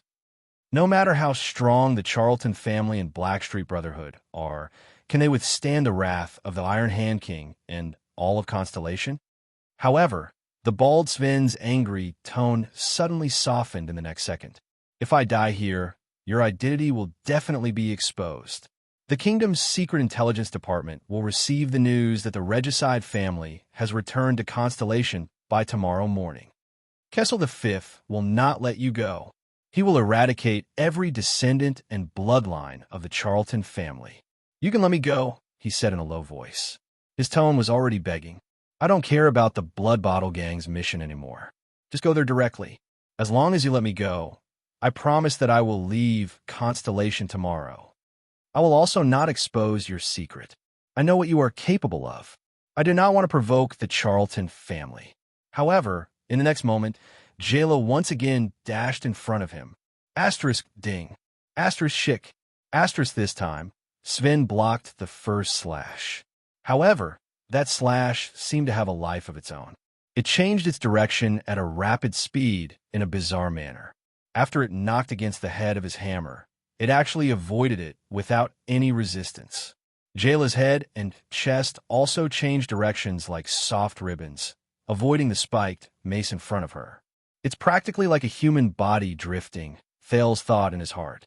What's going on? Sven thought in shock. Why is the trajectory of this slash unblockable? However, the blade in the female bartender's right hand did not stop moving. After changing directions, it returned to its original trajectory and went for Sven's neck even more fatally, until it cut into his throat. Blood flowed everywhere. Sven watched in shock as Jayla calmly wiped the blood off the blade on Sven's clothes. Then, she quietly withdrew her blade. The spiked mace in the bald Sven's hand fell gently. What is this knife technique? Sven struggled, wanting to ask a question before he collapsed. However, Sven could not finish his question. At that moment, Thales felt as if he had returned to 4 years ago. In the trash pile behind Sunset Pub, there was an indifferent woman in front of him. She waved the blade in her hand and said to the dumbfounded Sven, It's a pity to use the serial killer blade to kill a dog. Hey, brat, do you want to eat dog meat? Call me Big Sister, and you'll have dog meat to eat. The serial killer blade. Thales knew that it was the serial killer blade. The last person who enjoyed this knife technique was a large, angry wolfhound who had a small conflict with Thales. We just had a heated debate about whether humans should be part of the angry wolfhound's diet. At the same time, I'm very grateful to you for supporting my point of view. So dog meat? Jayla's skills surprised him once again. However, what shocked Thales even more was what the bald Sven said. It was the truth about the Charlton family, the assassin's flower. Killing a member of the royal family? Assassin's flower? Regicide? You talk a lot of nonsense. Jayla looked at Sven's corpse and said coldly, "The so-called strongest 12 is nothing more than this." After saying that, she summoned Thales, who was hiding in the dark. "Let's go, Brad." Thales walked past the bald Sven's corpse and looked into his eyes, which were filled with grievances. He still did not understand why Sven, who only had strength, a big build, and was missing a nose, was the most mysterious existence among the 12 strongest ones. Was Jayla too strong? He shook his head and walked towards Jayla. The two of them continued to walk towards the battlefield between Blood Bottle Gang and the Brotherhood. Thales glanced at the female bartender's side profile. He was smart enough not to ask her about the Charlton family. "I have a secret anyway," the boy thought, "and it's even bigger than yours." At the same time, in the inner altar of Sunset Temple, the gray-haired, middle-aged noble looked calm, but he was actually anxious as he waited on the stone chair below the inner altar. His gaze never left the small sacrificial lamp that was burning on the altar. It was as if he was afraid that the flame in the lamp would suddenly change. Beside him sat an elderly priest who was focused on praying. He was quiet and pious. This made the middle-aged noble think of Yodel. He was also quiet, but he was even more terrifying than Yodel. Even though His Majesty was very confident in Yodel and believed that he would not hesitate when he needed to act, Yodel was a person who hid behind a purple drop mask all day long. But Yodel, the guy who always hid behind a purple drop mask, had worked with him once when he was young. It wasn't a happy memory. With his efficiency, he should have found his target long ago. That person was a person with his own creed. After all, he served His Majesty's will, and Yodel Cato, that bottomless man, served His Majesty's interests. The difference between heaven and earth was like the difference between clouds and mud. Does Yodel really know or understand when His Majesty wants him to act? Soon after, the bald Sven's corpse suddenly moved. Then, the wounds on his neck and around his body gradually healed at a speed visible to the naked eye. Then, the man climbed up with great difficulty. "Damn it!" Sven cursed and touched his spiked mace. "The Charlton family has appeared in Eternal Star City. Just this news alone will give me 10 gold coins from the city hall," but Sven touched the wound on his neck that had just healed. His life was still more important. Fortunately, the woman was in a hurry and did not turn around to check. Sven was one of the 12 strongest in Blood Bottle Gang. There was no need to go into detail about his battle instincts and skills, but more importantly, it was his unknown self-healing psionic ability that allowed him to turn defeat into victory the moment his enemies let their guard down. As long as your head, or more accurately speaking, your brain is not damaged, you can return from death. This was what the Blood Mystic, the true powerhouse of Blood Bottle Gang, said to Sven. "Congratulations, Undying Sven." And that boy, the Undying Sven, thought. "When I was in a state of suspended animation, I saw a thin and weak boy appear at the corner of the street and leave with the woman from the Charlton family. This is also strange. A child who can follow the woman from the Charlton family is definitely not an ordinary child. Is he a genius? Does he have some kind of ability that can turn the tide of a battle? A biological weapon? A large area of effect attack? Or some kind of non-human long-lived species? That boy looks young. Maybe he is already hundreds or thousands of years old." Sven shouldered his spiked mace and frowned. "Once I report this to the air mystic, I will," but his train of thought was interrupted, because a strange person wearing a strange mask suddenly appeared in front of him. He appeared abruptly in front of Sven. "You saw that boy," the strange masked person said. His hoarse and indistinguishable voice did not sound like a question, but a statement of affirmation. "Who is this person? I did not notice him at all. He's hiding his tracks. Could it be that he's also a member of the Charlton family?" The strange mask seemed to be made of a dark purple, hard metal material. It had distinct edges, and only 2 round holes were drilled into the position of the eyes. The holes were covered with circular crystal drop lenses, and there seemed to be a bronze-yellow mechanical device behind the lenses. The reason why Sven could still think so much was because he had nothing else to do other than thinking about it. The person wearing the dark purple mask held a short sword with a crossed hilt in his right hand. Under its master's control, this short sword once again cut open the wound on Sven's neck that had just healed not long ago. Sven did not even have the thought to dodge before his neck was cut open. Asterisk clang. Asterisk Sven fell down again along with his spiked mace. How unlucky, Sven thought as he prepared to welcome the next death and resurrection. However, after Sven faked his death, he discovered to his surprise that the masked person did not leave. The strange masked person furrowed his brows in a barely noticeable manner behind the mask. He slowly crouched down and stared at Sven's wound. After a while, the strange masked person nodded as if he had come to a sudden realization. In Sven's senses, he discovered in despair that the masked person's right hand danced lightly with the short sword and drew a beautiful sword flower. "No, no!" Sven roared in great terror in his heart. Then, Sven could only watch as the strange man stabbed the dagger into his head through his temple, agilely and fatally. The blade was pulled out. There was not even a drop of blood on the smooth blade. As long as your head, or more accurately, your brain is not destroyed, you can return from death. In his daze, Sven seemed to have heard the blood mystic's words again. From then on, one of the 12 strongest in Blood Bottle Gang, the bald Sven, who was also known within Blood Bottle Gang as the Undying Sven, never woke up again. The strange masked person crouched down and brushed his right hand over a mark left by a blade on the ground. It was the mark left by the wolf limb blade when it pierced into the ground. He stood up. Then he disappeared.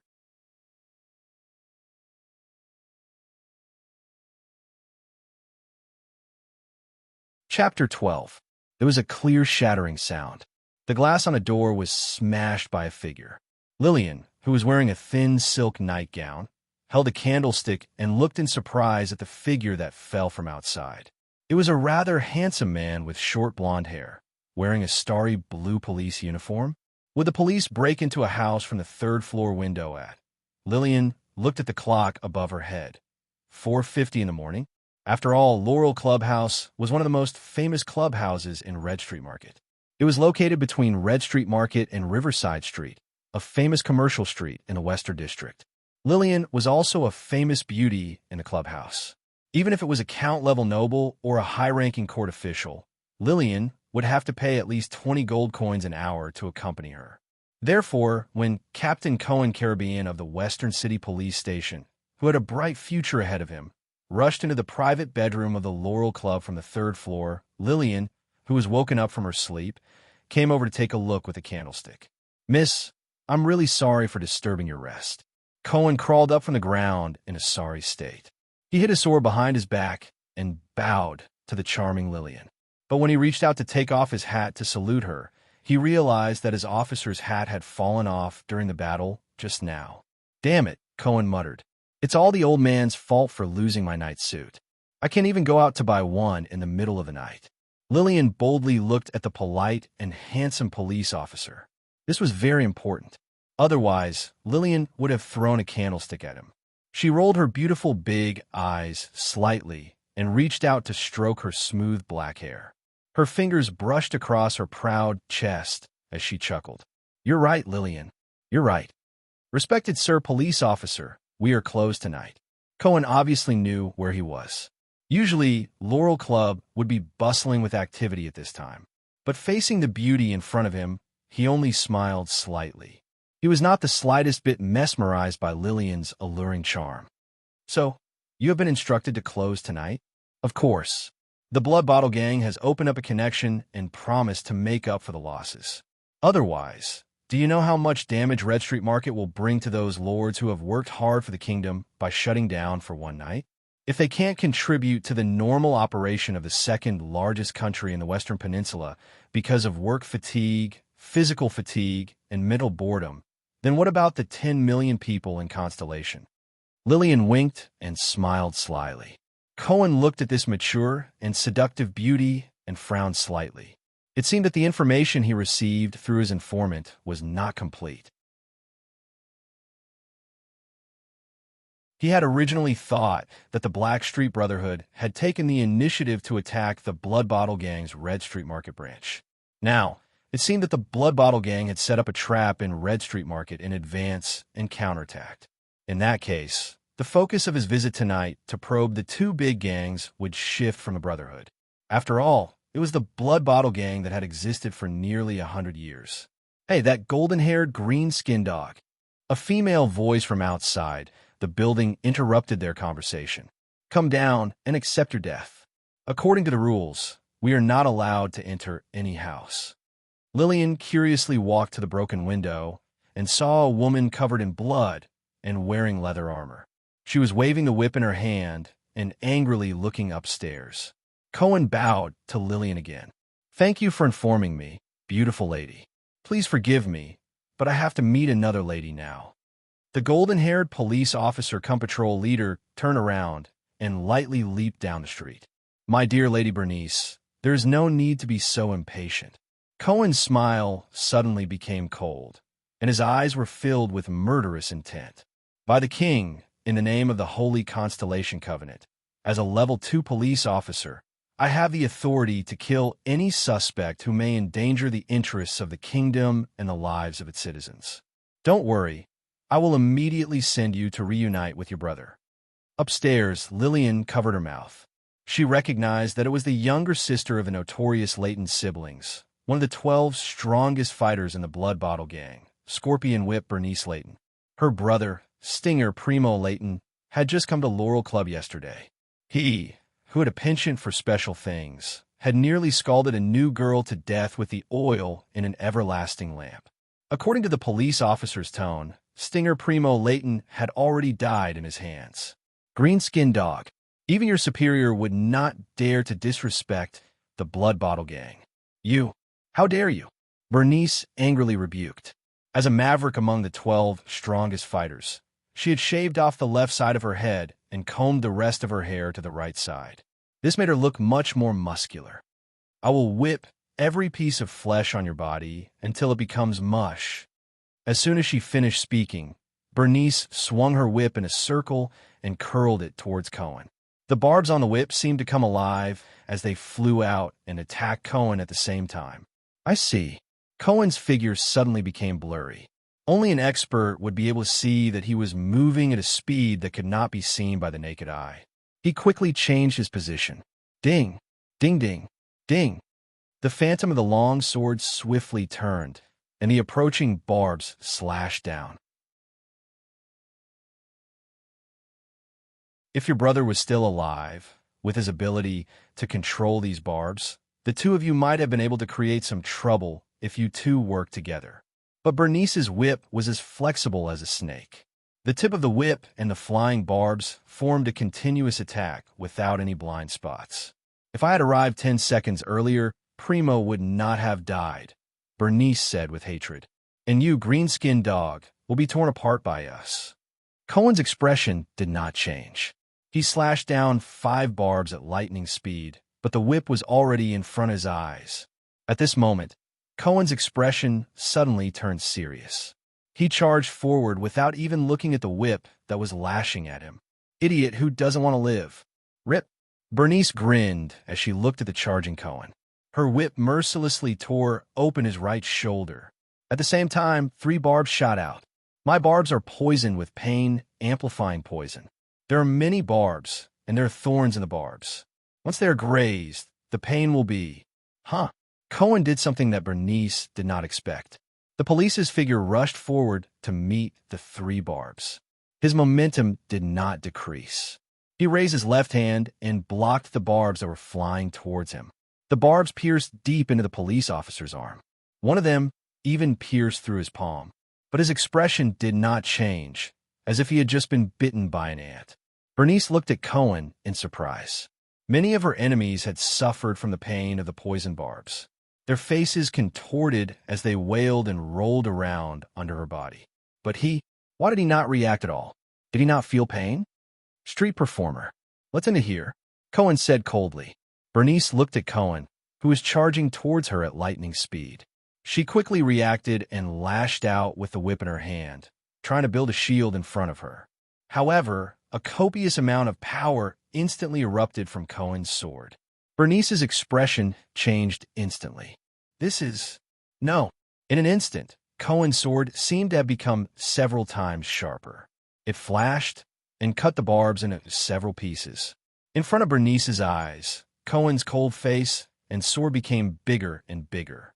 The next moment, the plain but sharp sword ruthlessly pierced through her left chest, and the tip of the sword came out from her back. At this moment, the words came out of her mouth with difficulty. Power of eradication. You are super. But she could not finish her sentence. Law enforcement complete. Cohen gently pushed the shocked Bernice away from the sword, as if he had done something insignificant. Let me give you a suggestion. Next time, if you have a trump card, use it right from the start. He gently pulled out the barbs from his hand. That powerful force once again surged into his palm, forcing out a few drops of green liquid. If I was wearing armor, even if it was light armor, you would have died 10,000 times. In the eyes of those who have experienced war, even superclasses are as childish as street fights. But you guys are like children's games. Bernice closed her lifeless eyes and fell to the ground forever.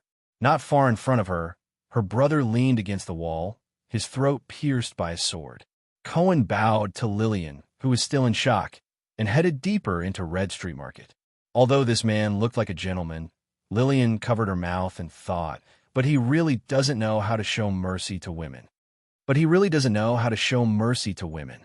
In another alley of Red Street Market, Jayla coldly pulled out the wolf limb blade from the abdomen of the last thug in front of her. She shook off the blood on the blade in disgust.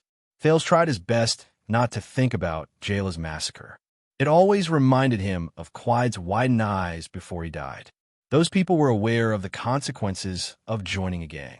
Thales felt much better when he thought about it this way. Thales pressed down on the black cloth covering his mouth and nose.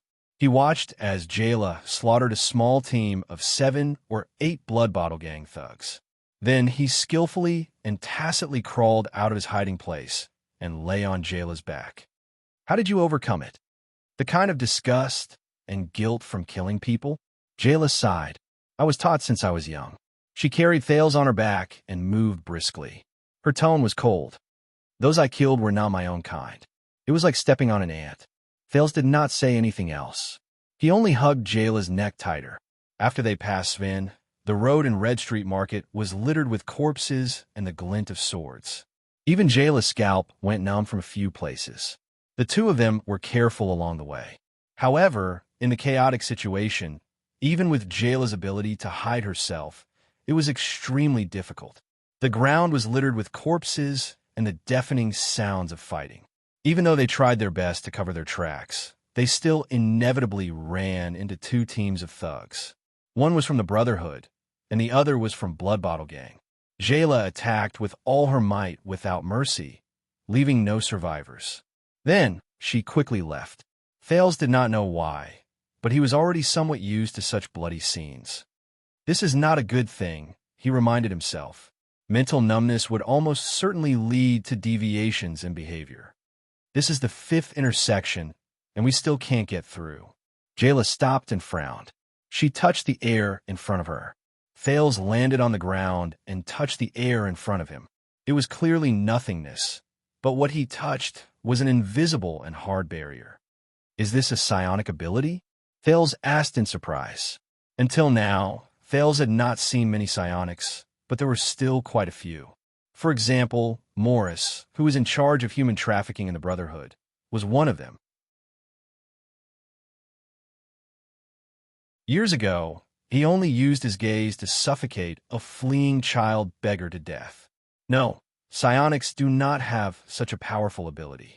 Blocking 5 or 6 intersections of such a large street at the same time.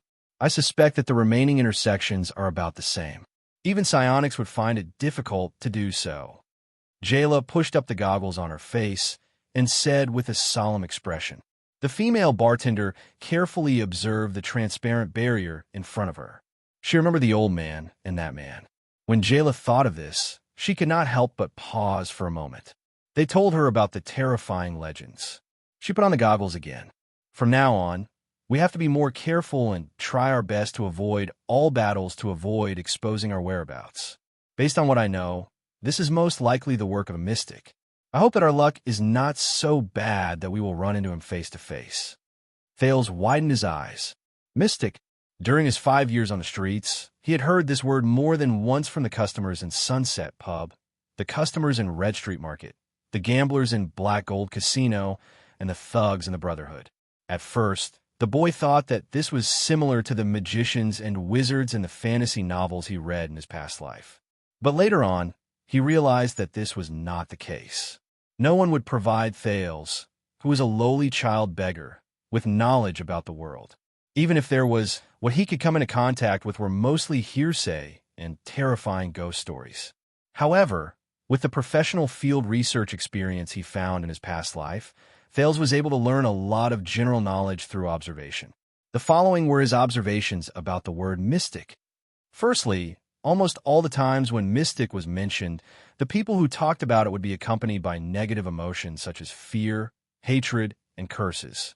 Keywords such as powerful, terrifying, dim, hell, illegal, and so on also appeared at the same time. Secondly, mystics were quite rare in this world. The rare here was not the rare type in his past life, where they were said to be rare but could be found everywhere. Thales judged that among the countless people who talked about mystics over the past 5 years, only one customer in the brothel had a certain degree of truth to their words. It was obvious that they had either directly or indirectly come into contact with information about mystics. Thirdly, he had never heard of any organization or force of mystics gathering. However, it was widely rumored that there were 2 mystics among the highest leaders of Blood Bottle Gang. Fourthly, the police officers and patrol members who were in charge of patrolling the West City Gate were equipped with weapons known as anti-mystic equipment. Fifthly, mystics were completely different from the psionics, psionic warriors, swordsmen of eradication, and knights of eradication that everyone loved to talk about. The latter could be innate or acquired through training. As for mystics, Thales had never heard of how they obtained their terrifying abilities. Sixthly, other than mystics, there was also a weapon with a suspicious name called Mystic Gun. It was only allowed to be used in the kingdom's army. Anyone who held it illegally would be convicted of a felony. That was all the information Thales had about mystics. Thales had imagined countless situations where he would encounter mystics, but according to the information he had, none of them seemed too optimistic. Like now, Thales stuffed the black cloth into his pocket and lay on Jayla's back again. A few minutes ago, at the center of Red Street Market, in the underground warehouse of a chess room, a handsome man dressed in blue with long, dark brown curly hair sat quietly beside an ancient military board table. There was a map on the board, and on it were a number of game pieces. There were black and red chess pieces, ranging from knights, swordsmen, catapults, and shield warriors to imperial guards, prime ministers, and kings. This was a chess game passed down from Extet. It was based on historical allusions and common knowledge of war. It was currently the most popular game among the nobles, rise and fall of the empire. It simulated the battles between the human kings and the armies of the ancient empire. For the nobles who lived like princes, it was the best way to show off their manliness and attract the attention of women. It was also a pastime that did not have to risk their lives. Of course, there are also a few nobles with unique hobbies. It was said that they liked to use real people as chess pieces, under the illumination of the everlasting lamp. If one looked closely, they would find that the map in the middle of the military board was a street map of Red Street Market. The handsome man moved the chess pieces with ease with his right hand. One by one, he removed the black and red chess pieces from the map. However, among the chess pieces he removed, there were far more black chess pieces scattered around than the red chess pieces, which were concentrated together. 2 black prime ministers were in the middle of the map. There were many black imperial guards and swordsmen around them, and a few red knights were restraining them. Further away, many black knights and shield warriors were being defeated by the 2 red prime ministers, who were leading the swordsmen and imperial guards. In the middle of the map, there was a dark red king who stood out like a crane among chickens. Beside him was a red imperial guard. The handsome man in blue was happily playing his own game. If one were to look closely, one would notice that a light blue energy ball was gathering on his free left hand. It was breathing slowly, as if it was alive, and there seemed to be a storm hidden within the energy ball.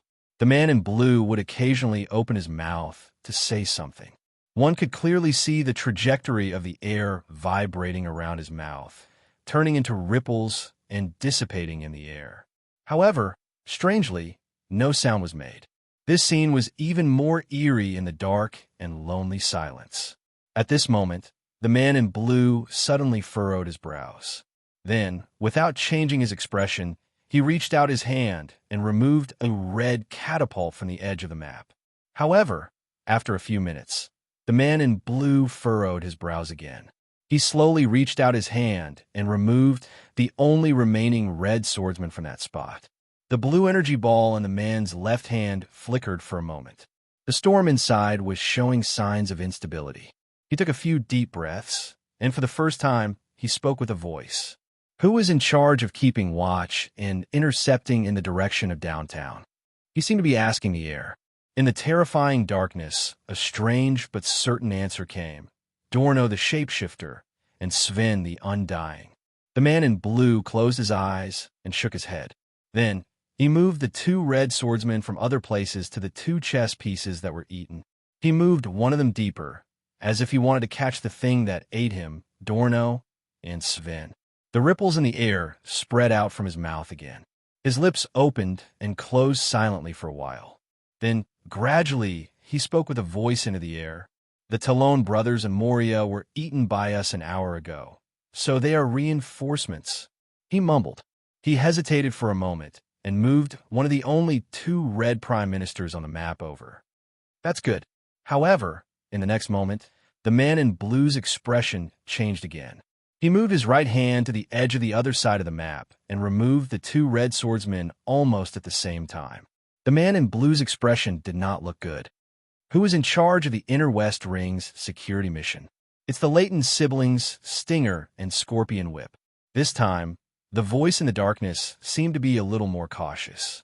The man in blue did not speak. His gaze wandered back and forth between the 2 ends of the map. His face showed doubt and dissatisfaction. Is it a chess piece from outside? What a headache. Didn't I tell the police station that there would be a curfew? In the end, he sighed helplessly.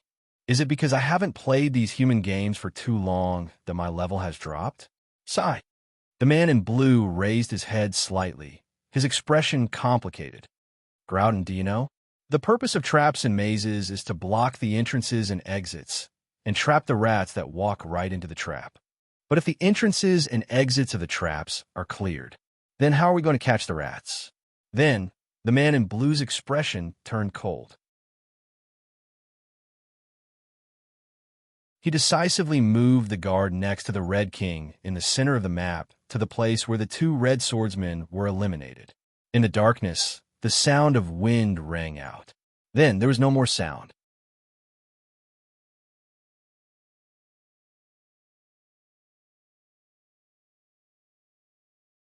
Chapter 13. Damn it. In the night filled with the sounds of killing, wild laughter could be heard continuously. On the blood-red street, the leader of the Brotherhood, Morris, leaned against the door of a grocery store.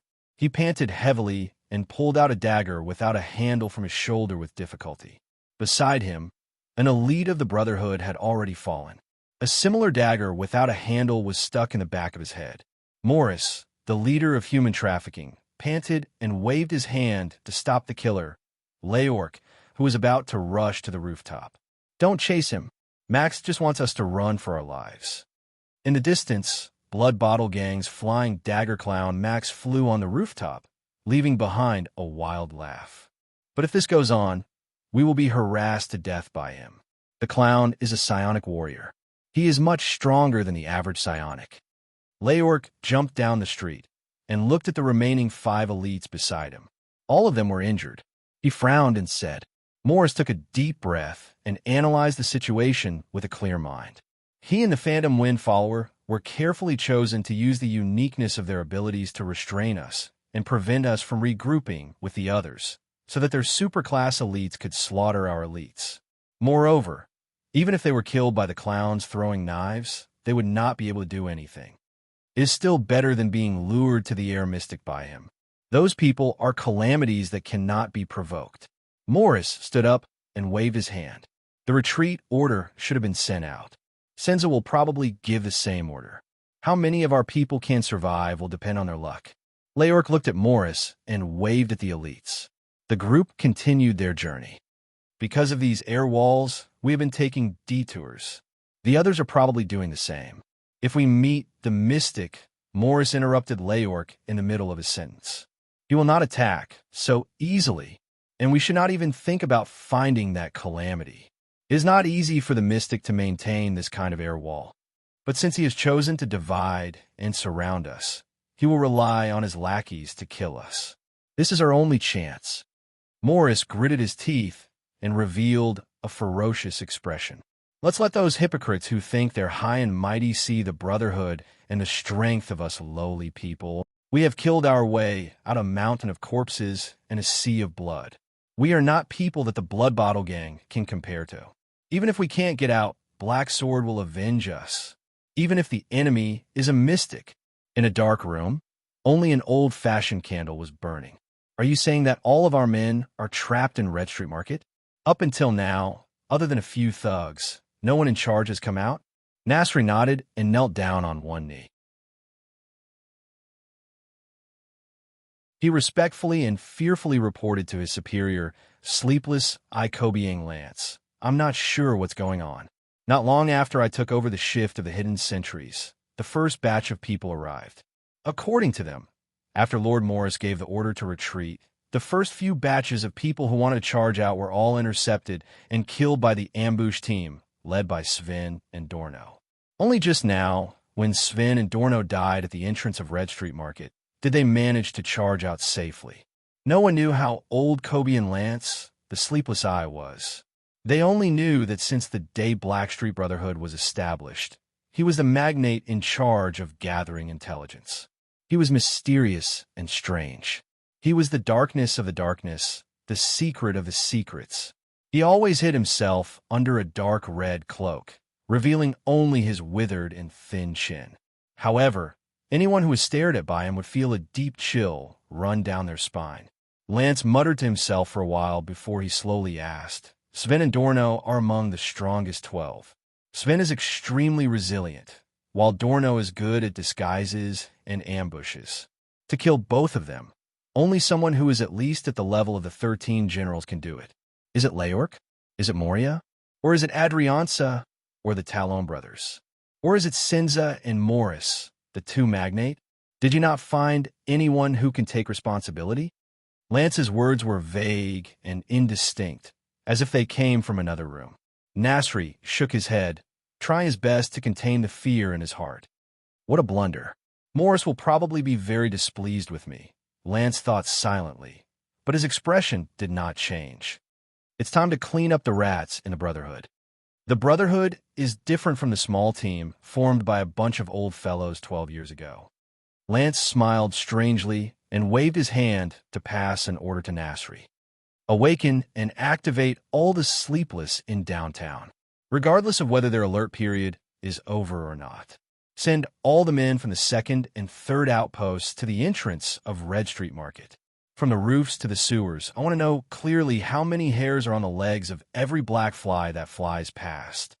Yes, let those who escaped carefully recall the details of the streets. Pick the best men from the first outpost to infiltrate Red Street Market one by one. Set up outposts regardless of the sacrifices. Pigeons, signal flares, torches. No matter what you use, at least contact Senza and Morris. I want an unobstructed channel from Black Street Market to Red Street Market. Yes, send the men from the fourth outpost to the other territories. From Black Street to the abandoned houses, from the smelly ditch to the sewers, from the Grand Bazaar to the Western City Gate. Be on full alert. At a time like this, we cannot let down our guard. Yes, the fifth outpost split into 2 teams. One team will inform the other powerhouses in the Brotherhood. The other team will immediately rush to Ekstedt and drag that old fellow, Ramon, back. If he is unwilling, say that this is Black Sword's will. Yes, Senza and Morris were both among the 6 powerhouses. They were not to be trifled with. It was impossible for Blood Bottle Gang to trap them without paying a price. Lance lowered his head and stroked the ruby ring on his finger. That damned fatty was, after all, someone who could become the leader of Black Sword Temple in the past. As for that tall Senza, the only thing harder than his fist is probably his personality. And, Lance thought to himself, and that damn chef, Edmund, the outcome has not been decided yet. Lance's expression suddenly changed under his cloak. He noticed that his subordinate was acting strangely. "What else have you not said?" "Yes." Nasri lay down on the ground, drenched in cold sweat. He gritted his teeth and said, "Our patrolling brothers have just discovered that all the child beggars in abandoned houses have escaped. We have only captured a portion of them. They are now locked up in the water prison and are prepared to be interrogated by torture." Lance's chin moved slightly. The sleepless eye asked calmly, "Interrogate what?" Nasri clenched his fists tightly and lowered his head. With great difficulty, he spat out the news that made things worse. Quide Rhoda died in abandoned houses. His assistant, Nair Rick, is outside right now. He wishes to see you, my lord. Go down and hide. Jayla's tone became cold again. This battle cannot be avoided. Thales quickly slid down and laid down beside a hidden stone block. He took out a black cloth and covered his nose, even though the surroundings were already filled with the smell of blood. Thales had just taken 2 breaths when Jayla, who was beside him, dashed forward and leaped onto the roof. The female bartender did a backflip and bent her upper body backward. She pressed her hands on the ground as if she was avoiding a hidden weapon. Asterisk swoosh. Asterisk, as Jayla flipped over and stood up, Thales heard the sound of rushing wind ring through the streets. Immediately after, Jayla fell from the roof to the ground. The blades on her legs had long since moved to her hands. The wolf limb blades slashed out continuously. A few gusts of wind rushed past. Thales could only hear the sound of clothes fluttering in the wind, and he did not know whether Jayla had managed to cut him or not. Then, a thin gray figure appeared on the street. Oh, isn't this the female bartender from Sunset Pub? You're wearing goggles. Are you here to swim? Don't be so surprised. After all, I've hidden my face before and drank in Black Street. You're also wearing gray today? It's a pity that the weather is bad. Otherwise, we would be wearing matching outfits. It was a feminine yet strange voice, frivolous and rude tone. Jayla never spoke much during battles. She gently knelt down on one knee. Thales knew that this was a sign that she was about to use force. The man in gray took a few steps forward. Under the faint moonlight, the tattoo on his face could barely be seen. Perhaps I should introduce myself. I'm Adira Ralph. You can also call me Phantom Wind Follower. Thales' heart tightened. Another one of the strongest 12. By the way, bartender's sister, were you the one who got rid of Dorno and Sven? Don't misunderstand. Actually, I hate those 2 troublemakers as well, but the Lord has ordered. Without warning, Jayla activated her speed. In the next moment, the silent Jayla had already dashed in front of him. She swung her blades at strange angles at the same time and changed directions at the same time. Consecutive killing blades. Thales shouted excitedly in his heart. After watching Jayla fight so many battles and kill her way in and out of the crowd, It would be a lie to say that a glimmer of hope for becoming stronger and a thirst for power had not been ignited in his heart. But Ralph disappeared into thin air. The two blades slashed empty air. It didn't work. Thale's heart tightened. Jayla did not stop. She spun around and hurriedly swung the wolf limb blade in her right hand. Asterisk clang. Asterisk, there was a clear sound of metal clashing. Ralph's figure reappeared on Jayla's right, and he hurriedly took 2 steps back. Hey, why are you the same as Leorc? Ralph lightly flicked the hidden blade on the back of his left hand and said helplessly, could it be that all the assassins in the Brotherhood can sense my location? Also, why don't you like to say, however, before he could finish his sentence, a wolf limb blade flew towards him. Instant kill blade. Asterisk whoosh whoosh whoosh. Asterisk the wind around Ralph was so strong that the wolf limb blade in the air became unstable. Asterisk clang. Asterisk then, he sent it flying with a swing of his sword. But Jayla's figure instantly appeared in front of the phantom wind follower. She was not slower than the flying blade. Before he could react, the female bartender swung the blade with her left arm and swept it across Ralph's chest. Did I hit him? Thales was so excited that he could not take it in. He was waiting for this instant kill blade to succeed. But he was disappointed to see that Ralph's gray robe fluttered and he flew upwards against gravity at an unbelievable speed. He narrowly dodged this sure kill strike. But Thales felt that Ralph's dodging this time was a little clumsy because his figure could be seen indistinctly. He was no longer as traceless as before. Jayla wanted to continue attacking, but her feet seemed to be tripped by something invisible. She could not continue her unstoppable attacks. The power of the wind? Thales lowered his head and silently recalled the knowledge from his previous life. The female bartender quietly took a step back and picked up the other wolf limb blade on the ground, waiting for the next opportunity. That was close. Even a bartender from the Brotherhood has this kind of ability. Ralph gently rubbed the wound on his abdomen. He did not look happy. The wound was deeper than he imagined. The angle of the blade was strange. The speed and strength of the slash were beyond his expectations. A blade technique that can even threaten superclass elites? I seem to have heard of it somewhere before. Jayla adjusted her goggles. She held the blade in her hand and knelt down on one knee. Hey, bartender. When Ralph saw that his opponent was about to attack, he suddenly spoke in a gloomy tone. Before I came to Constellation, I traveled around the continent for a while. I once witnessed an assassination in Saradukedom.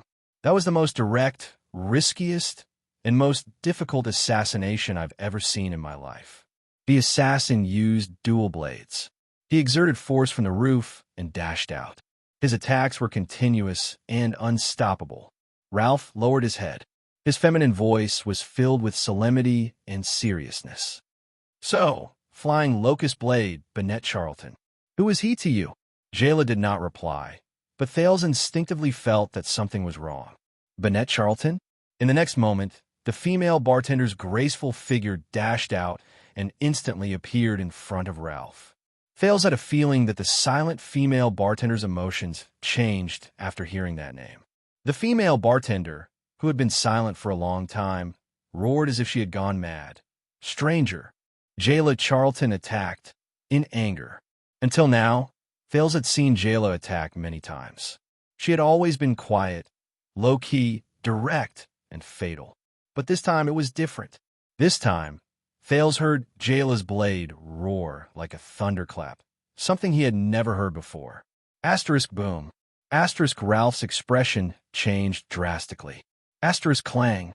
Asterisk the two swords collided with each other like thunder. Energy shone faintly from the bodies of the two figures. One was starry blue, and the other was slightly red. The noble police officer with a bright future, Cohen Caribbean, gritted his teeth with difficulty as he sensed the power coming from his enemy's sword. His opponent was not weaker than him, and was at least a superclass swordsman. How long had it been since he met such an opponent? Ever since he left the battlefield with the orcs? Or was it that time when he challenged Miranda? The two forces intertwined and entangled, but Cohen knew that he was already at a slight disadvantage. The starry blue power began to flash on his silver-white sword. Cohen knew that if this continued, he would lose sooner or later. So, his body suddenly trembled, and the vibration caused him to miss the two people who were fighting with their swords. The two figures abruptly separated and took a few steps forward due to inertia. Cohen only managed to stabilize his body after taking 6 steps. His enemy, on the other hand, used 2 steps to maintain his balance. Cohen's expression was solemn. He began to feel that he needed to reconsider Director Lorbeck's words. Then, he turned around and looked at the troublesome enemy in front of him. He questioned, "You are also a swordsman of eradication and have trained in the Tower of Eradication. You obviously have a better place to go. Why are you willing to lower yourself to be a gangster in the Blood Bottle Gang, commit crimes, and bully the weak? The Tower of Eradication gave you the heart of the sword. Is it because you are a lackey who bullies the weak and fears the strong?" His enemy slowly turned around. His left shoulder was equipped with a black half-body armor, and his right arm was wrapped in a red bandage. Under the red and black clothing, the clear lines of his muscles could be vaguely seen. This was a man with a fair complexion, but he did not give people the impression that he was elegant or delicate, because the gaze in his eyes was now full of murderous intent. The swordsman in red and black quietly sized up the police officer from head to toe. "Is this the green-skinned rat that broke through the sir's trap? This green-skinned rat, this stance and this stance. Is he from the army?" The red and black swordsman twirled the green longsword in his hand, which only had a single side guard, and said nonchalantly, "I'm not afraid." He said indifferently, "Hey, green-skinned rat, since when did the police dare to meddle in the affairs of the Blood Bottle Gang?" Cohen took a step forward and closed the distance between him and the swordsman. He said coldly, "I am not a police officer now, but a swordsman of eradication, Cohen Caribbean. I am questioning another sword. Answer me." The scene was silent for a few seconds. Then, the expression of the swordsman in red and black gradually became serious. "My heart of the sword is an unruly will and freedom of choice, as well as the pursuit of power. As long as I'm satisfied, the Blood Bottle Gang, the Brotherhood, Shadow Shield, the Kingdom's Secret Intelligence Department, the Royal Guards, and even the Tower of Eradication do not matter to me. So, your question is completely meaningless. As for you, green-skinned rat, you are willing to be the traitor of a country. You must have gained the consciousness of a traitor from that conservative tower, right?" Cohen's expression finally turned solemn. He was surprised and shocked when he heard that the swordsman in red had no respect for the Tower of Eradication and was even slightly hostile towards it. He remembered the story his teacher told him over drinks when he was training in the tower. The tragedy of brothers fighting against each other and brothers fighting against each other. Cohen gritted his teeth in disbelief. "You are the successor of the swordsman of eradication from outside the tower. You are a member of the disaster swords." As soon as he finished speaking, the red-black swordsman moved. The reddish power of eradication surged around him like a tidal wave. It gathered into a fierce wave and slashed down with his green longsword with an astonishing momentum. The will of the sword was fierce and violent. Cohen felt as if his entire body had fallen into a red vortex. The power of eradication around him was shattered and could not be mobilized. The fierceness of the swordsman followed the surge of his longsword and went straight for Cohen's chest. His fair face was covered in frost, no longer as calm as before. "Disaster swords? Calamity? Comparing us to those monsters? Is this what you call Lord Crassus's sword? His sword, our sword, is the true sword of eradication. Of course we are calamities. To you outdated, conservative, and sissy academies, we are the calamities you are destined to face. One day, we will destroy the Tower of Eradication and prove your absurdity." His tone was cold and full of murderous intent. It was the same as the green longsword that was surging towards him. Cohen's sword blocked the green longsword, but in an instant, the saber that was shining with blue starlight was bounced off.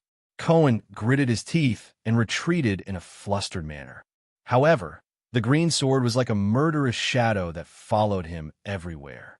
No matter which direction he dodged to, he could not avoid it in time. The young police officer made up his mind. His silver-white saber flashed again, and this time it was aimed at the swordsman's throat. But his enemy was still crazed and reckless. He ignored the sword that was about to attack him, and only urged the green sword in his hand to roll toward Cohen's heart. The crimson power of eradication exploded along with the sword will and tore the clothes on Cohen's chest.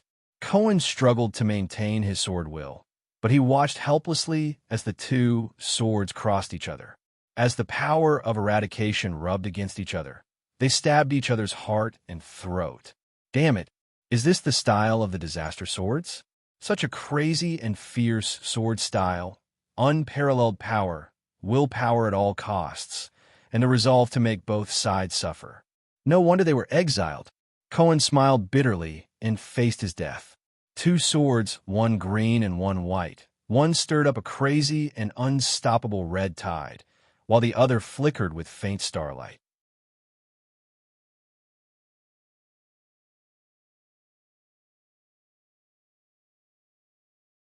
Chapter 14. Thales had never seen Jayla's blades so furious and so threatening. He could vaguely feel that the two wolf limb blades contained a suffocating pressure at this moment. Ralph gathered all his strength and crossed the two hidden blades in front of his chest. He retreated quickly. The female bartender charged forward with even more ferocity. In the blink of an eye, she swung her blades like lightning. Their figures moved in sync as if they were dancing, but they were far from being elegant and civilized. Ralph's hidden blades turned into shadows and met Jayla's sword-wielding arms in an instant. Asterisk clang, clang, clang. Asterisk the sounds of weapons clashing were endless. The hidden blade blocked Ralph's twin blades countless times. The blades also blocked Jayla's hidden blades countless times. Both of them moved with extreme speed. The signboards and shop fronts on the street flashed past quickly. Both of them seemed to be in a state of stillness as they focused on dismantling each other's moves. Thales could not take his eyes off them. He almost forgot to breathe. However, the offensive and defensive stances were very obvious. Jayla's dual blades were attacking her opponent's vital points, while Ralph's hidden blades were only used to block her opponent's attacks. One was attacking while the other was defending, but it was a competition of speed and dexterity.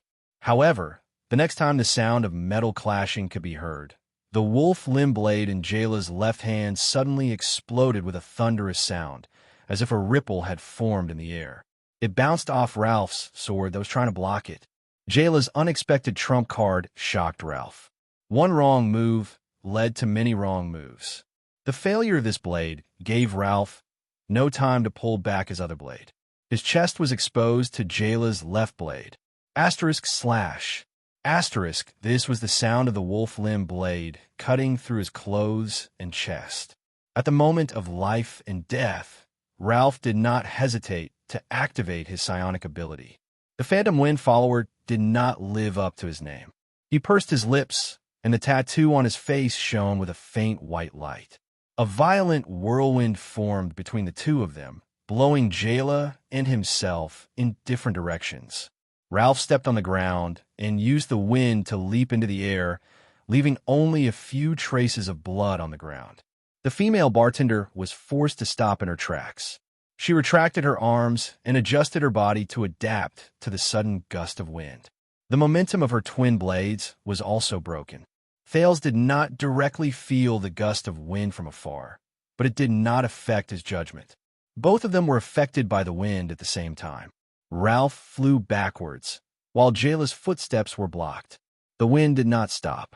Instead, it continued to grow stronger. Ralph's figure was like a kite, floating in the air. The light of the tattoo on his face became more and more dazzling. The female bartender had no choice but to bend her knees to resist the increasingly strong wind. At the same time, she took the opportunity to recover her strength. Ralph was no longer smiling mischievously. The pain in his chest made him fearful. The little girl in front of him was troublesome to deal with. She was probably no less than any of the 13 generals of the Brotherhood. Recalling the aura of the two sabers earlier, the Phantom Wind follower was determined not to give her another chance to turn the tables. Fortunately, her attack had consumed a lot of energy. The Phantom Wind follower's face turned cold. He flipped his hands, and two hidden blades appeared beside him. The wind picked up. Under the cover of the strong wind, Ralph once again revealed his ghostly figure. The next moment, Ralph appeared above Jayla's head. Jayla gritted her teeth and immediately swung her saber to block. Asterisk clang. Asterisk, however, Ralph retreated after one strike. His figure disappeared into the distance like a gust of wind, not giving Jayla any chance to counterattack or form a chain of attacks. Asterisk clang. Asterisk, Ralph's hidden blades appeared again. This time, they were aimed at Jayla's lower left side. Similarly, when he missed his attack, he flew backwards. As long as I can interrupt your sudden attack and continuous attacks, the Charlton family's famous assassination blade for centuries will no longer be effective. Ralph's voice came from the wind again.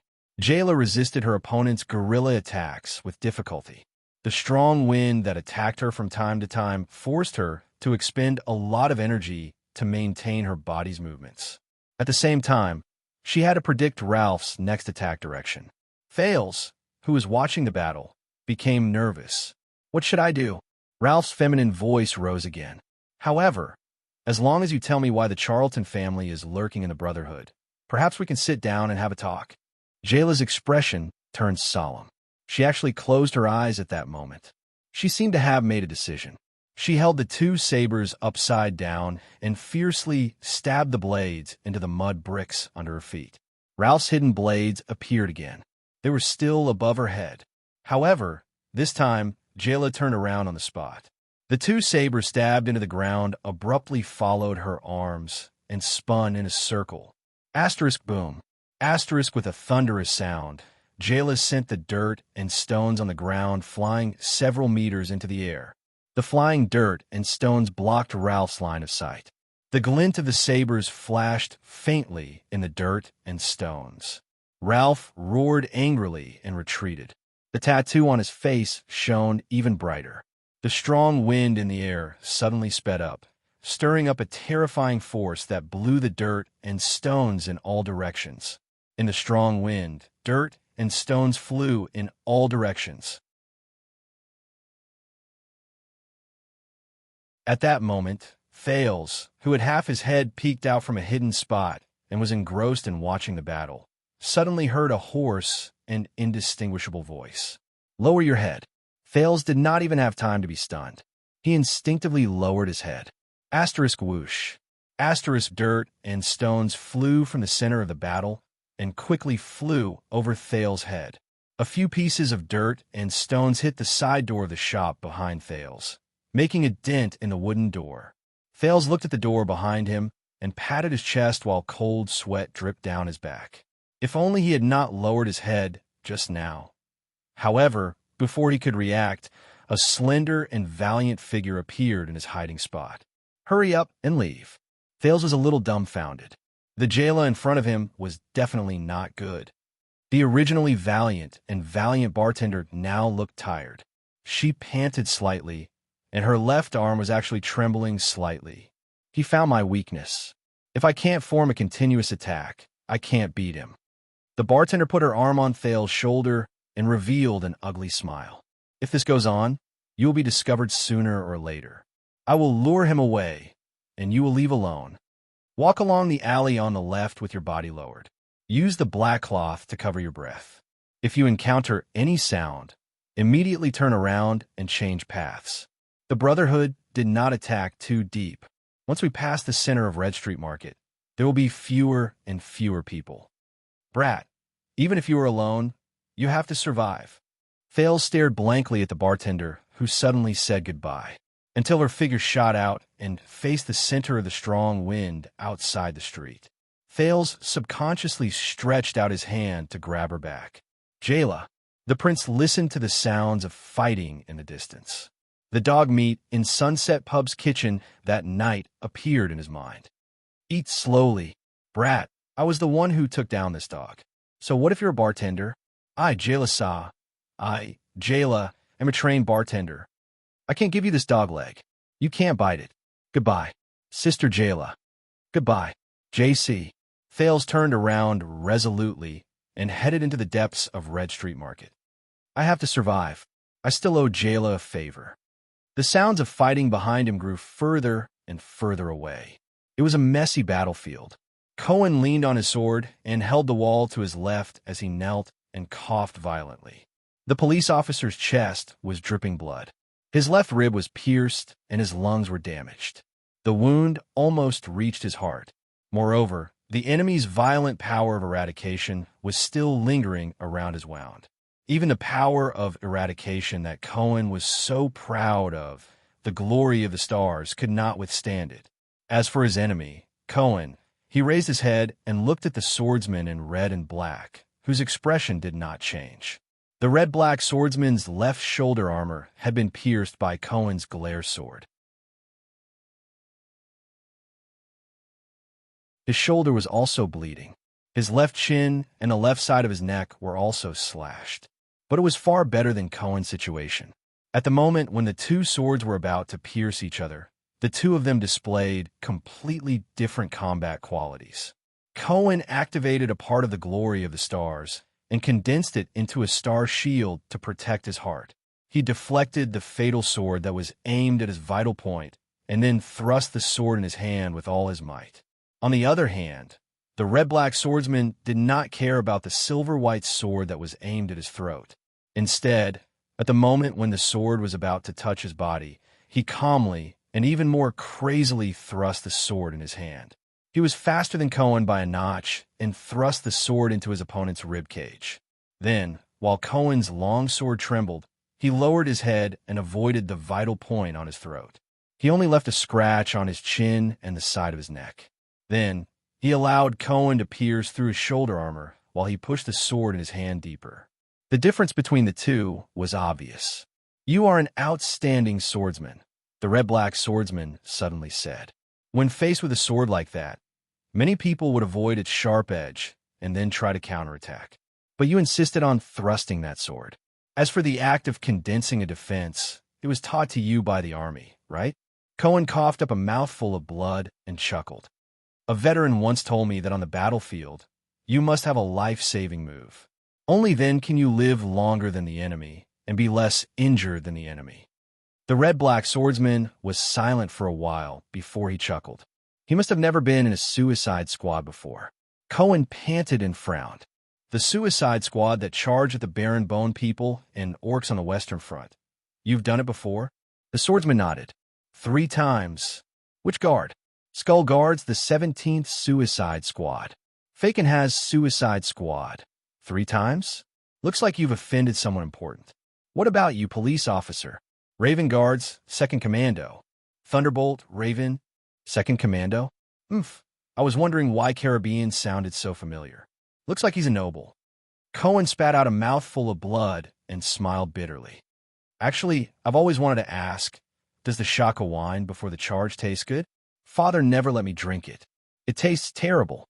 Damn quartermaster. He even embezzles the wine of the dead. Is that so? Yes. The conversation between the two suddenly stopped. The red-black swordsman put away his madness and violence, and Cohen put away his helplessness and panting.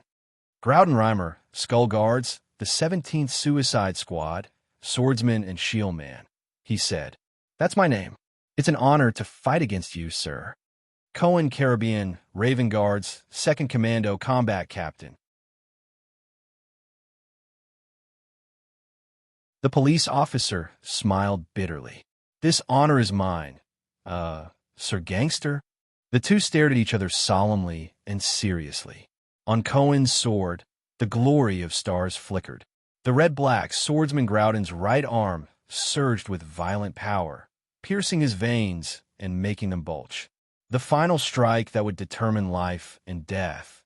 This was the moment that belonged to the swordsman of eradication. Glorious, sacred, and inviolable. But in the next moment, the two's expressions changed abruptly. Suddenly, The sound of howling wind came from next door. A slender and valiant figure, holding a pair of swords, flipped from the air and landed on the street. This distance should be enough. The female bartender panted and looked at the two, one kneeling and the other standing, until she saw what Cohen was wearing. I hope that brat can, huh? The kingdom's police officer? This is a gang war. Why is the cop here? Cohen and Groudon looked at her in bewilderment as well. Is he from another gang? Cohen thought. I hope he's not from the Blood Bottle gang. I don't think I've heard his lordship mention this woman, Groudon thought. Is she a pawn from the outside? You can't run. Bartender's sister. The sound of the howling wind was accompanied by a feminine voice. Ralph appeared at the corner of the street. He saw the two swordsmen as well. Groudon, you should be guarding his lordship. Ralph frowned and said, Why are you here with a cop? Very well, Cohen thought. He then turned to the female bartender.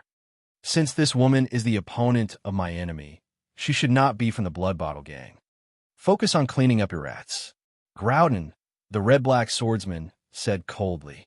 He seemed to not want to talk to Ralph. I will do my job. Groudon finished speaking and raised his sword coldly at Cohen.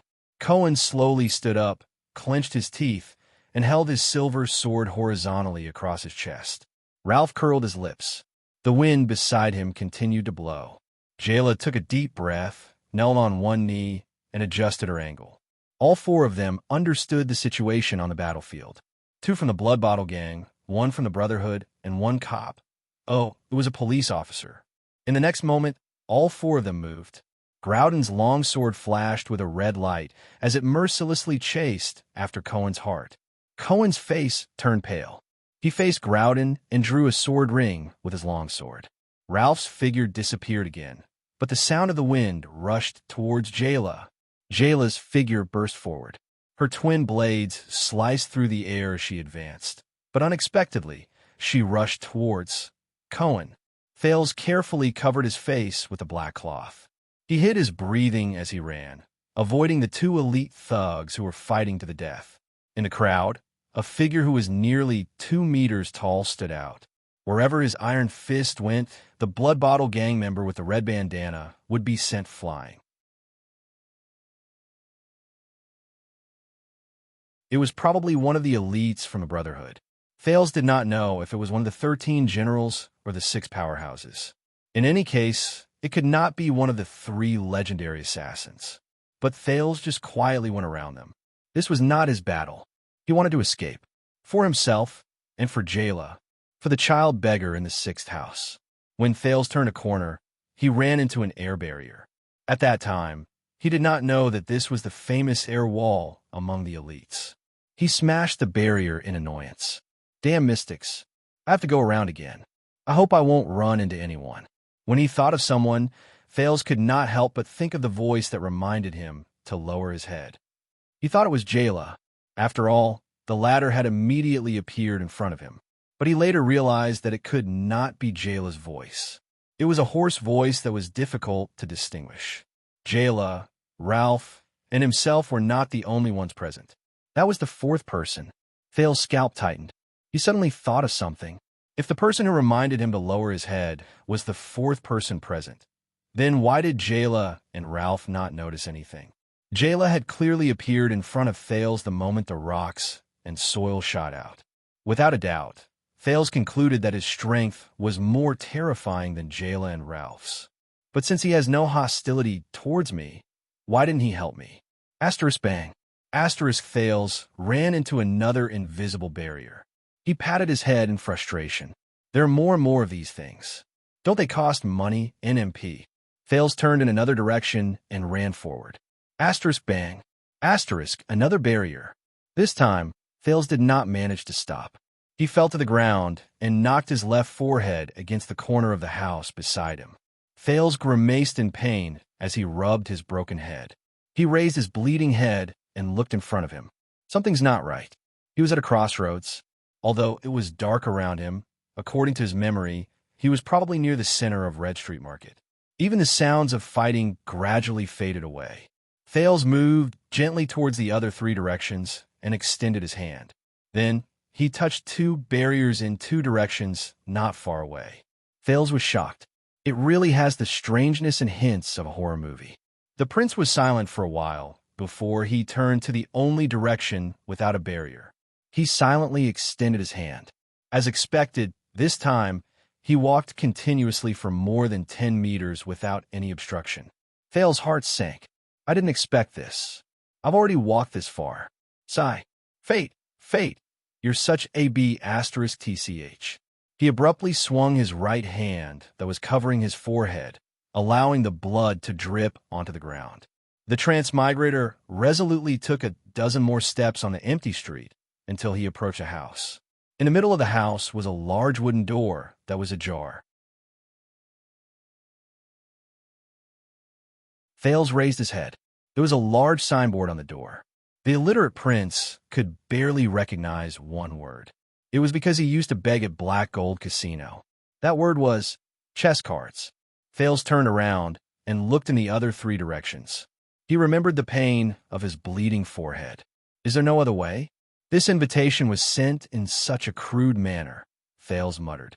But he still sighed and stopped hesitating.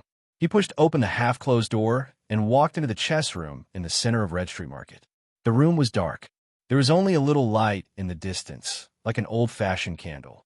How good at creating an atmosphere. Welcome to my amusement park, my little friend. As he walked past the chess tables and even bumped into many of them, Thales heard a cheerful and relaxed voice. I am Asda Sakern. My peers are used to calling me the Air Mystic. A long time passed. Thales used all the strength he had in 2 lifetimes to calm the panic in his heart. In the darkness before him, there was only a flickering candle flame. It was the entrance to the cellar of the chess room. Thales took a deep breath and walked down the cellar. He held his breath and tried to calm his wildly beating heart. In front of him, a handsome man with long dark brown hair and dressed in blue sat beside a long table. He smiled and nodded at him. As for the invitation, I will pay attention to it next time. Sunset Temple, Inner Altar. The gray-haired, middle-aged noble could not hide the excitement in his heart.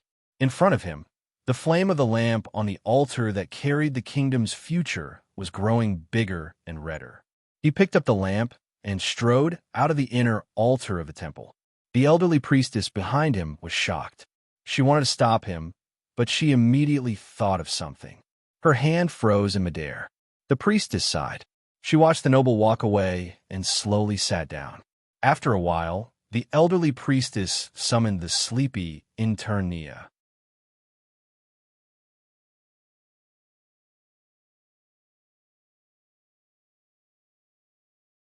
Chapter 15.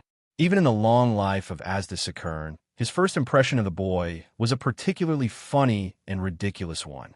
Under the dim candlelight, the black-haired boy looked rather battered. Blood dripped from his forehead, his small face was bruised, and there were red marks on his neck, as if he had been strangled. His slightly trembling body was covered in tattered sackcloth, and a dagger was tied to his leg. After learning of his own identity, he appeared to be at a loss. He was slightly nervous as he pressed his hand against his chest. He seemed to vaguely understand the meaning of the word mystic. The pressure in his body changed rapidly, and even the air he exhaled became much more turbid. But his eyes were really special. Yes, those strange eyes were not filled with fear or unfamiliarity, nor were they filled with panic or vigilance. Instead, they were filled with curiosity and excitement. Thales was surprised by his own thoughts at that moment. The moment he heard the word mystic after the initial shock, he suddenly had the urge to ask what exactly a mystic was. Was it an occupational hazard? At that moment, from the corner of his eye, Thales saw 3 irregular spheres placed quietly in a dark corner. Each of the spheres was as big as a person.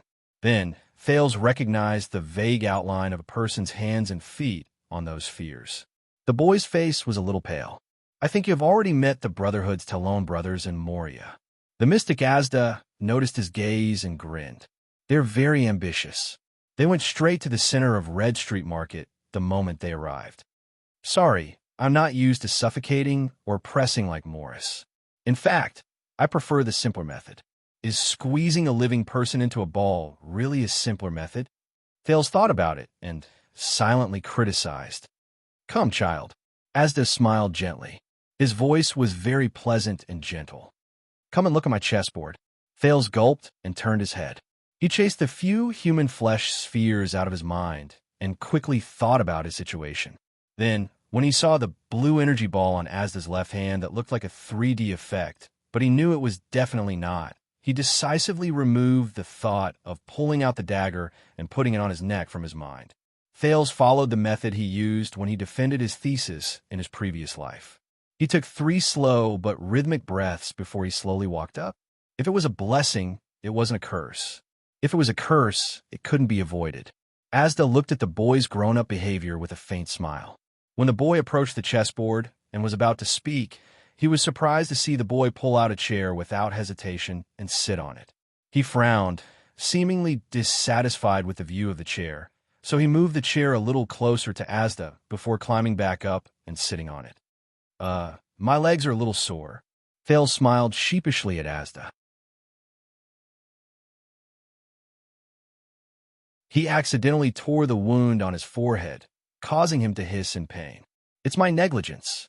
With great interest, Asda turned his head and tapped lightly with his right hand. The wound on Thales' forehead seemed to be pressed down by something, and the blood stopped flowing out. "This is—" "You raised and fixed the local pressure of the air?" Thales touched his forehead in surprise and found that there was an invisible layer that isolated his hand from the wound. Asda stopped smiling and nodded without batting an eyelid. "Not bad. Did your home tutor teach you physics?" "Oh no." Thales put his hand down in embarrassment. It seemed that Asda had mistaken him for a noble or a rich man's son. Asda nodded and turned to the chessboard on the table. "Do you recognize what this is?" Thales looked at the map on the table in detail. "A board game with Red Street Market as the map." "No, this is the current situation of the battle outside. The red side is Blood Bottle Gang, and the black side is the Brotherhood," Thales said in sudden realization. "Of course." Asda extended his right hand expressionlessly. 2 black chess pieces and a crystal chess piece flew over from afar and were caught in his hand.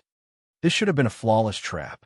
I would have killed everyone from the Brotherhood, from Morris to Senza, in a short period of time. But things never go according to plan, do they not?" The 3 chess pieces danced in the air like birds and circled around Thales' head. "Magic, magic, just treat it as a magic show." Thales forced himself to calm down as he watched Asda's performance.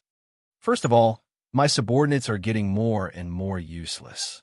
They should have surrounded Morris and Senza at the first instance and killed them at all costs. But they timidly avoided the strong enemy and used guerrilla tactics to cut off their wings. They are a classic example of bullying the weak and fearing the strong. Secondly, I don't know if they are reinforcements from the Brotherhood. In any case, this unexpected chess piece messed up my deployment too early." As Asda spoke emotionlessly, the chess pieces above Thales' head suddenly landed on the map one by one. "This is the companion who came with you from District C. He is terrifyingly fast. He took down Dorno and Sven in one move. Ralph can only chase after him until now. As a tracking psionic, Nemino could not even catch up to the dust behind his feet. I can only say that it is gratifying that the Brotherhood still has such an expert." In the air, a black swordsman landed on the map, one after the other with a red swordsman. Further away was a red prime minister. Thales knew that he was talking about Jayla. He could only hope that she was safe, especially when there was a red prime minister in the distance. This gap is really fatal. Many chess pieces escaped, although they're all small fries, as decide. Through them, the headquarters of Blackstreet Brotherhood found out about the situation here an hour earlier than I expected. I can feel that Lance and his men have already taken control of the entrance. The rat trap is broken. He lowered his head bleakly, his face full of regret and sorrow.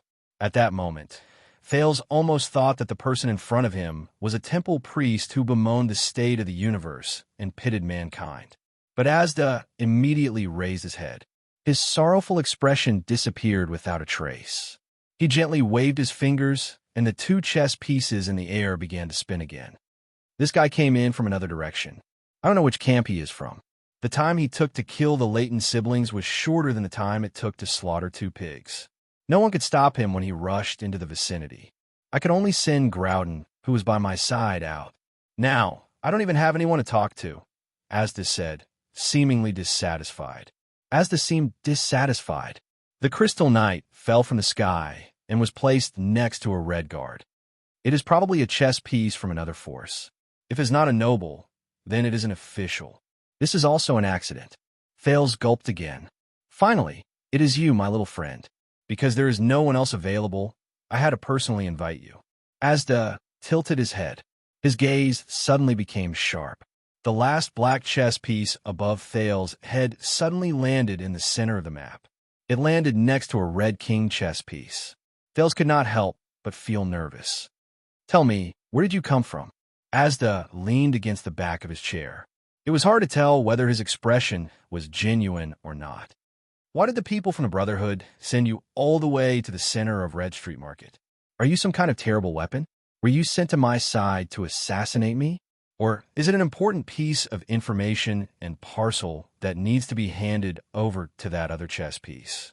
I hope you can answer my questions willingly and in a friendly manner, instead of shouting death to the mystic and rushing towards me. To be honest, that is pure suicide. Asda looked at him quietly. His eyes were full of sincerity.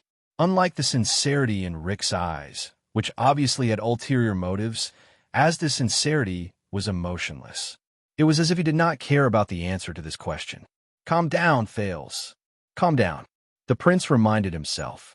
In his mind, he kept thinking about the presentation sessions and seminars. How to use a language familiar to the audience and lead them into unfamiliar territory. I'm very good at this, am I not? Thales took a deep breath. Mr. Asda Sakern, are you saying that you can know everything that happens in Red Street Market just by sitting here? He first had to gather all the information. Not exactly, Asda replied nonchalantly. I can know even the slightest air condition in the entire street, from the change in air pressure in various parts of the body to the flow of air outside the body. In other words, all the lives that breathe in Red Street Market are under my surveillance. This is his ability? So he is indeed the air mystic? Thales thought to himself. No wonder the Brotherhood was beaten up so badly. Then you will naturally understand. Thales began to organize his words and logic, looking for a chance to survive the verbal confrontation. Along the way, my companions and I carefully avoided any confrontation. We only attacked when we had no other choice, whether it was the Brotherhood or Blood Bottle Gang. I think this proves that we are not from the Brotherhood.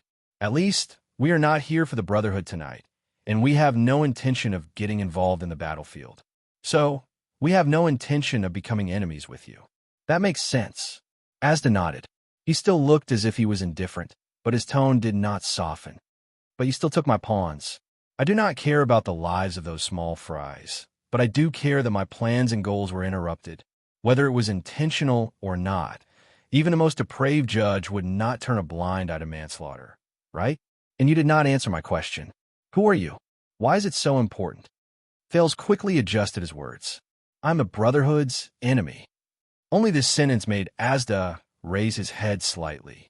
Thales understood the cause of the matter and decided to tell part of the truth. I'm just an ordinary child beggar. I offended the higher-ups of the Brotherhood and fled. The Brotherhood's eyes and ears are everywhere in the Upper District. The Red Street Market, which is adjacent to Blood Bottle Gang, is my only chance. But my companions and I did not think about the gang war that happened tonight. So, unintentionally, I apologize for our recklessness. I can also, make amends when I have the ability. I believe in my future value. It is definitely worth it for you to spare my life today. I am already destined to be enemies with the Brotherhood. No matter how weak I am, the enemy of my enemy is my friend. Blood Bottle Gang does not need to eliminate potential enemies for the Brotherhood, does it? Asda's eyes narrowed. What an eloquent child. That's it. Asda was silent for a long time. There was a faint smile on his face. The air pressure in your body does not fluctuate much. Although your breathing is tense, it is very stable. Although you did not tell the whole truth, you did not lie. The mystic smiled bitterly and shook his head. He said sincerely, "So, your appearance and the disruption of the chess game seems to be a coincidence." "Ah, actually, I do not care about those chess pieces that were eaten by you. After all, they're just small chess pieces." The so-called strongest 12, 13 generals, psionic warriors, and 6 powerhouses, other than Senza, are just ordinary class and superclass. Even the Blood Bottle Gang is just a relatively large chess piece. I don't even care that you messed up my plan and broke through my trap. Asda smiled bitterly and looked at Thales. It's just that I didn't expect that my plan would be destroyed by coincidence. This makes me very depressed. Coincidence, coincidence. Haha, I'm beginning to understand where Empress Helen's power lies. What a strange and peculiar person, Thales added in his heart as he nervously observed the air mystic. The world is really strange. Asda suddenly laughed involuntarily. Child, do you know? The birth of mystic energy is also purely a coincidence.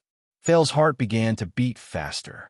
He felt an inexplicable sense of danger from the mystic who had a strange expression. A long time ago, there was only magic in the world. There was no mystic energy. Asda's expression was yearning and complicated. Wizards searched for the truth of the world. They used all kinds of ingenious methods and wisdom to use the world's resources and energy to serve a better world. Until one day, a wizard apprentice with low aptitude accidentally discovered that his magic was not very stable. It was as if magic had a life of its own. It began to lose control and began to rebel against its master. Thales was shocked to find that he was actually floating in the air. In a panic, he wanted to grab onto the edge of the table, but he found that he was floating higher and higher. His arms could no longer reach the table. He quickly looked at Asda, but to his horror, he found that the mystic's expression was filled with pain and madness. Yes, this is how it all started. A wizard apprentice accidentally made a mistake. Asda muttered to himself in a neurotic manner. At the same time, he gently picked up the black pawn that had just fallen from the map. Thales watched as the pawn was taken away. His heart sank. He knew what the mystic was going to do next. From instability to complete loss of control to being dominated, the world you were familiar with began to collapse. Fear and panic struck. No one could save you except yourself. Thales painfully discovered that the flow of air around his body began to accelerate, and the air pressure began to change.